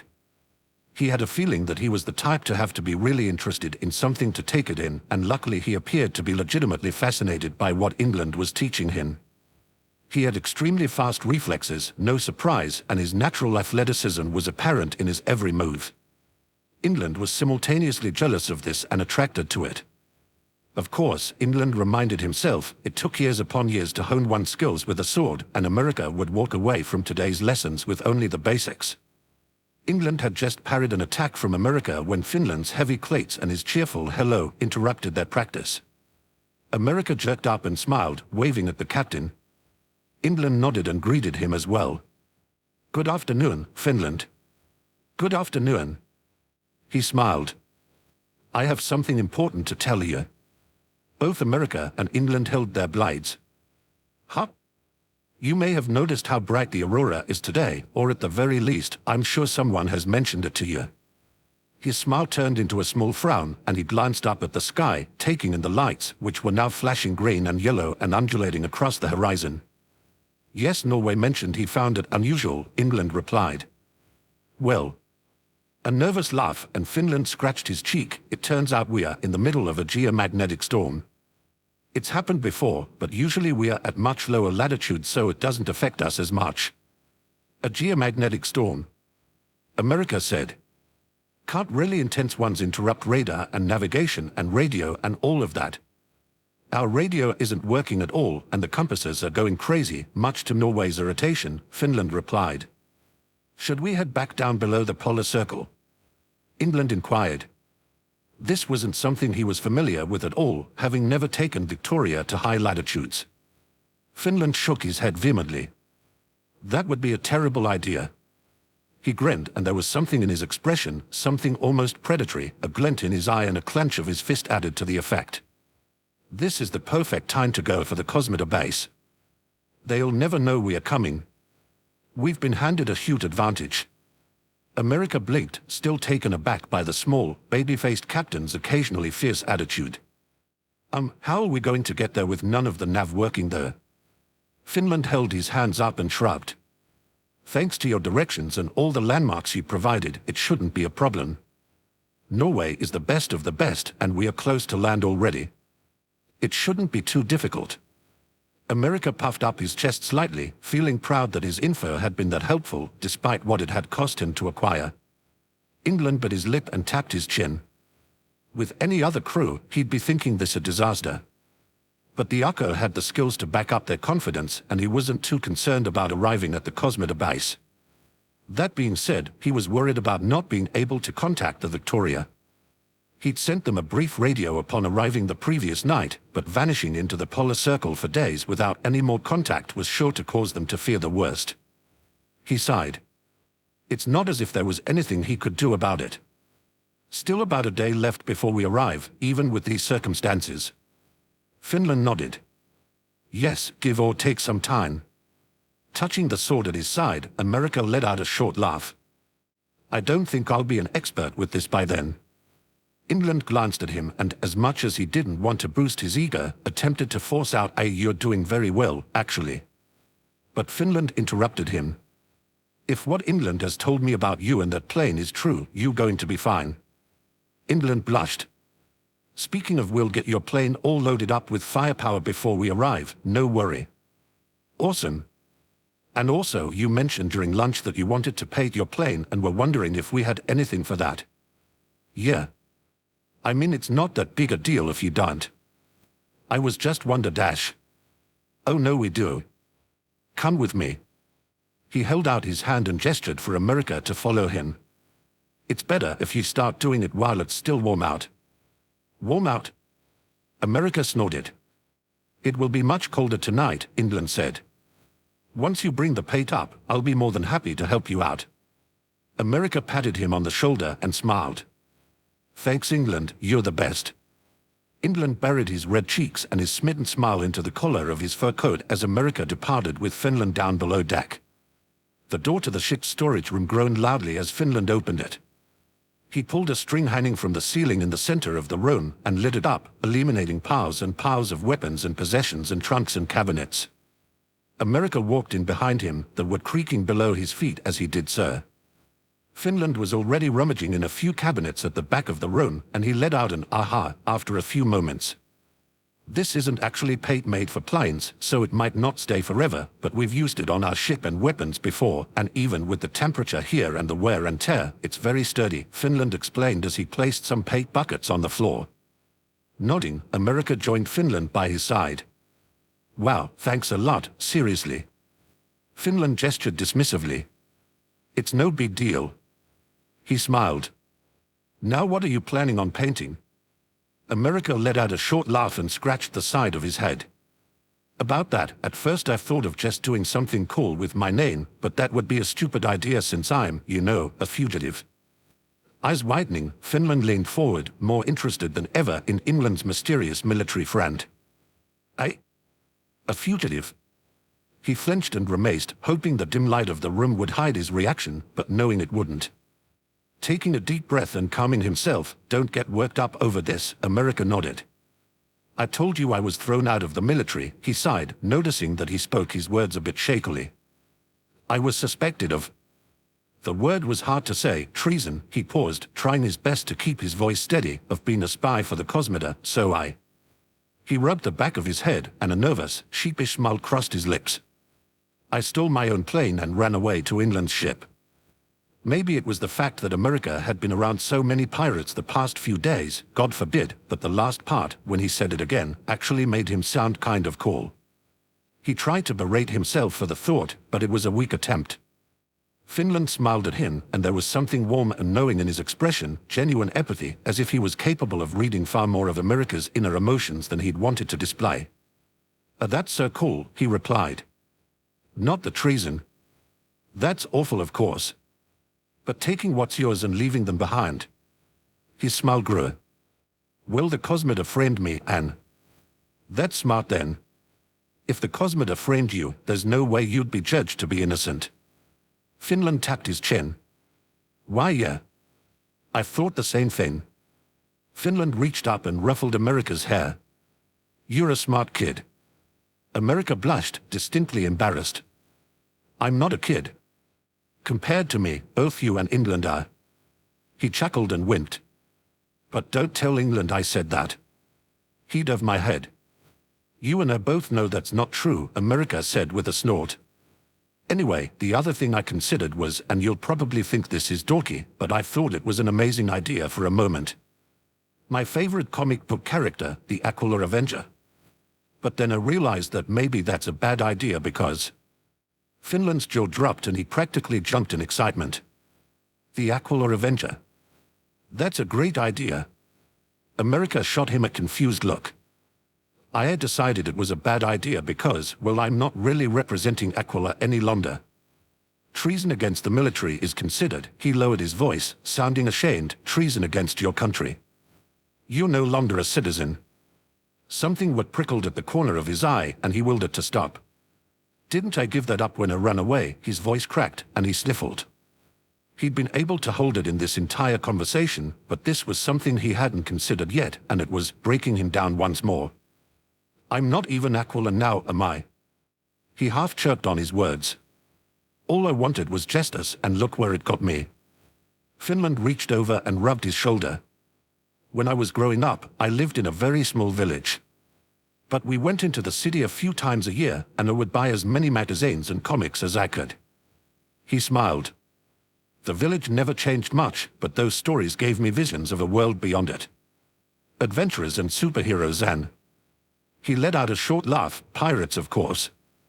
I still collect them, pulp magazines and comic books, and I can tell Sweden thinks it's a bit silly, but he'd never admit it." America frowned. "I love the Aquila Avenger," he exclaimed. "I have almost his entire run." He grabbed America by the arm and with surprising strength pulled him out of the storage room. "Huh? So maybe the Aquila Avenger wouldn't be the best idea for your plane, but what about the Wanderer?" "No way." America protested. "From those men without a country issues. That storyline was terrible. Everyone hated it, and hell, I remember writing in to complain about it." My letter didn't get published, but that's probably because so many other people wrote in saying the same thing. I almost cancelled my subscription. The tension in his body loosened just a bit as he was guided to Finland's Rhone. Talking about something he loved, something so normal, even if it was an aspect of it that irritated him, was reassuring in its normalcy. Are you kidding me? It's the best one. Finland pulled America into his room and reached under his bed, yanking out several boxes in quick order. The Aquila Avenger finally stopped being just a symbol and started being his own person. Sure, it took his own government turning against him, but he flipped through the boxes, which were, unlike America's comic boxes, not in perfect order. I can't fight for a government that goes against everything I believe in. Finland recited mock dramatically, finally pulling out the stack of comic issues in question. So I'll strike out on my own. No longer the Aquila Avenger. I'll represent no country and just fight for the world, as the Wanderer, America finished in nary a whisper. Finland shot him a knowing look. Jay, just because I don't like it doesn't mean I don't own it. I'm a completionist. Finland handed him the issues and America took them, sitting on the large bed, no doubt big enough for two, and flipping through them. Maybe you should reread it, Finland said.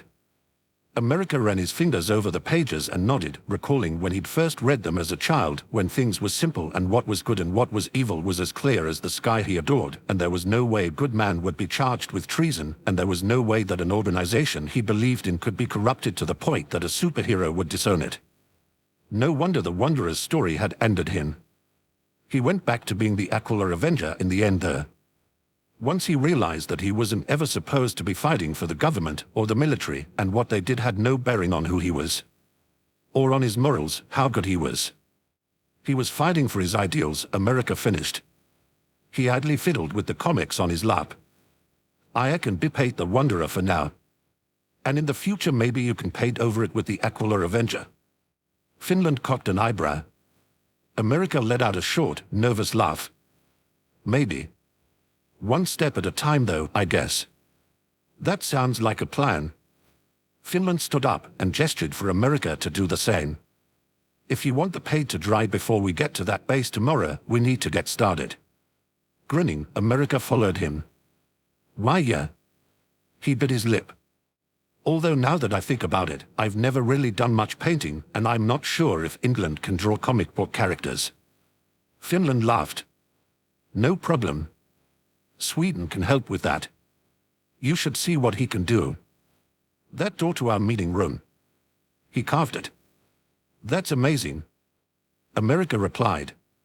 He helped Finland carry the paint up to the deck, and his heart felt light, lighter than it had in a while, and he couldn't wait to share that lightness with England.